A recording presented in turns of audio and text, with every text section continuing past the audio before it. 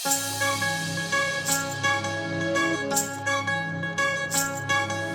गए दरियाओ सानू आवाज दियो, आवाज दियो। सानू रेत लटलिया नू आवाज दियो, आवाज दियो। डोब लहरां च सानू साज दियो।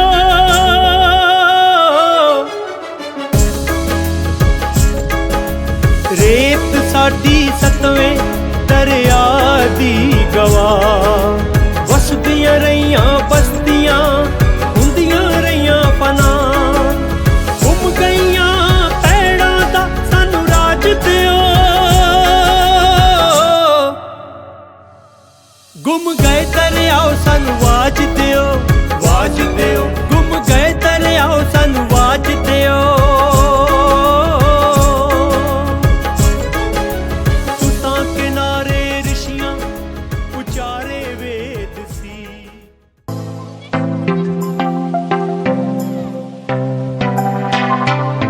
कला नूं प्यार करने वाले दोस्तों, मैं तुहाडा विशाल। लंबे समय तो करीब 4 साल हो गए परमिंਦਰ जी ਤੇ ਹੋਣਾ ਦੀ ਮੌਤ ਤੋਂ ਬਾਅਦ ਅੱਖਰ ਅਸੀਂ ਸਾਰੇ ਦੋਸਤਾਂ ਦੇ ਸਹਿਯੋਗ ਨਾਲ ਕੱਢਣਾ ਸ਼ੁਰੂ ਕੀਤਾ ਸੀ। ਉਸੇ ਦੇ ਨਾਲ ਦੀ ਜੋੜਦੇ ਅਗਲੀ ਕੜੀ ਅਸੀਂ 7th ਰਿਵਰਸ ਨਾਂ ਦਾ ਚੈਨਲ ਸ਼ੁਰੂ ਕਰਨ ਜਾ ਰਹੇ ਹਾਂ, ਜਿਸ 'ਚ ਕਲਾ ਦੇ ਵਹਿਣ ਹੋਣਗੇ। ਵੱਖ-ਵੱਖ ਦੋਸਤਾਂ ਹਸਤੀਆਂ ਨਾਲ, ਕਲਾ ਨੂੰ ਪਿਆਰ ਕਰਨ ਵਾਲੇ ਦੋਸਤਾਂ ਦੇ ਨਾਲ ਤੁਹਾਡੀ ਮੁਲਾਕਾਤ ਹੋਇਆ ਕਰੇਗੀ।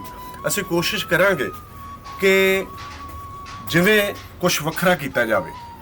ਪਿਛਲੇ ਜਿਹੜੇ ਇਸ ਧਰਤੀ ਦੇ ਉੱਤੇ ਵੇਦ ਗ੍ਰੰਥ ਜਿਹੜੇ ਵੀ ਹੋਏ ਆ ਉਹਨਾਂ ਵਿੱਚ ਲਿਖਿਆ ਗਿਆ 7 ਦਰਿਆਵਾਂ ਦਾ ਜ਼ਿਕਰ ਸੀਗਾ, ਤੇ ਉਹ ਸਾਰੇ ਵੇਦ ਜਿਹੜੇ ਆ ਕਾਵਕ ਭਾਸ਼ਾ ਵਿੱਚ ਲਿਖੇ ਗਏ ਆ।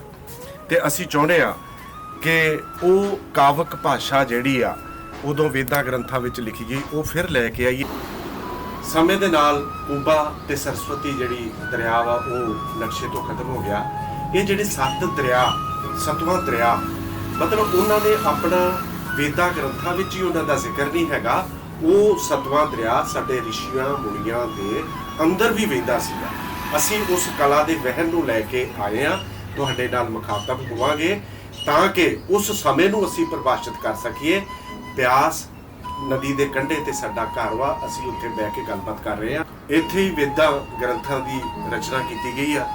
ਅੱਜ ਅਸੀਂ ਕੋਸ਼ਿਸ਼ ਇਹ ਕਰਨੀ ਹੈ ਇਸ ਚੈਨਲ ਰਾਹੀਂ, ਆਪਣੇ ਮੈਸੇਜ ਰਾਹੀਂ ਜੋ ਅਸੀਂ ਦੇਣਾ ਵਾ, ਤਾਂ ਕਿ ਉਹੋ ਜੀ ਸਮਾਂ ਲਿਆ ਕੇ ਉਹਨਾਂ ਰਿਸ਼ੀਆਂ ਮੁਨੀਆਂ ਨੂੰ ਮੁਖਾਤਬ ਹੋ ਸਕੀਏ, ਉਹਨਾਂ ਨਾਲ ਗੱਲਬਾਤ ਕਰ ਸਕੀਏ। ਉਹ ਜਿਹੜੀ ਕਾਵਕ ਭਾਸ਼ਾ ਸੀ, ਕਵੀ ਦੀ ਭਾਸ਼ਾ ਸੀ, ਅਸੀਂ ਉਹ ਗੱਲਾਂ ਸਾਰੀਆਂ ਕਰਨੀਆਂ ਵਾ। ਅੱਜ ਸਾਡੀ ਬੈਠਕ ਵਿੱਚ ਡਾਕਟਰ ਹਰਵਿੰਦਰ ਪੰਡਾਲ, ਦੇਸਰਾਜ ਕਾਲੀ, ਮਲਵਿੰਦਰ ਤੇ ਮੈਂ ਉਹ ਗੱਲਬਾਤ ਕਰਾਂਗੇ, ਕਿਉਂਕਿ ਜਦੋਂ ਦੇ ਪਰਚੇ ਨਿਕਲੇ ਆ, ਵਾਢਕਾਰੀ ਪਰਚੇ ਹੋਣ, ਕਵਿਤਾ ਦੀ ਗੱਲ, ਉਹ ਅਸੀਂ ਤੁਹਾਡੇ ਨਾਲ ਸਾਂਝੀ ਗੱਲਬਾਤ ਕਰਾਂਗੇ। ਅੱਜ ਮੇਰੇ ਨਾਲ ਨੇ ਹਰਵਿੰਦਰ ਪੰਡਾਲ, ਜਿਨ੍ਹਾਂ ਨੇ ਆਲੋਚਨਾ ਦੇ ਖੇਤਰ ਵਿੱਚ ਤੇ ਕਵਿਤਾ ਦੇ ਖੇਤਰ ਵਿੱਚ ਨਵੇਂ ਕੀਰਤੀਮਾਨ ਸਥਾਪਿਤ ਕੀਤੇ ਆ। ਦੇਸਰਾਜ ਕਾਲੀ ਜੀ, ਜਿਨ੍ਹਾਂ ਨੇ ਬਹੁਤ ਹੀ ਪਿੱਛੇ ਜੇ ਉਹਨਾਂ ਦੇ ਨਾਵਲ ਦੀ ਚਰਚਾ ਹੋਈ, ਤਸੀਹੇ ਕਦੇ ਬੁੱਢੇ ਨਹੀਂ ਹੁੰਦੇ। ਆਲੋਚਨਾ ਦੇ ਖੇਤਰ ਵਿੱਚ ਵੀ ਉਹਨਾਂ ਦਾ ਆਪਣਾ ਇੱਕ ਮੁਕਾਮ ਆ ਤੇ ਉਹਨਾਂ ਦਾ ਹਰ ਖੇਤਰ ਵਿੱਚ ਹੀ ਮੁਕਾਮ ਆ। ਮੈਨੂੰ ਖੁਸ਼ੀ ਆ ਕਿ ਅੱਜ ਉਹ ਵੀ ਸਾਡੇ ਨਾਲ ਨੇ। ਪੋਇਟ ਸਾਡੇ ਅੰਮ੍ਰਿਤਸਰ ਤੋਂ ਮਲਵਿੰਦਰ ਜੀ, ਉਹਨਾਂ ਨੇ ਕਵਿਤਾ ਦੇ ਖੇਤਰ ਵਿੱਚ ਬੜੇ ਨਵੇਂ ਕੀਰਤੀਮਾਨ ਸਥਾਪਿਤ ਕੀਤੇ ਆ। ਤੇ ਅੱਜ ਸਾਡੀ ਗੱਲਬਾਤ ਦਾ ਹਿੱਸਾ ਵੀ ਸਾਹਿਤ ਦਾ ਉਹ ਹਿੱਸਾ ਵਾ ਜਿਹੜੀ ਆਪਾਂ ਅੱਜ ਅਸੀਂ ਗੱਲਬਾਤ ਕਰਨੀ ਆ। ਮੇਰਾ ਪਹਿਲਾ ਸਵਾਲ ਮੈਂ ਹਰਵਿੰਦਰ ਪੰਡਾਲ ਨੂੰ ਮੁਖਾਤਬ ਹੋ ਰਿਹਾ ਵਾਂ ਕਿ ਹਰਵਿੰਦਰ ਪੰਡਾਲ, ਜਿਵੇਂ ਕਿ ਬਹੁਤ ਸਮੇਂ ਪਹਿਲਾਂ ਪ੍ਰੀਤ ਲੜੀ ਕਵਿਤਾ ਮੈਗਜ਼ੀਨ ਬਲਗਣ ਹੋਣਾ ਦਾ ਅੱਖਰ ਜਿਹੜਾ ਪਹਿਲਾਂ ਸ਼ੁਰੂ ਹੋਇਆ ਸੀ ਪ੍ਰੀਤਨਗਰ ਤੋਂ, ਫਿਰ ਲੋ ਹੋਇਆ, ਫਿਰ ਅੱਖਰ ਹੋਇਆ। ਜਿਵੇਂ ਦੇਸਰਾਜ ਹੋਣੀ ਕਾਲੀ ਲਕੀਰ ਮੈਗਜ਼ੀਨ ਅੱਜ ਕੱਢ ਰਹੇ ਆ, ਉਹਨਾਂ ਦੇ ਪਹਿਲਾਂ ਸੰਪਾਦਨਾ ਪ੍ਰੇਮ ਪ੍ਰਕਾਸ਼ ਨੇ ਕੀਤੀ ਸੀ। ਮਲਵਿੰਦਰ ਸਾਡੇ ਨਾਲ ਨੇ। ਮੇਰਾ ਹਰਵਿੰਦਰ ਪੰਡਾਲ ਹੋਣਾ ਨੂੰ ਪਹਿਲਾਂ ਇੱਕ ਜਿਹੜਾ ਸਾਡੀ ਗੱਲਬਾਤ ਦਾ ਹਿੱਸਾ ਮੈਂ ਉਹ ਪੁੱਛਣਾ ਚਾਹੂੰਗਾ। ਜਿਵੇਂ ਕਿ ਪਹਿਲਾਂ ਜਿਹੜੇ ਬਹੁਤ ਸਾਰੇ ਮੈਗਜ਼ੀਨ ਨਿਕਲਦੇ ਰਹੇ ਤੇ ਲੇਖਕ ਉਹਦੇ ਵਿੱਚ ਛਪ ਕੇ ਬਹੁਤ ਸਾਰੇ ਲੇਖਕ, ਵੱਡੇ ਲੇਖਕ ਬਣ ਗਏ, ਕੁਛ ਰਹਿ ਗਏ। ਉਹਨਾਂ ਪਰਚਿਆਂ ਦੀ ਜਿਹੜੀ ਭੂਮਿਕਾ ਸੀ ਲੇਖਕ ਨੂੰ ਬਣਾਉਣ ਵਿੱਚ, ਉਹ ਕਿੰਨੀ ਕੁ ਸੀਗੀ ਤੇ ਕਿੰਨੀ ਕੁ ਉਹਨਾਂ ਲੇਖਕਾਂ ਦੀ ਆਪਣੀ ਸਮਰੱਥਾ ਸੀ? ਮੈਂ ਹਰਵਿੰਦਰ ਪੰਡਾਲ ਜੀ ਨਾਲ ਅਸਲ 'ਚ ਜਿਹੜਾ ਵਿਸ਼ਾਲ ਜੀ ਤੁਸੀਂ ਜਿੱਥੋਂ ਗੱਲ ਸ਼ੁਰੂ ਕੀਤੀ ਹੈ ਨਾ, ਮੈਨੂੰ ਲੱਗਦਾ ਇਹ ਕਾਫੀ ਵੱਡਾ ਇਹਦਾ ਕੈਨਵਸ ਹੈ ਜਿਹੜਾ ਮੈਨੂੰ ਲੱਗਦਾ ਕਿ ਇਹੀ ਗੱਲ ਹੌਲੀ ਹੌਲੀ ਜੋ ਅਸੀਂ ਗੱਲਬਾਤ ਅੱਜ ਕਰਾਂਗੇ, ਕਿਉਂਕਿ ਸਾਡੇ ਕੋਲ ਕਾਲੀ ਹੋਰੀ ਨੇ, ਵਿਸ਼ਾਲ ਹੋਰੀ ਨੇ, ਬਲਵਿੰਦਰ ਨੇ, ਸਾਰਿਆਂ ਦਾ ਅਨੁਭਵ ਹੈ ਪਰਚਿਆਂ ਦੇ ਨਾਲ ਜੁੜੇ ਰਹੇ ਨੇ, ਆਪ ਵੀ ਸੰਪਾਦਕ ਨੇ। ਸੋ ਉਹਦੇ ਵਿੱਚੋਂ ਹੌਲੀ ਹੌਲੀ ਇਹ ਸਾਰੀ ਗੱਲ ਨਿਕਲੇਗੀ ਤੇ ਬਹੁਤ ਸਾਰੀਆਂ ਗੱਲਾਂ ਜਿਹੜੇ ਕੁਝ ਲੇਖਕ ਨੇ ਉਹਨਾਂ ਦੇ ਨਾਵਾਂ ਦੇ ਨਾਲ ਜੁੜ ਕੇ ਵੀ ਨਿਕਲਣਗੀਆਂ। ਸਭ ਤੋਂ ਪਹਿਲਾਂ ਮੈਨੂੰ ਇਹ ਲੱਗਦਾ ਕਿ ਇਹ ਗੱਲ ਮੈਨੂੰ ਲੱਗਦਾ ਕਿ ਸਪਸ਼ਟ ਹੋਵੇ, ਮੈਨੂੰ ਵੀ ਸਪਸ਼ਟ ਹੋਵੇ, ਉਹ ਇਹ ਹੈ ਕਿ ਪਰਚਾ ਕੀ ਹੁੰਦਾ ਹੈ। ਕਿਉਂਕਿ ਅਸੀਂ ਸਾਹਿਤ ਦੀ ਜਦੋਂ ਗੱਲ ਕਰਦੇ ਹਾਂ ਤਾਂ ਸਾਡੇ ਕੋਲ ਇੱਕ ਕਿਤਾਬ ਹੈ, ਅਸੀਂ ਕਿਤਾਬ ਦੇ ਬਾਰੇ ਕੋਈ ਵੀ ਲੇਖਕ ਹੈ ਉਹ ਜੋ ਵੀ ਲਿਖਦਾ ਹੈ ਉਹ ਇੱਕ ਕਿਤਾਬ ਦੇ ਰੂਪ ਦੇ ਵਿੱਚ ਉਹਨੂੰ ਪੇਸ਼ ਕਰਦਾ ਸਾਹਮਣੇ, ਅਸੀਂ ਕਿਤਾਬ ਪੜ੍ਹਦੇ ਹਾਂ। ਪਰ ਕੀ ਕਿਤਾਬ ਤੇ ਪਰਚੇ ਦੇ ਵਿੱਚ ਕੋਈ ਬੁਨਿਆਦੀ ਫਰਕ ਹੁੰਦਾ ਹੈ? ਕਿਉਂਕਿ ਪਿਛਲੇ ਦਿਨਾਂ ਵਿੱਚ ਅਸੀਂ ਸਾਰੇ ਹੀ ਦੇਖਿਆ, ਸਾਡਾ ਸਮਾਜ, ਸਾਡੇ ਜੋ ਇਹ ਕਰੋਨਾ ਦਾ ਸਾਰਾ ਰੌਲਾ ਰੱਪਾ ਪਿਆ, ਅਸੀਂ ਘਰਾਂ ਦੇ ਅੰਦਰ ਬੰਦ ਹੋ ਗਏ, ਸਾਰਾ ਕੁਝ, ਸਾਰੀਆਂ ਪ੍ਰਕਿਰਿਆਵਾਂ, ਆਰਥਿਕ ਪ੍ਰਕਿਰਿਆਵਾਂ ਖੜੀਆਂ ਹੋ ਗਈਆਂ, ਜਾਮ ਹੋ ਗਈਆਂ। ਉਸ ਤੋਂ ਬਾਅਦ ਜਦੋਂ ਥੋੜਾ ਖੁੱਲਿਆ ਤਾਂ ਸਾਨੂੰ ਕਿਤਾਬ ਦੀ ਉਡੀਕ ਨਹੀਂ ਹੋਈ, ਸਾਨੂੰ ਪਰਚਿਆਂ ਦੀ ਉਡੀਕ ਹੋਈ। ਔਰ ਫਿਰ ਜਿਵੇਂ ਇੱਕ ਇੱਕ ਪਰਚਾ ਸਾਡੇ ਕੋਲ ਆਉਣ ਲੱਗਿਆ, ਉਹ ਪਰਚਾ ਦੇਖ ਕੇ ਇੰਜ ਲੱਗ ਰਿਹਾ ਸੀ ਜਿਵੇਂ ਸਾਡਾ ਜੀਵਨ ਜਿਹੜਾ ਹੈ, ਸਾਡੀ ਜ਼ਿੰਦਗੀ ਉਹ ਦੁਬਾਰਾ ਚੱਲਣੀ ਸ਼ੁਰੂ ਹੋਈ ਹੈ, ਖੜੋਤ ਖਤਮ ਹੋ ਰਹੀ ਹੈ। ਸਾਡੀ ਸਾਹਿਤਕ ਜ਼ਿੰਦਗੀ ਜਿਹੜੀ ਹੈ ਉਹ ਦੁਬਾਰਾ ਉਹ ਚੱਲਣੀ ਸ਼ੁਰੂ ਹੋਈ ਹੈ। ਇੱਥੋਂ ਮੈਨੂੰ ਲੱਗਿਆ ਕਿ ਅਸਲ 'ਚ ਪਰਚਾ ਜਿਹੜਾ ਨਾ ਉਹ ਇੱਕ ਸਾਹਿਤਕ ਸਮਾਜ ਦਾ ਜਿਹੜਾ ਨੂੰ ਦਿਖਾਉਣ ਵਾਲੀ ਚੀਜ਼ ਹੈ ਨਾ, ਜਿਹੜਾ ਚਿਹਰਾ ਹੈ ਉਹ ਪਰਚਾ। ਕਿਉਂਕਿ ਕਿਤਾਬ ਜਿਹੜੀ ਹੈ ਨਾ, ਕਿਤਾਬ ਤਾਂ ਇੱਕ ਲੇਖਕ ਦੀ ਹੁੰਦੀ ਹੈ ਆਪਣੀ, ਇੱਕ ਉਹ ਜੋ ਕਵਿਤਾ ਲਿਖਦਾ, ਕਹਾਣੀ ਲਿਖਦਾ, ਉਹ ਕਿਤਾਬ ਦੇ ਵਜੋਂ ਆ ਜਾਂਦੀ ਸਾਹਮਣੇ। ਪਰ ਇੱਕ ਪਰਚਾ ਹੈ ਜਿਹੜਾ ਅਸਲ 'ਚ ਇੱਕ ਸਾਹਿਤਕ ਸਮਾਜ ਹੈ, ਜਿਹਦੇ ਵਿੱਚ ਇੱਕ ਤੋਂ ਵੱਧ ਲੇਖਕਾਂ ਦੀਆਂ ਕਵਿਤਾਵਾਂ ਹੁੰਦੀਆਂ ਨੇ, ਉਹਦੇ 'ਚ ਕਹਾਣੀਆਂ ਨੇ, ਜਾਂ ਕਹਿ ਲਓ ਕਿ ਸਾਡੀ ਸਾਹਿਤਕ ਦੁਨੀਆ ਵਿੱਚ ਜੋ ਕੁਝ ਵੀ ਸੋਚਿਆ ਜਾ ਰਿਹਾ ਹੁੰਦਾ, ਲਿਖਿਆ ਜਾ ਰਿਹਾ ਹੁੰਦਾ, ਉਹ ਸਾਰਾ ਕੁਝ ਉਹਦੇ ਵਿੱਚ ਮਿਲਦਾ ਹੈ।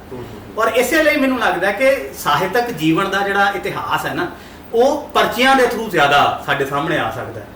ਜਿਵੇਂ ਜਿਸ ਵੇਲੇ ਸਾਡਾ ਸਮਾਜ ਬੜਾ ਕੰਜ਼ਰਵੇਟਿਵ ਸੀ, ਦਕੀਆਨੂਸੀ ਅਸੀਂ ਕਹਿ ਸਕਦੇ ਹਾਂ, ਤੰਗ ਨਜ਼ਰੀ ਸੀ, ਉਸ ਵੇਲੇ ਜ਼ਿਆਦਾ ਪਰਚੇ ਵੀ ਉਸ ਤਰ੍ਹਾਂ ਦੇ ਹੁੰਦੇ ਸਨ। ਪਰ ਜਿਉਂ ਹੀ ਆਜ਼ਾਦੀ ਦੀ ਮੂਵਮੈਂਟ ਤੋਂ ਹੀ ਸਾਡਾ ਸਮਾਜ ਖੁੱਲਣ ਲੱਗਦਾ, ਸਾਡੇ ਕੋਲ ਪਰਚੇ ਵੀ ਉਹ ਨਵੀਂ ਦਿੱਖ ਵਾਲੇ ਆਉਣੇ ਸ਼ੁਰੂ ਹੁੰਦੇ ਆ। ਜਿਵੇਂ ਸਾਡੇ ਕੋਲ ਪ੍ਰੀਤ ਲੜੀ ਆਉਂਦਾ ਹੈ, ਪ੍ਰੀਤ ਲੜੀ ਇੱਕ ਬਿਲਕੁਲ ਨਵੀਂ ਤਰ੍ਹਾਂ ਦੀ ਦ੍ਰਿਸ਼ਟੀ ਲੈ ਕੇ ਸਾਡੇ ਕੋਲ ਆਉਂਦਾ ਹੈ। ਉਹਦੇ ਨਾਲ ਸਾਡਾ ਜੀਵਨ ਵੀ ਨਵਾਂ ਬਣਨਾ ਸ਼ੁਰੂ ਹੁੰਦਾ ਹੈ। ਜੀਵਨ 'ਚ ਉਹ ਕਦਰਾਂ ਕੀਮਤਾਂ ਜਿਹੜੀਆਂ ਜਿਹਨਾਂ ਬਾਰੇ ਅਸੀਂ ਪਹਿਲਾਂ ਕਦੀ ਸੋਚਿਆ ਹੀ ਨਹੀਂ ਸੀ, ਉਹ ਆਉਣੀਆਂ ਸ਼ੁਰੂ ਹੋ ਜਾਂਦੀਆਂ, ਲੋਕ ਉਹਨੂੰ ਸਵੀਕਾਰ ਵੀ ਕਰਨ ਲੱਗ ਪੈਂਦੇ ਆ। ਸੋ ਇਹ ਮੈਨੂੰ ਲੱਗਦਾ ਅਸੀਂ ਇਹ ਜੇ ਲੜੀ ਟਰੇਸ ਕਰੀਏ ਤਾਂ ਫਿਰ ਸਾਨੂੰ ਕਾਫੀ ਕੁਝ ਗੱਲ ਜਿਹੜੀ ਹੈ ਉਹ ਸਪਸ਼ਟ ਹੋ ਸਕਦੀ ਹੈ। ਸੋ ਜਿਵੇਂ ਮੈਂ ਪ੍ਰੀਤ ਲੜੀ ਬਾਰੇ ਗੱਲ ਕੀਤੀ ਹੈ, ਸੋ ਪ੍ਰੀਤ ਲੜੀ ਤੋਂ ਅੱਗੇ ਚੱਲਦੇ ਹਾਂ, ਮੈਨੂੰ ਲੱਗਦਾ ਕਿ ਜਿੱਥੇ ਜਾ ਕੇ ਸਾਡੀ ਪੀੜ੍ਹੀ ਜਿਹੜੀ ਅਸੀਂ ਇੱਥੇ ਬੈਠੇ ਹਾਂ, ਅਸੀਂ ਆਉਂਦੇ ਹਾਂ, ਅਸੀਂ ਕਿਹਨਾਂ ਪਰਚਿਆਂ ਨੂੰ ਪੜ੍ਹ ਕੇ ਆਏ। ਸੋ ਜੇਕਰ ਉਹਨਾਂ ਪਰਚਿਆਂ ਬਾਰੇ ਅਸੀਂ ਦੇਖੀਏ, ਜੇ ਕਿ ਸਾਡੇ ਲਿਖਣ ਦੇ ਵਿੱਚ, ਸਾਡੇ ਲੇਖਕ ਬਣਨ ਦੇ ਵਿੱਚ ਉਹਨਾਂ ਨੇ ਕੀ ਰੋਲ ਬਣਾਇਆ, ਕੀ ਨਿਭਾਇਆ, ਤੇ ਸਾਨੂੰ ਗੱਲਾਂ ਜਿਹੜੀਆਂ ਸਵਾਲ ਇਹਨਾਂ ਨੇ ਵਿਸ਼ਾਲ ਹੋਰਾਂ ਨੇ ਕੀਤਾ, ਉਹ ਗੱਲ ਜ਼ਿਆਦਾ ਹੋਰ ਸਪਸ਼ਟ ਹੋ ਜਾਏਗੀ। ਪ੍ਰਧਾਨ ਜੀ, ਮੈਂ ਮਤਲਬ ਇਹ ਸਮਝਦਾ ਵਾਂ ਕਿ ਜਿਹੜਾ ਜਿੱਦਾਂ ਤੁਸੀਂ ਮਤਲਬ ਮੇਰੇ ਸਵਾਲ 'ਚ ਇੱਕ ਸਵਾਲ ਹੋਰ ਪੈਦਾ ਹੋ ਗਿਆ ਵੀ ਪਰਚਾ ਹੈ ਕੀ ਆ, ਹੈਨਾ। ਮੈਂ ਸਮਝਦਾ ਤੁਸੀਂ ਇੱਕ ਪਾਸੇ ਪਰਚੇ ਦੀ ਗੱਲ ਕੀਤੀ ਆ, ਦੂਜੇ ਪਾਸੇ ਲੇਖਕ ਦੀ ਜਿਹੜੀ ਆਪਣੀ ਕਿਤਾਬ ਦੀ ਗੱਲ ਕਰਤੀ ਆ। ਮੈਂ ਸਮਝਦਾ ਵਾਂ ਪਰਚਾ ਜਿਹੜਾ ਲੇਖਕ ਵਾਸਤੇ ਉਹਦੀ ਕਿਤਾਬ ਤੱਕ ਪਹੁੰਚਣ ਵਾਸਤੇ ਇੱਕ ਪੁਲ ਦਾ ਕੰਮ ਕਰਦਾ ਇੱਕ ਪਰਚਾ, ਜਿਸ ਪਰਚੇ ਦੀ ਸਾਨੂੰ ਉਡੀਕ ਹੁੰਦੀ ਆ। ਪਰਚੇ 'ਚ ਅਸੀਂ ਛਪਦੇ ਆ, ਬਲਵਿੰਦਰ ਸ਼ਬਦਾ ਵਾ, ਕਾਲੀ ਹੋਣੀ ਛਪਦੇ ਆ, ਮਨਮੋਹਨ ਹੋਣੀ ਛਪਦੇ ਆ, ਹੋਰ ਜਿਹੜੇ ਮੱਖਣ ਮਾਰ ਹੋਣੀ ਛਪਦੇ ਆ, ਵੱਡੇ ਜਿਹੜੇ ਲੇਖਕ ਉਹ ਛਪਦੇ ਆ, ਤੇ ਉਹਨਾਂ ਦਾ ਮੈਂ ਸਮਝਦਾ ਵੀ ਉਹ ਤੁਹਾਨੂੰ ਇੱਕ ਪੈੜ ਦਿੰਦਾ ਵਾ ਕਿ ਇੱਥੇ ਪੈਰ ਰੱਖ ਤੇ ਕਿਤਾਬ ਤੱਕ ਪਹੁੰਚ। ਪਰਚੇ ਦੀ ਭੂਮਿਕਾ ਮੈਂ ਸਮਝਦਾ ਇਹ। ਮੈਂ ਵਿਸ਼ਾਲ ਤੋਂ ਹੋਰ ਅੱਗੇ ਜਾ ਕੇ ਸੋਚਦਾ, ਜਿਵੇਂ ਪੰਡਾਲ ਹੋਰਾਂ ਨੇ ਗੱਲ ਕੀਤੀ ਹੈ, ਮੈਂ ਦੇਖ ਰਿਹਾ ਕਿ ਨਾਟ ਓਨਲੀ ਦਿਸ ਕਿ ਅਸੀਂ ਉਹਨੂੰ ਇਕੱਲਾ ਲਿਟਰੇਚਰ ਨਾਲ ਹੀ ਜੋੜਦੇ ਹਾਂ, ਮੈਂ ਇਹ ਦੇਖ ਰਿਹਾ ਕਿ ਪਰਚਾ ਇੱਕ ਤੁਹਾਡੀ ਸਰਗਰਮ ਭੂਮਿਕਾ ਜਿਹੜੀ ਰਾਈਟਰ ਦੀ ਹੋਣੀ ਚਾਹੀਦੀ ਆ ਐਟ ਏ ਟਾਈਮ। ਮਸਲਨ ਕਰੋਨਾ ਟਾਈਮ ਦੇ ਉੱਤੇ ਸਾਡੇ ਤੁਹਾਡਾ ਅੱਖਰ ਆਇਆ ਹੈ, ਫਿਲਹਾਲ ਆਇਆ ਹੈ, ਜਾਂ ਹੋਰ ਪਰਚੇ ਆਏ ਨੇ ਜਿਹਦੇ ਵਿੱਚ ਤਾਂ ਕਰੋਨਾ ਬਾਰੇ ਡਿਬੇਟ ਹੈ, ਆਇਆ ਤੁਸੀਂ ਉਹਦੇ ਨਾਲ ਸਹਿਮਤ ਹੋ ਜਾਂ ਨਾ ਹੋ, ਐਸ ਅਨਦਰ ਮੈਟਰ। ਮੈਂ ਪਰਚਿਆਂ ਨੂੰ ਇਸ ਭੂਮਿਕਾ, ਸਾਡੀ ਸਮਾਜਿਕ ਭੂਮਿਕਾ ਲੇਖਕ ਦੀ ਸਮਕਾਲ ਦੇ ਉੱਤੇ, ਆਪਣੇ ਕੰਟੈਂਪਰੇਰੀ ਪੀਰੀਅਡ ਦੇ ਉੱਤੇ ਜਿਹੜੀਆਂ ਕਵਿਤਾਵਾਂ ਆ ਰਹੀਆਂ ਨੇ, ਜਾਂ ਮੈਂ ਪਰਚਿਆਂ ਦੇ ਵਿੱਚੋਂ ਨਾਲ ਫੇਸਬੁੱਕ ਵੀ ਹੁਣ ਜੋੜ ਲਵਾਂ ਤਾਂ ਜੋ ਫਾਸਿਸਟ ਰਵੱਈਆ ਸਾਡੀ ਮੌਜੂਦਾ ਸਰਕਾਰ ਦਾ ਹੈ, ਤਾਂ ਕਿੰਨਿਆਂ ਕਵੀਆਂ ਨੇ ਫੇਸਬੁੱਕ ਰਾਹੀਂ ਆਪਣੇ ਜ਼ਾਹਰ ਕੀਤੇ, ਆਪਣੇ ਇਜ਼ਹਾਰ, ਆਪਣੇ ਅਹਿਸਾਸ ਪੋਇਟਰੀ ਦੇ। ਤਾਂ ਇਹਦੀ ਬੈਕਗ੍ਰਾਉਂਡ ਦੇ ਵਿੱਚ ਜਿਵੇਂ ਹਰਵਿੰਦਰ ਗੱਲ ਕਰ ਰਿਹਾ ਸੀਗਾ ਆਜ਼ਾਦੀ ਦੀ ਲੜਾਈ ਦੀ, ਅਸੀਂ ਕਿਰਤੀ ਮੈਗਜ਼ੀਨ ਦੇਖਦੇ ਹਾਂ, ਅਸੀਂ ਗਦਰ ਮੈਗਜ਼ੀਨ ਦੇਖਦੇ ਹਾਂ, ਹੈ ਨਾ, ਤੋ ਹਿੰਦੁਸਤਾਨ ਦੇਖਦੇ ਹਾਂ, ਅਸੀਂ ਯੁਗਾਂਤਰ ਦੇਖਦੇ ਹਾਂ, ਅਕਾਲੀ ਪੱਤਰਕਾਰ ਦੇਖਦੇ ਹਾਂ, ਹੋਰ ਬਹੁਤ ਸਾਰੇ ਐਸੇ ਮੈਗਜ਼ੀਨ, ਅਸੀਂ ਫੁਲਵਾੜੀ ਦੇਖਦੇ ਹਾਂ। ਤਾਂ ਉਹ ਲਿਟਰੇਚਰ ਦੇ ਨਾਲ ਜਿਹੜੇ ਸਾਡੇ ਸੋਸ਼ਲ ਕੰਸਰਨ ਨੇ, ਜਿਹੜੀਆਂ ਸਾਡੀਆਂ ਸਮਾਜਿਕ ਲੜਾਈਆਂ ਨੇ, ਜਿਹੜੀਆਂ ਸਾਡੀਆਂ ਈਵਨ ਪੋਲੀਟੀਕਲ ਲੜਾਈਆਂ ਨੇ, ਲੇਖਕ ਸ਼ੁੱਡ ਵੀ ਪੋਲੀਟੀਕਲ ਹੀ ਹੁੰਦਾ, ਉਹਦਾ ਪੋਲੀਟੀਕਲ ਹੋਣਾ ਵੀ ਉਹਦੀ ਆਪਣੀ ਪੋਲਿਟਿਕਸ ਹੁੰਦੀ ਆ। ਸੋ ਉਹ ਸਾਰੀ ਪੋਲਿਟਿਕਸ ਨੂੰ ਪ੍ਰਭਾਵਿਤ ਕਰ ਰਿਹਾ ਹੁੰਦਾ। ਕਿਤਾਬ ਜਿਹੜੀ ਇੰਡੀਵਿਜੂਅਲ ਦੀ ਭੰਡਾਰ ਗੱਲ ਕਰ ਰਿਹਾ ਸੀ, ਮੈਂ ਕਹਿੰਦਾ ਕਿਤਾਬ ਨੂੰ ਬਣਦਿਆਂ 18 ਸਾਲ ਲੱਗ ਜਾਂਦੇ ਕਈ ਵਾਰ, ਥੋੜੀਆਂ ਕਹਾਣੀਆਂ ਇਕੱਠੀਆਂ ਕਰਦਿਆਂ ਜਾਂ ਇੱਕ ਨਾਵਲ ਲਿਖਣ ਲੱਗਾ, ਮੈਨੂੰ ਇੱਕ ਨਾਵਲ ਲਿਖਦਿਆਂ 8 ਸਾਲ ਲੱਗ ਗਏ, ਪਰ ਉਹ 8 ਸਾਲਾਂ ਦੇ ਵਿੱਚ 24 ਅੰਕ ਨਿਕਲੇ ਲਕੀਰ ਦੇ। ਤਾਂ ਉਹਦੇ ਵਿੱਚ ਜਿਹੜੀਆਂ ਮੇਰੀਆਂ ਸੰਪਾਦਕੀ ਟਿੱਪਣੀਆਂ ਰਹੀਆਂ, ਜਿਹੜਾ ਰਾਈਟਿੰਗਸ ਰਹੀਆਂ, ਜਿਹੜੇ ਤਾਜ਼ਾ ਕੰਟੈਂਪਰੇਰੀ ਲਿਟਰੇਰੀ ਫਾਰਮ ਕੀ ਕ੍ਰੀਏਟ ਹੋ ਰਹੀਆਂ, ਪ੍ਰਯੋਗ ਕੀ ਹੋ ਰਿਹਾ, ਉਹ ਸਾਰੇ ਦੇ ਸਾਰੇ ਮੈਗਜ਼ੀਨ ਜਿਹੜੇ ਪੱਤਰਕਾਵਾਂ ਨੇ, ਇਹਨਾਂ ਦੀ ਭੂਮਿਕਾ ਜਦੋਂ ਮੇਨ ਸਟਰੀਮ ਮੀਡੀਆ ਦੀ ਗੱਲ ਆਉਂਦੀ ਹੈ, ਮੇਨ ਸਟਰੀਮ ਮੀਡੀਆ ਦੇ ਵਿੱਚ ਉਹ ਗੱਲ ਉਨੀ ਸ਼ਿੱਦਤ ਨਾਲ ਆਉਂਦੀ ਹੋਈ ਨਹੀਂ, ਉਹਨੇ ਵੱਜਵੇਂ ਰੂਪ ਚ ਆਉਂਦੀ ਹੋਈ ਨਹੀਂ ਜਿੰਨੀਆਂ ਸਾਡੀਆਂ ਪੱਤਰਕਾਵਾਂ ਦੇ ਜਾਂਦੀਆਂ ਨੇ। ਹੰਸ ਨੂੰ ਯਾਦ ਕਰਦਾ ਮੈਂ, RSS BJP ਵਾਲੇ ਉਡੀਕਦੇ ਹੁੰਦੇ ਸੀ ਹੰਸ ਕਦੋਂ ਨਿਕਲਣਾ, ਰਜਿੰਦਰ ਯਾਦਵ ਦੇ ਹੁੰਦੇ ਆ। ਮੈਨੂੰ ਲੱਗਦਾ ਅਗਲਾ ਸਵਾਲ ਇਹ ਵੀ ਦੇਖਿਆ ਜਾ ਸਕਦਾ ਕਿ ਉਹ ਪਰਸਨੈਲਿਟੀਜ਼ ਵੀ ਹੁੰਦੀਆਂ ਨੇ ਜਿਹੜੀਆਂ ਮੈਗਜ਼ੀਨ ਕੱਢਦੀਆਂ ਨੇ ਤੇ ਜਿਨ੍ਹਾਂ ਨੂੰ ਆਪਾਂ ਕਿਤੇ ਚੇਤੇ ਕਰਾਂਗੇ। ਡਿਪੈਂਡ ਕਰਦਾ ਮੈਗਜ਼ੀਨ ਕੱਢ ਕੌਣ ਲਿਆ, ਉਹਦੀ ਸੰਪਾਦਕੀ, ਕਾਂਟੇ ਕੀ ਬਾਤ, ਮਾਈ ਗॉड। ਅੱਜ ਵੀ ਤੁਸੀਂ ਕੱਢੋ ਉਹ ਲੜਾਈਆਂ ਜਿਹੜੀਆਂ ਅੱਜ ਤੁਸੀਂ ਗੱਲਾਂ ਕਰਨ ਡਏ ਨਾ, ਅੱਜ ਫਾਸਿਸਟਾਂ ਨਾਲ ਲੜਨ ਦੀਆਂ, ਉਹ 20 ਸਾਲ ਪਹਿਲਾਂ ਤੋਂ ਲੜਦਾ ਆ ਰਿਹਾ ਸੀ ਬੰਦਾ। ਕਾਲੀ ਜੀ ਇੱਕ ਗੱਲ ਇਹ ਵੀ ਹੈ ਇੱਥੇ, ਜਿੱਥੇ ਤੁਸੀਂ ਉਂਗਲੀ ਰੱਖੀ ਆ, ਮੈਂ ਇਹ ਸਮਝਦਾ ਵਾਂ ਲੇਖਕ ਤੇ ਮਤਲਬ ਜਿਹੜਾ ਲੇਖਕ ਕਵੀ ਹੋਇਆ ਜਾਂ ਨਾਵਲਕਾਰ ਹੋਇਆ, ਉਹਦੀ ਜਿਹੜੀ ਪੋਲੀਟੀਕਲ ਅਪਰੋਚ ਆ, ਉਹਦੇ ਤੇ ਨਿਰਭਰ ਕਰਦਾ ਸਾਰਾ ਕੁਝ। ਉਹਦੀ ਕਿਤਾਬ ਨੂੰ ਭਾਵੇਂ 10 ਸਾਲ ਲੱਗ ਜਾਣ, ਭਾਵੇਂ 20 ਸਾਲ ਲੱਗ ਜਾਣ, ਜੇ ਉਹ ਲੇਖਕ ਆ, ਜੇ ਉਹਦੇ ਅੰਦਰ ਸਿਸਟਮ ਦੇ ਵਿਰੁੱਧ, ਉਹਦੇ ਅੰਦਰ ਵਿਰੋਧ ਖੜਾ ਹੁੰਦਾ ਵਾ, ਤੇ ਮੈਂ ਕਹਿੰਦਾ ਵਾ ਉਹਦੀ ਜਿਹੜੀ ਰਚਨਾ ਚਾਹੇ ਇੱਕ ਵੀ ਕਿਤੇ ਛਪੀ ਆ ਨਾ, ਤੇ ਚਾਹੇ ਉਹ ਕਿਤੇ ਕਿਤਾਬ ਉਹ ਇੱਕੋ ਹੀ ਕੱਢਦਾ ਸਾਰੀ ਉਮਰ ਚ, ਨਾਮ ਹੀ ਕੱਢੇ, ਕਿਤਾਬ ਹੀ ਕੱਢੇ, ਤੇ ਮੈਂ ਕਹਿੰਦਾ ਵੀ ਉਹੀ ਲੇਖਕ ਆ ਜਿਹਦਾ ਕਿਤੇ ਜ਼ਿਕਰ ਹੋਊਗਾ, ਤੇ ਉਹ ਚਾਹੇ ਸੰਪਾਦਕੀ ਦੇ ਵਿੱਚ ਆ ਜਾਂਦੀ ਗੱਲ, ਹਨਾ, ਉਹਦਾ ਜਿਹੜਾ ਲੇਖਕ ਆ, ਉਹਦੀ ਰਚਨਾ ਦਾ ਜ਼ਿਕਰ ਉਹਨੇ ਹੀ ਹੋਣਾ। ਜਿਵੇਂ ਤੁਸੀਂ ਹੰਸ ਦੀ ਗੱਲ ਕੀਤੀ ਵੀ ਉਹ ਤਾਂ ਜਿਹੜੀ ਸੰਪਾਦਕੀ ਸੀ ਅੱਜ ਵੀ ਲੋਕੀ ਯਾਦ ਕਰਦੇ ਆ, ਤੇ ਮੈਂ ਸਮਝਦਾ ਵਾਂ ਕਿ ਆਪਣੀ ਗੱਲ ਤੁਰਦੀ ਉੱਥੇ ਆ ਜਾਣੀ ਹੈ ਜਿਹੜੀਆਂ ਆਪਾਂ ਗੱਲਾਂ ਕਰਨੀਆਂ ਚਾਹੁੰਦੇ ਅਸਲ ਦੇ ਵਿੱਚ, ਵੀ ਅੱਜ ਦੀ ਸਮੱਸਿਆ ਪੁਰਾਣਾ ਲੇਖਕ, ਅੱਜ ਦੇ ਸੰਪਾਦਕਾਂ ਦੇ ਚੁੰਡੀ ਵੱਢਣਾ ਚਾਹੁੰਦੇ ਆ। ਹਾਂ, ਜਿਹੜੀ ਲੇਖਕ ਦੀ ਗੱਲ ਕੀਤੀ ਨਾ ਇਹਨਾਂ ਨੇ, ਉਹ ਇਹਨਾਂ ਨੇ ਇੱਕ ਹੰਸ ਦੀ ਗੱਲ ਕੀਤੀ ਹੈ। ਜੇਕਰ ਅਸੀਂ ਪੰਜਾਬੀ ਦੇ ਪ੍ਰਸੰਗ ਵਿੱਚ ਵੀ ਦੇਖੀਏ ਤੇ ਮੈਨੂੰ ਲੱਗਦਾ ਜੇਕਰ ਗੁਰਬਖਸ਼ ਸਿੰਘ ਪ੍ਰੀਤ ਲੜੀ ਵਰਗੀ ਸ਼ਖਸੀਅਤ ਨਾ ਹੁੰਦੀ ਤਾਂ ਸ਼ਾਇਦ ਪ੍ਰੀਤ ਲੜੀ ਵੀ ਨਹੀਂ ਸੀ ਹੋਣਾ। ਔਰ ਇਸੇ ਤਰ੍ਹਾਂ ਅਮਰਤਾ ਨਾਗਮਣੀ ਜੁੜ ਗਈ, ਨਾਗਮਣੀ ਦੇ ਨਾਲ ਅਮਰਤਾ ਦਾ ਨਾਮ ਜਿਹੜਾ ਅਮਰਤਾ ਦੇ ਜੁੜਿਆ ਹੋਇਆ, ਬਲਗਨ ਜੁੜ ਗਿਆ। ਯੈਸ ਮੈਂ ਇੱਥੋਂ ਤੱਕ ਦੇਖੋ, ਪਾਸ਼ ਜਿਹੜੇ ਥੋੜੇ ਸਮੇਂ ਲਈ ਪਰਚੇ ਕੱਢਦਾ, ਲੇਕਿਨ ਉਹਨਾਂ ਦੀ ਅਜੇ ਤੱਕ ਚਰਚਾ ਹੋ ਰਹੀ ਹੈ। ਔਰ ਇਹਦਾ ਮਤਲਬ ਹੈ ਕਿ ਵਿਅਕਤੀ ਜਿਹੜਾ ਹੈ ਸੰਪਾਦਕ ਹੈ, ਸੰਪਾਦਕ ਦੀ ਵੀ ਬਹੁਤ ਅਹਿਮੀਅਤ ਹੈ, ਬਹੁਤ ਜ਼ਿਆਦਾ। ਬਿਲਕੁਲ ਮੈਂ ਤੁਹਾਡੀ ਇਸ ਗੱਲ ਦਾ ਅੱਗੇ ਥੋੜਾ ਜਿਹਾ ਵਾਅਦਾ ਕਰਦੇ ਆ। ਮੈਂ ਲਕੀਰ ਦੇ ਮੈਗਜ਼ੀਨ ਦੇਖ ਰਿਹਾ ਸੀਗਾ ਪੁਰਾਣੀ, ਕਿਉਂਕਿ 101ਵੇਂ ਅੰਕ ਤੋਂ ਮੈਂ ਲੈ ਲਿਆ ਸੀਗਾ ਲਕੀਰ ਬਾਬੇ ਪ੍ਰੇਮ ਪ੍ਰਕਾਸ਼ ਹੋਰਾਂ ਕੋਲੋਂ। ਤਾਂ ਪੁਰਾਣੇ ਲਕੀਰ ਦੇ ਨਾਲ ਕੌਣ ਜੁੜਿਆ ਹੋਇਆ ਹੈ? ਸੁਰਜੀਤ ਹਾਂਸ ਜੁੜਿਆ ਹੋਇਆ। ਸੁਰਜੀਤ ਹਾਂਸ ਜੁੜਿਆ ਹੈ। ਤਾਂ ਪੁਰਾਣੇ ਲਕੀਰ ਦੇ ਵਿੱਚ ਕੁਝ ਇਸੇ ਤਰੀਕੇ ਦੀਆਂ ਡਿਬੇਟਸ ਨੇ, ਕੁਝ ਗੱਲਾਂ ਨੇ, ਐਸੇ ਗੰਭੀਰ ਵਿਸ਼ੇ। ਤੇ ਜੇ ਸੁਰਜੀਤ ਹਾਂਸ ਜੁੜਿਆ ਹੈ ਤੇ JS ਗਰੇਵਾਲ ਜੁੜਿਆ ਹੋਇਆ, ਉਹ ਹਿਸਟੋਰੀਅਨ ਹੈ। ਸੋ ਲਕੀਰ ਦੇ ਵਿੱਚ ਹਿਸਟੋਰੀਕਲ ਪਰਸਪੈਕਟਿਵ ਤੋਂ ਜਿੰਨੀਆਂ ਵੀ ਲਿਖਤਾਂ ਆਉਂਦੀਆਂ ਨੇ, this because of doctor Surjit Hans. ਜਿਹੜੀ ਪੋਇਟਰੀ ਹੈ ਤੇ ਮੁੜ ਕੇ ਅਮਰਜੀਤ ਚੰਦਨ ਜੁੜਿਆ ਹੋਇਆ ਹੈ। ਤਾਂ ਉਹ ਪੋਇਟਰੀ ਦੇ ਵਿੱਚ ਹਾਂਸ ਤੇ ਚੰਦਨ ਦੋਵਾਂ ਦਾ ਕਿਤੇ ਨਾ ਕਿਤੇ ਤੁਹਾਨੂੰ ਦਖਲ ਜਿਹੜਾ ਹੈ ਮਿਲਦਾ ਹੈ। ਫਿਕਸ਼ਨ ਦੇ ਵਿੱਚ ਬਾਬਾ ਪ੍ਰੇਮ ਪ੍ਰਕਾਸ਼, ਜਾਂ ਈਵਨ ਡਿਬੇਟ ਕਲਾ ਦੇ ਬਾਰੇ ਦੇ ਵਿੱਚ ਉਸੇ ਹੀ ਲਕੀਰ ਪਰਚੇ ਦੇ ਨਾਲ ਸੁਰਜੀਤ ਕੌਰ ਜੁੜ ਜਾਂਦੇ ਨੇ। ਸਾਡੇ ਬੜੇ ਵੱਡੇ ਆਰਟਿਸਟ ਨੇ, ਬੜੇ ਵੱਡੇ ਪੇਂਟਰ ਨੇ। ਤਾਂ ਫਿਰ ਉਹਦੇ ਵਿੱਚ ਡਿਬੇਟਸ ਜਿਹੜੀਆਂ ਸ਼ੁਰੂ ਹੋ ਜਾਂਦੀਆਂ ਨੇ ਸੁਰਜੀਤ ਕੌਰ ਦੇ ਹਵਾਲੇ ਦੇ ਨਾਲ, ਉਹ ਆਰਟ ਦੀ ਫਾਰਮ ਬਾਰੇ ਹੋ ਜਾਂਦੀਆਂ, ਪੇਂਟਿੰਗ ਬਾਰੇ ਹੋ ਜਾਂਦੇ, ਕਲਾਮਾਂ ਬਾਰੇ ਹੋ ਜਾਂਦੀਆਂ ਨੇ, ਮਿੱਥਾਂ ਬਾਰੇ ਹੋ ਜਾਂਦੀਆਂ ਨੇ। ਸੋ ਮੈਨੂੰ ਲੱਗਦਾ ਇੱਕ ਸੰਪਾਦਕ ਦੇ ਨਾਲ ਉਹਨਾਂ ਦੇ ਇੱਕ ਦਾਇਰਾ, ਜਿਵੇਂ ਅੱਖਰ ਕੱਢ ਰਹੇ ਨੇ ਵਿਸ਼ਾਲ ਹੋਰੀ ਹੁਣ ਪਰਮਿੰਦਰਜੀਤ ਹੋਣਾ ਤੋਂ ਬਾਅਦ, ਜਾਂ ਪਰਮਿੰਦਰਜੀਤ ਦੀ ਪਰਸਨੈਲਿਟੀ ਦੇ ਨਾਲ ਕੁਝ ਲੋਕ ਉਹ ਜਿਵੇਂ ਪਰਮਿੰਦਰ ਸੋਢੀ ਹੋਰੀ ਉਹਨਾਂ ਨਾਲ ਜੁੜੇ ਹੋਏ ਸੀ, ਇਹਨਾਂ ਨਾਲ ਵੀ ਜੁੜੇ ਹੋਏ ਨੇ, ਤਾਂ ਉਹ ਤੋਂ ਹਾਈਕੂ ਵਰਗੀ ਕੋਈ ਮਹਿਕ ਆ ਜਾਏਗੀ ਤੁਹਾਨੂੰ, ਕਿਉਂਕਿ ਉਹਨਾਂ ਦਾ ਇੱਕ ਆਪਣਾ ਉਹਨੂੰ ਪਰਛਾਵਾਂ ਕਹਿ ਲਓ, ਉਹਨੂੰ ਉਹਨਾਂ ਦਾ ਇੱਕ ਆਈਡੀਆ ਕਹਿ ਲਓ, ਉਹ ਸਾਰੇ ਦਾ ਸਾਰਾ। ਹੁਣ ਮੈਗਜ਼ੀਨ ਜਿਸ ਵੇਲੇ ਨਿਕਲਿਆ ਤਾਂ ਉਸ ਵੇਲੇ ਬਹੁਤਾ ਦਖਲ ਅਮਰਜੀਤ ਚੰਦਨ ਦਾ ਸੀ ਸੰਪਾਦਕੀ ਦੇ ਵਿੱਚ। ਉਸ ਵੇਲੇ ਸੁਸ਼ੀਲ ਦਸਾਂਝ ਤੇ ਜਿਨ੍ਹਾਂ ਨੇ ਕੱਢਿਆ ਸੀ ਅਵਤਾਰ ਜਲਿਆਲ ਵੀ ਉਹਨਾਂ ਦਾ ਸੀ ਉਹਦੇ ਵਿੱਚ, ਪਰ ਤੁਸੀਂ ਦੋ ਪਰਚੇ 3 ਪਰਚੇ ਦੇਖਦੇ ਆ ਜਿਹਦੇ ਵਿੱਚੋਂ ਅਮਰਜੀਤ ਚੰਦਨ ਦੀ ਮਹਿਕ ਤੁਹਾਨੂੰ ਆਉਂਦੀ ਆ, ਔਰ ਉਹਨਾਂ ਪਰਚਿਆਂ ਦਾ ਟੇਸਟ ਮੁੜ ਕੇ ਤੁਹਾਨੂੰ ਲੱਭਦਾ ਨਹੀਂ ਹੈ ਜਦੋਂ ਅਮਰਜੀਤ ਚੰਦਨ ਉਹਨਾਂ ਤੋਂ ਵੱਖਰਾ ਹੋ ਜਾਂਦਾ। ਫਿਰ ਜਦੋਂ ਅਵਤਾਰ ਜਲਿਆਲ ਵੀ ਹੋਣੀ ਹੈ ਨਾ, ਪ੍ਰਮਾਤਮਾ ਉਹਨਾਂ ਨੂੰ ਰੂਹ ਨੂੰ ਸ਼ਾਂਤੀ ਬਖਸ਼ੇ, ਤੁਰ ਜਾਂਦੇ ਨੇ ਸਾਡੇ ਤੋਂ, ਉਸ ਤੋਂ ਬਾਅਦ ਹੁਣ ਦਾ ਜਿਹੜਾ ਹੈ ਉਹ ਸੁਸ਼ੀਲ ਦਸਾਂਝ ਕੋਲ ਦਾਰੋਮਦਾਰ ਹੈ ਸਾਰਾ। ਤਾਂ ਤੁਸੀਂ ਇੱਕ ਪੂਰਾ ਇੱਕ ਵੱਡ ਮਾਰਮਾ ਬਖਰੀਮਾ ਦੇਖ ਸਕਦੇ ਹੋ ਕਿ ਚੰਦਨ ਦੇ ਜਾਣ ਨਾਲ ਹੁਣ ਦਾ ਕੀ ਬਣਿਆ, ਜੰਡਿਆਲਵੀ ਦੇ ਜਾਣ ਨਾਲ ਹੁਣ ਦਾ ਕੀ ਬਣਿਆ, ਤੇ ਗਾਂ ਉਹਦਾ ਇਨ ਫਿਊਚਰ ਉਹਦਾ ਫਰੇਮ ਵਰਕ, ਉਹਨੂੰ ਅਸੀਂ ਮੈਂ ਕ੍ਰਿਟਿਸਾਈਜ਼ ਨਹੀਂ ਕਰਦਾ, ਬਟ ਉਹ ਇੱਕ ਕੰਮ ਢੰਗ ਹੈ ਨਾ ਸੰਪਾਦਕ ਦਾ। ਸੋ ਉਹ ਬੋਲਦਾ ਉਹਦੇ ਵਿੱਚੋਂ ਜਿਹੜਾ ਹੈ ਮੇਰੇ ਲਈ ਬੜਾ ਚੈਲੰਜ ਸੀ ਯਾਰ, ਪ੍ਰੇਮ ਪ੍ਰਕਾਸ਼ ਵਰਗੇ ਕੋਲੋਂ ਪਰਚਾ ਲੈ ਕੇ ਤੁਸੀਂ ਦੁਬਾਰਾ ਉਹਨੂੰ ਕੱਢਣਾ, ਮੇਰੇ ਲਈ ਅਜੇ ਤੱਕ ਚੈਲੰਜ ਬਣਿਆ ਹੋਇਆ, ਇੰਨੀ ਮਿਹਨਤ ਕਰਨੀ ਪੈਂਦੀ ਹੈ ਕਿ ਜੋ ਪ੍ਰੇਮ ਪ੍ਰਕਾਸ਼, ਜੋ ਅਮਰਜੀਤ ਚੰਦਨ, ਜੋ ਸੁਰਜੀਤ ਹਾਂਸ, ਜੋ ਸੁਰਜੀਤ ਕੌਰ ਹੋਰੀ, ਜਾਂ ਓਮ ਪ੍ਰਕਾਸ਼ ਪਨਾਹਗੀਰ ਉਹਨਾਂ ਨਾਲ ਜੁੜ ਗਏ ਸੀਗੇ, ਤਾਂ ਫਿਰ ਪਨਾਹਗੀਰਾਂ ਦੀਆਂ ਗੱਲਾਂ ਆਉਣੀਆਂ ਸ਼ੁਰੂ ਹੋ ਗਈਆਂ ਉਹਦੇ ਵਿੱਚ, ਹਨਾ, ਵੰਡ ਦੀਆਂ ਗੱਲਾਂ ਆਉਣੀਆਂ ਸ਼ੁਰੂ ਹੋ ਗਈਆਂ ਉਹਦੇ ਵਿੱਚ। ਸੋ ਬੜਾ ਚੈਲੰਜ ਸੀ ਮੇਰੇ ਲਈ, ਬੜਾ ਵੱਡਾ, ਅਜੇ ਵੀ ਚੈਲੰਜ ਹੈ। ਮੈਂ ਤਾਂ ਦੇਖ ਰਿਹਾ ਸੀਗਾ ਉਹ ਡਿਬੇਟਸ ਦੇਖ ਕੇ ਹੈਰਾਨ ਸੀ ਯਾਰ। ਅਸੀਂ ਨਾ ਮੈਂ ਇਹਦੇ ਨਾਲ ਜੋੜਨੀ ਚਾਹੁੰਦਾ ਗੱਲ, ਜਿਵੇਂ ਤੁਸੀਂ ਤੇ ਵਿਅਕਤੀਆਂ ਦੀ ਗੱਲ ਕੀਤੀ ਹੈ, ਵਿਅਕਤੀ ਦਾ ਰੋਲ ਤਾਂ ਕੁਦਰਤੀ ਹੁੰਦਾ ਹੈ ਬਈ ਵਿਅਕਤੀ ਦੇ ਨਾਲ ਉਹਦੀ ਆਪਣੀ ਦ੍ਰਿਸ਼ਟੀ ਉਹ ਸਾਰੀ ਆਉਂਦੀ ਆ ਉਹਦੇ ਵਿੱਚ।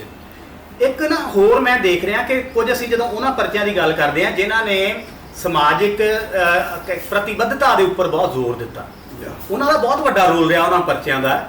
ਜਿਵੇਂ ਜਿਹੜਾ ਪ੍ਰੀਤ ਲੜੀ ਦੀ ਤਾਂ ਹੈ ਹੀ ਸੀ ਇਹ ਗੱਲ, ਉਸ ਤੋਂ ਬਾਅਦ ਵਾਲੇ ਅਸੀਂ ਬਹੁਤ ਸਾਰੇ ਪਰਚੇ ਦੇਖ ਸਕਦੇ ਹਾਂ। ਖਾਸ ਤੌਰ ਤੇ ਜਦੋਂ ਅਸੀਂ ਲਿਖਣਾ ਸ਼ੁਰੂ ਕੀਤਾ, ਗੁਰਸ਼ਰਨ ਭਾਜੀ ਨੇ ਜਿਹੜੇ ਪਰਚੇ ਕੱਢੇ, ਸਰਦਲ ਕੱਢਿਆ ਉਹਨਾਂ ਨੇ, ਉਸ ਤੋਂ ਬਾਅਦ ਸਮਤਾ ਕੱਢਿਆ, ਛੋਟੇ ਛੋਟੇ ਪਰਚੇ, ਲੇਕਿਨ ਉਹਨਾਂ ਨੇ ਆਪਣੀ ਬਹੁਤ ਵੱਡੀ ਭੂਮਿਕਾ ਉਹਦੇ 'ਚ ਨਿਭਾਈ। ਫਿਰ ਸਰਦਲ ਜਿਹੜਾ ਉਹ ਬਾਅਦ ਵਿੱਚ ਪੁਲਿਸ ਮੰਚ ਦੇ ਕੋਲ ਵੀ ਗਿਆ, ਉੱਥੇ ਨਿਕਲਦਾ ਰਿਹਾ। ਫਿਰ ਸਾਡੇ ਕੋਲ ਹਰਭਜਨ ਸਿੰਘ ਹੁੰਦਲ ਹੋਰੀ ਨੇ, ਉਹਨਾਂ ਨੇ ਚਿਰਾਗ ਪਰਚਾ ਕੱਢਿਆ, ਔਰ ਚਿਰਾਗ ਪਰਚੇ ਦੇ ਸ਼ੁਰੂ ਤੋਂ ਹੀ ਉਹਨਾਂ ਨੇ ਜਿਸ ਤਰੀਕੇ ਦੇ ਨਾਲ ਨੌਜਵਾਨ ਜਿਹੜੇ ਲੇਖਕ ਸਨ, ਪ੍ਰਗਤੀਸ਼ੀਲ ਦ੍ਰਿਸ਼ਟੀ ਵਾਲੇ, ਉਹਨਾਂ ਨੂੰ ਨਾਲ ਜੋੜਿਆ। ਸੋ ਇਹਨਾਂ ਪਰਚਿਆਂ ਨੇ ਆਪਣੀ ਇੱਕ ਵੱਖਰੀ ਭੂਮਿਕਾ ਨਿਭਾਈ। ਸੇਧ ਪਰਚਾ ਜਿਹੜਾ ਹੈ ਉਹ ਬਹੁਤ ਮਹੱਤਵਪੂਰਨ ਪਰਚਾ ਹੈ, ਜਿਹੜੇ ਸਾਡੇ ਪੰਜਾਬ ਦੇ ਜਿਹੜੇ ਈਵਨ ਸਿਰਫ ਇਕੱਲੇ ਸਾਹਿਤਕ ਹੀ ਨਹੀਂ, ਸਮਾਜਿਕ ਇਤਿਹਾਸਕ ਸਾਰੇ ਖੇਤਰਾਂ ਦੇ ਵਿੱਚ ਜਿਹੜੀਆਂ ਵੱਡੇ ਸੰਵਾਦ ਛੇੜੇ ਸੇਧ ਨੇ। ਸੋ ਇਹਨਾਂ ਪਰਚਿਆਂ ਨੇ ਆਪਣੇ ਵੇਲੇ ਬਹੁਤ ਵੱਡੀ ਭੂਮਿਕਾ ਨਿਭਾਈ ਹੈ। ਬਹੁਤ ਵਧੀਆ ਗੱਲਾਂ ਅਸਲ 'ਚ ਹੋ ਰਹੀਆਂ ਨੇ। ਮਲਵਿੰਦਰ ਹੋਣੀ ਵੀ ਇੱਕ ਸੰਪਾਦਕ ਨੇ ਸਤਰੰਗੀ ਪੀਕ ਦੇ, ਮੈਂ ਇਹਨਾਂ ਨਾਲ ਅਸਲ 'ਚ ਮੈਂ ਇਹਨਾਂ ਨੂੰ ਸਵਾਲ ਵੀ ਕਰਦਾ ਤੇ ਸਾਡੀ ਜਿਹੜੀ ਪਿਛਲੇ ਦਿਨਾਂ 'ਚ ਗੱਲ ਹੋਈ ਉਹ ਵੀ ਗੱਲ ਆ ਜਾਊਗੀ। ਇਹ ਸਾਰਿਆਂ ਨੂੰ ਮੇਰਾ ਸਵਾਲ ਆ ਜਾਣਾ, ਵਿੱਚੋਂ ਹੀ ਆਪਣੀ ਗੱਲ ਤੁਰ ਪੈਣੀ ਆ। ਮੈਂ ਜਦੋਂ ਹੁਣ ਵੱਡਕਾਰੀ ਪਰਚੇ ਨਿਕਲ ਰਹੇ ਆ ਸਾਰੇ, ਜਿਹੜੇ 4-5 ਆ ਰਹੇ ਸਾਹਮਣੇ ਆ ਰਹੇ, ਹੁਣ ਮਲਵਿੰਦਰ ਨਾਲ ਮੇਰੀ ਅਕਸਰ ਗੱਲ ਹੁੰਦੀ ਰਹਿੰਦੀ ਆ ਵੀ ਇੰਨੇ ਵੱਡੇ ਪਰਚਿਆਂ ਦੀ ਲੋੜ ਕੀ ਆ, ਮਤਲਬ ਇੰਨਾ ਜ਼ਿਆਦਾ ਮਤਲਬ ਕੀ ਲੋੜ ਆ। ਬਹੁਤੀ ਮੈਂ ਵੀ ਚਲੋ ਉਹਦੀ ਸੰਪਾਦਨਾ ਕਰ ਰਿਹਾ, ਮੈਨੂੰ ਕਿਹੜੀਆਂ ਚੁਣੌਤੀਆਂ ਦੇ ਸਾਹਮਣਾ ਪਿਆ, ਆਪਾਂ ਉਹ ਵੀ ਗੱਲ ਕਰਾਂਗੇ, ਵਿੱਚੋਂ ਹੀ ਗੱਲ ਤੁਰੇਗੀ। ਹੁਣ ਇਹ ਮਲਵਿੰਦਰ ਕਹਿੰਦਾ ਵੀ ਜਦੋਂ ਅੱਖਰ ਮੈਗਜ਼ੀਨ ਜਾਂ ਲੋ ਮੈਗਜ਼ੀਨ ਨਿਕਲਿਆ ਪਰਮਿੰਦਰਜੀਤ ਹੋਣੀ ਦਾ, ਉਹਨਾਂ ਦੇ 40 ਜਾਂ 50 ਪੇਜ, 35-40 ਪੇਜ ਹੁੰਦੇ ਸੀਗੇ, ਤੇ ਲੋਕੀ ਮਤਲਬ ਉਹਨੂੰ ਇੰਨੀ ਸ਼ਿੱਦਤ ਨਾਲ ਉਡੀਕਦੇ ਸੀ। ਹੁਣ ਗੱਲ ਆ ਜਾਣੀ ਆ ਸੰਪਾਦਕ ਦੀ ਜਿਹੜੀ ਪਹੁੰਚ ਆ, ਉਹਦੀ ਅਪਰੋਚ ਕੀ ਆ, ਉਹ ਕਿੱਥੇ ਖੜਾ ਵਾ ਸੰਪਾਦਕ, ਕਿਉਂਕਿ ਜਿਹੜਾ ਸੰਪਾਦਕ ਜਿੱਥੇ ਖੜਾ ਉਹਨੇ ਰਚਨਾਵਾਂ ਵੀ ਉਹੋ ਜਿਹੀਆਂ ਲਾਉਣੀਆਂ, ਆਪਣੀ ਸੋਚ ਵੀ ਉਹੋ ਜਿਹੀ ਵਿੱਚ ਰੱਖਣੀ, ਤੇ ਸੰਪਾਦਕੀ ਟਿੱਪਣੀਆਂ ਵੀ ਉਹਦੇ ਤੇ ਰੱਖਣੀਆਂ, ਕਿਉਂਕਿ ਉਹ ਜਿਸ ਧਰਾਤਲ ਤੇ ਜਿਸ ਬੈਕਗ੍ਰਾਉਂਡ ਨਾਲ ਉਹ ਜੁੜਿਆ ਹੁੰਦਾ, ਜੋ ਉਹ ਆਏਗਾ। ਮੈਂ ਇਹਦੇ ਬਾਰੇ ਤੁਹਾਡਾ ਕੀ ਵਿਚਾਰ ਆ? ਮੈਂ ਤੁਹਾਨੂੰ ਇਹ ਕਹਿਣਾ ਚਾਹੂੰਗਾ ਕਿ ਪਰਚੇ ਛੋਟੇ ਹੀ ਹੋਣੇ ਚਾਹੀਦੇ ਕਿ ਵੱਡੇ ਹੀ ਹੋਣੇ ਚਾਹੀਦੇ? ਇਹ ਸਾਰੇ ਸਵਾਲ ਤੁਹਾਨੂੰ। 2-3 ਗੱਲਾਂ ਨੇ। ਇੱਕ ਤਾਂ ਗੱਲਬਾਤ ਬਹੁਤ ਵਧੀਆ ਹੋ ਰਹੀ ਹੈ, ਰਵਿੰਦਰ ਵੀ ਦੇਸਾਜ ਹੋ ਰਹੀ, ਬੜੀ ਅੱਛੀ ਗੱਲਬਾਤ ਕਰ ਰਿਹਾ, ਕਿਉਂਕਿ ਇਹ ਪਰਚਿਆਂ ਨਾਲ ਜੁੜੇ ਨੇ, ਨੇੜਿਓਂ ਜੁੜੇ ਹੋਏ। ਦੂਜੀ ਗੱਲ ਜਿਹੜੀ ਹੈ, ਜਦੋਂ ਸ਼ੁਰੂ ਦੇ ਵਿੱਚ ਗੱਲ ਰਵਿੰਦਰ ਨੇ ਕੀਤੀ, ਪਰਚੇ ਨਿਕਲਣੇ ਸ਼ੁਰੂ ਹੋਏ, ਨਾਗਮਣੀ ਹੋਇਆ, ਜਾਂ ਫਿਰ ਆਰਸੀ ਹੋਇਆ, ਲੋ ਹੋਇਆ, ਪ੍ਰੀਤ ਲੜੀ ਹੋਇਆ, ਉਹ ਮੈਗਜ਼ੀਨ ਜਾਂ ਜਿਹੜੇ ਹੋਰ ਰਵਿੰਦਰ ਨੇ ਨਾਲ ਹੈ 2-3 ਪਰਚਿਆਂ ਦੇ ਜਿਹੜੇ ਪ੍ਰਤੀਬੱਧਤਾ ਵਾਲੇ ਪਰਚੇ ਨੇ, ਉਦੋਂ ਅਸੀਂ ਉਹ ਹਰ ਮਹੀਨੇ ਛਪਦੇ ਹੁੰਦੇ ਸੀ। ਔਰ ਜਿੰਨਾ ਕਿ ਮੈਨੂੰ ਯਾਦ ਹੈ ਜਦੋਂ ਜੇ ਮੈਂ ਸਾਹਿਤ ਨਾਲ ਜੁੜਿਆ ਵੀ ਨਵੇਂ ਲੇਖਕ, ਚਾਹੇ ਉਹ ਕਵੀ ਹੈ, ਚਾਹੇ ਕਹਾਣੀਕਾਰ ਹੈ, ਚਾਹੇ ਕੋਈ ਹੋਰ ਹੈ, ਉਹ ਉਹਨਾਂ ਪਰਚਿਆਂ ਨੂੰ ਪੜ੍ਹ ਕੇ ਹਰ ਮਹੀਨੇ ਉਹਨਾਂ ਨੂੰ ਉਡੀਕਦੇ ਸੀ। ਉਹਨਾਂ ਨੂੰ ਪੜ੍ਹ ਕੇ ਉਹ ਆਪ ਕਵਿਤਾ ਲਿਖਣ ਵੱਲ, ਆਪ ਕਹਾਣੀ ਲਿਖਣ ਵੱਲ ਰੁਚਿਤ ਹੁੰਦੇ ਸੀ। ਉਹ ਇੱਕ ਇਹ ਸੀ। ਕਿਤਾਬੀ ਰੂਪ ਬਾਅਦ ਦੀ ਗੱਲ ਹੈ, ਕਿਤਾਬਾਂ ਪੜ੍ਹਨ ਵਾਲੀ ਗੱਲ ਵੀ ਬਾਅਦ ਦੀ ਹੈ, ਕਿਤਾਬ ਲਿਖਣ ਵਾਲੀ ਗੱਲ ਵੀ ਬਾਅਦ ਦੀ ਹੈ। ਉਹਨਾਂ ਪਰਚਿਆਂ ਨੂੰ ਉਡੀਕਦੇ ਸੀ, ਪੜ੍ਹਦੇ ਸੀ। ਉਸ ਤੋਂ ਬਾਅਦ ਜਿਹੜੇ ਵੱਡ ਆਕਾਰੀ ਮੈਗਜ਼ੀਨਾਂ ਦਾ ਜਿਹੜਾ ਸ਼ੁਰੂ ਹੋਇਆ ਦੌਰ, ਇਹ ਦੋਵੇਂ ਵਿਦਵਾਨ ਦੋਸਤ ਸਾਡੇ ਕੋਲ ਬੈਠੇ ਨੇ, ਇਹ ਜ਼ਰੂਰ ਇਹ ਗੱਲ ਕਲੀਅਰ ਕਰਨਗੇ ਕਿ ਇਹ ਰੁਝਾਨ ਸਿਹਤਮੰਦ ਹੈ ਜਾਂ ਕੀ ਹੈ। ਕਿ ਜਦੋਂ ਅਸੀਂ ਮਹੀਨੇ ਬਾਅਦ ਉਡੀਕਦੇ ਹੁੰਦੇ ਸਾਂ ਲੋ ਨੂੰ, ਪਹਿਲਾਂ ਫਿਰ ਅੱਖਰ ਨੂੰ, ਜਾਂ ਆਰਸੀ ਨੂੰ, ਜਾਂ ਨਾਗਮਣੀ ਨੂੰ, ਉਹ ਵਧੀਆ ਸੀ ਕਿ ਜਾਂ ਹੁਣ 3 ਮਹੀਨੇ ਅਸੀਂ ਉਡੀਕਦੇ ਹਾਂ ਤੇ 250 ਪੰਨੇ ਦਾ ਮੈਗਜ਼ੀਨ ਜਿਹੜਾ ਹੈ ਉਹ ਅਸੀਂ ਕਿੰਨਾ ਕੁ ਪੜ੍ਹਦੇ ਹਾਂ। ਉਹ ਸਾਡੀਆਂ ਆਪਸ਼ਨਸ ਹੁੰਦੀਆਂ ਹਰ ਇੱਕ ਦੀਆਂ, ਉਹ 'ਚੋਂ ਅਸੀਂ ਕਵਿਤਾ ਪੜ੍ਹਨੀ ਆ, ਕਹਾਣੀ ਪੜ੍ਹਨੀ ਆ, ਕੋਈ ਆਰਟੀਕਲ ਪੜ੍ਹਨੇ ਆ। ਉਹ ਉਸ ਤੋਂ ਬਾਅਦ ਬਾਕੀ ਮੇਰਾ ਖਿਆਲ ਜਿਹੜੇ ਮੈਗਜ਼ੀਨ ਹੈ ਉਹ ਬਿਨਾਂ ਪੜ੍ਹੇ ਘਰ 'ਚ ਪਏ ਰਹਿ ਜਾਂਦੇ। ਜਦ ਕਿ ਜਿਹੜੇ ਪਹਿਲਾਂ 35-40 ਪੰਨਿਆਂ ਦਾ ਮੈਗਜ਼ੀਨ ਆਉਂਦਾ ਸੀ ਉਹ ਅਸੀਂ ਅੱਖਰ ਸਾਰਾ ਪੜ੍ਹਦੇ ਸਾਂ। ਉਹਦੇ ਉੱਪਰ ਲੋਕ ਖੱਤ ਵੀ ਲਿਖਦੇ ਸੀ, ਅਗਲੇ ਅੰਕ ਦੇ ਵਿੱਚ ਉਹ ਖੱਤ ਛਾਪਤੇ ਵੀ ਹੁੰਦੇ ਸੀ। ਇਹ ਜਿਹੜਾ ਇੱਕ ਆਈ ਤਬਦੀਲੀ, ਇਹਦੇ ਬਾਰੇ ਜ਼ਰੂਰ ਗੱਲ ਹੋਣੀ ਚਾਹੀਦੀ ਹੈ ਕਿ ਕੀ ਇਹ ਰੁਝਾਨ ਚੰਗਾ ਹੈ। ਵੱਡਆਕਾਰੀ ਮੈਗਜ਼ੀਨ ਇੱਕ ਤੋਂ ਬਾਅਦ ਦੂਜਾ, ਦੂਜੇ ਤੋਂ ਬਾਅਦ ਤੀਜਾ, ਤੀਜੇ ਤੋਂ ਬਾਅਦ ਚੌਥਾ, ਇਹ 'ਚ ਛਪਣੇ ਚਾਹੀਦੇ, ਜਾਂ ਉਹ ਚੰਗਾ ਸੀ ਜਦੋਂ ਹਰ ਮਹੀਨੇ 35-40 ਪੰਨਿਆਂ ਦੇ ਮੈਗਜ਼ੀਨ ਨੂੰ ਅਸੀਂ ਉਡੀਕਦੇ ਹੁੰਦੇ ਸੀ। ਮਲਵਿੰਦਰ ਹੋਰਾਂ ਦਾ ਸਵਾਲ ਖੜਾ ਹੀ ਹੈ, ਕਾਇਮ ਹੀ ਹੈ, ਇਹਦੇ ਤੇ ਵੀ ਆਪਾਂ ਗੱਲ ਕਰਾਂਗੇ। ਪਰ ਮੈਂ ਹਰਵਿੰਦਰ ਹੋਰਾਂ ਦੇ ਨੁਕਤੇ 'ਚੋਂ ਇੱਕ ਗੱਲ ਮੇਰੇ ਧਿਆਨ 'ਚ ਆਈ ਸੀ। ਜਦੋਂ ਇਹਨਾਂ ਨੇ ਚਿਰਾਗ ਦੀ ਗੱਲ ਕੀਤੀ, ਹਰਭਜਨ ਹੁੰਦਲ ਹੋਰਾਂ ਨੇ ਚਿਰਾਗ ਕੱਢਿਆ, ਤਾਂ ਉਹਦੇ ਨਾਲ ਮੈਂ ਸਿਰਜਣਾ ਮੈਗਜ਼ੀਨ ਨੂੰ, ਬੜੀ ਵੱਡੀ ਕੰਟਰੀਬਿਊਸ਼ਨ ਹੈ ਸਿਰਜਣਾ ਮੈਗਜ਼ੀਨ ਦੀ। ਹਾਂ ਬਿਲਕੁਲ ਕਹਾਣੀਕਾਰ ਪੈਦਾ ਕਰ ਦਿੱਤੇ, ਕਿਵੇਂ ਕਿ ਮਤਲਬ ਇੱਕ ਜਾਹੋ ਜਲਾਉ ਸਿਰਜਣਾ ਦਾ ਕਾਇਮ ਰਿਹਾ ਹੈ। ਕੋਈ ਵੇਲਾ ਸੀ ਜਿਸ ਵੇਲੇ ਸਿਰਜਣਾ 'ਚ ਛਪਣਾ ਮਾਣ ਵਾਲੀ ਗੱਲ ਸੀ, ਜਾਂ ਮੋਹਰ ਲੱਗਦੀ ਸੀ, ਸਟੈਂਪ ਲੱਗਦੀ ਸੀ ਕਿਸੇ ਵੇਲੇ, ਜਿਵੇਂ ਨਾਗਮਣੀ 'ਚ ਮੋਹਰ ਲੱਗਦੀ ਸੀ। ਪਰ ਮੇਰਾ ਇੱਕ ਸਵਾਲ ਹਰਵਿੰਦਰ ਮੇਰੇ ਮਨ 'ਚ ਜਿਹੜਾ ਇਹਨਾਂ ਪਰਚਿਆਂ ਨੂੰ ਲੈ ਕੇ, ਪਿਛਲੇ ਦਿਨੀ ਮੈਂ ਲਕੀਰ ਦਾ ਵਿਸ਼ੇਸ਼ ਅੰਕ ਕੱਢਿਆ ਤੇ ਮੈਂ ਪਰਚਿਆਂ ਦੀ ਭੂਮਿਕਾ ਬਾਰੇ ਉਹਦੀ ਸੰਪਾਦਕੀ ਲਿਖੀ ਹੈ, ਕੱਲ ਨੂੰ ਆ ਜਾਏਗਾ ਉਹ। ਤਾਂ ਮੈਂ ਚਿੰਤਨ ਕਰ ਰਿਹਾ ਸੀ ਇਹਨਾਂ ਪਰਚਿਆਂ ਨੂੰ ਲੈ ਕੇ, ਬਹੁਤ ਸਾਰੇ ਹਰ ਇੱਕ ਦੇ ਉਹਦੇ। ਤਾਂ ਮੈਨੂੰ ਲੱਗਾ ਕਿ ਇਹ ਜਿਹੜੇ ਪ੍ਰਗਤੀਸ਼ੀਲਤਾ ਦੇ ਨਾਂ ਤੇ ਕੁਝ ਪਰਚੇ ਨਿਕਲ ਰਹੇ ਸੀ, ਇਹਨਾਂ ਦੀ ਕੰਟਰੀਬਿਊਸ਼ਨ ਨੂੰ ਤੁਸੀਂ ਡਿਨਾਈ ਨਹੀਂ ਕਰ ਸਕਦੇ, ਉੱਤੇ ਕੋਈ ਸਵਾਲੀਆ ਨਿਸ਼ਾਨ ਨਹੀਂ ਲਾ ਸਕਦੇ। ਉਹਦੀ ਸਾਹਿਤ ਨੂੰ ਜਿਹੜੀ ਦੇਣ ਹੈ, ਪ੍ਰਗਤੀਸ਼ੀਲ ਦੌਰ ਨੂੰ ਜਿਹੜੀ ਦੇਣ ਹੈ, ਜਾਂ ਉਸ ਲਹਿਰ ਨੂੰ, ਮੂਵਮੈਂਟ ਨੂੰ ਜਿਹੜੀ ਦੇਣ ਹੈ, ਪਰ ਉਹ ਇਹਦੇ ਵਿੱਚ ਇੱਕ ਕਿਸਮ ਦੀ ਨਾ ਖਾਸ ਕਿਸਮ ਦੀ ਇੱਕ ਇਨਵਿਜ਼ੀਬਲ ਜਿਹੀ ਨੈਤਿਕਤਾ ਰੱਖ ਕੇ ਐਸੇ ਰਾਈਟਰਸ ਨੂੰ ਇਗਨੋਰ ਕੀਤਾ ਗਿਆ, ਜਾਂ ਉਹਨਾਂ ਦੇ ਉੱਤੇ ਅਟੈਕਿੰਗ ਮੂਡ 'ਚ ਵੀ ਆਏ ਇਹ ਕਿਤੇ ਨਾ ਕਿਤੇ। ਮਸਲਨ ਮੈਂ ਸਿਰਜਣਾ ਦੀ ਸੰਪਾਦਕੀ ਪੜ੍ਹ ਰਿਹਾ ਸੀਗਾ, ਸੁਖਜੀਤ ਦੀ ਕਹਾਣੀਆਂ ਮੈਂ ਰੇਪ ਨੂੰ ਇੰਜੋਏ ਕਰਦੀ ਹਾਂ, ਉਹਦੇ ਖਿਲਾਫ ਉਹਨਾਂ ਨੇ ਸੰਪਾਦਕੀ ਲਿਖੀ। ਹਾਲਾਂਕਿ ਸੁਖਜੀਤ ਦੀ ਉਹ ਕਹਾਣੀ ਇੰਨੀ ਸਸ਼ਕਤ ਕਹਾਣੀ ਹੈ, ਕਿਉਂਕਿ ਉਹਦੇ ਵਿੱਚ ਉਹ ਨਾ ਹੀ ਉਹਨੂੰ ਇਤਰਾਜ਼ਯੋਗ ਲੱਗ ਜਾਂਦਾ ਆ ਰਘਵੀਰ ਸਿੰਘ ਹੋਰਾਂ ਨੂੰ, ਨਾ ਹੀ ਇਤਰਾਜ਼ਯੋਗ ਹੈ ਯਾਰ ਇਹ ਕਿ ਇਹ ਤੁਸੀਂ ਸਮਾਜ ਦੇ ਵਿੱਚ ਕੀ ਕਰਨਾ ਚਾਹੁੰਦੇ, ਕੀ ਕਹਿਣਾ ਚਾਹੁੰਦੇ। ਜਦ ਕਿ ਅੱਜ ਮਜ਼ਦੂਰਾਂ ਦਾ ਰੇਪ ਨਹੀਂ ਹੋ ਰਿਹਾ, ਅੱਜ ਕਿਸਾਨਾਂ ਦਾ ਰੇਪ ਨਹੀਂ ਹੋ ਰਿਹਾ, ਅੱਜ ਧਰਤੀ ਨਾਲ ਰੇਪ ਨਹੀਂ ਹੋਈ, ਅੱਜ ਮੱਤੇਵਾੜਾ ਜੰਗਲ ਲਈ ਤੁਸੀਂ ਤੁਰ ਪਏ ਮੁਹਿੰਮ ਲੈ ਕੇ ਕਿ ਇਹ ਰੇਪ ਨਹੀਂ ਜੰਗਲਾਂ ਦੇ ਨਾਲ, ਕੀ ਸਾਡੇ ਕੁਦਰਤੀ ਸੋਮਿਆਂ ਦੇ ਨਾਲ ਰੇਪ ਨਹੀਂ ਹੋ ਰਿਹਾ, ਕਿ ਬਾਲ ਅੱਜ ਸਾਰੇ ਸਕੂਲਾਂ ਤੋਂ ਕਰੋਨਾ ਦੇ ਨਾਂ ਦੇ ਉੱਤੇ ਬਿਠਾਤੇ ਆ ਬੱਚੇ, ਕੀ ਇਹਨੂੰ ਰੇਪ ਦੇ ਮੈਟਾਫੋਰ ਰਾਹੀਂ ਨਹੀਂ ਸਮਝਿਆ ਜਾ ਸਕਦਾ ਆਲ ਓਵਰ ਜੋ ਹੋ ਰਿਹਾ ਹੈ।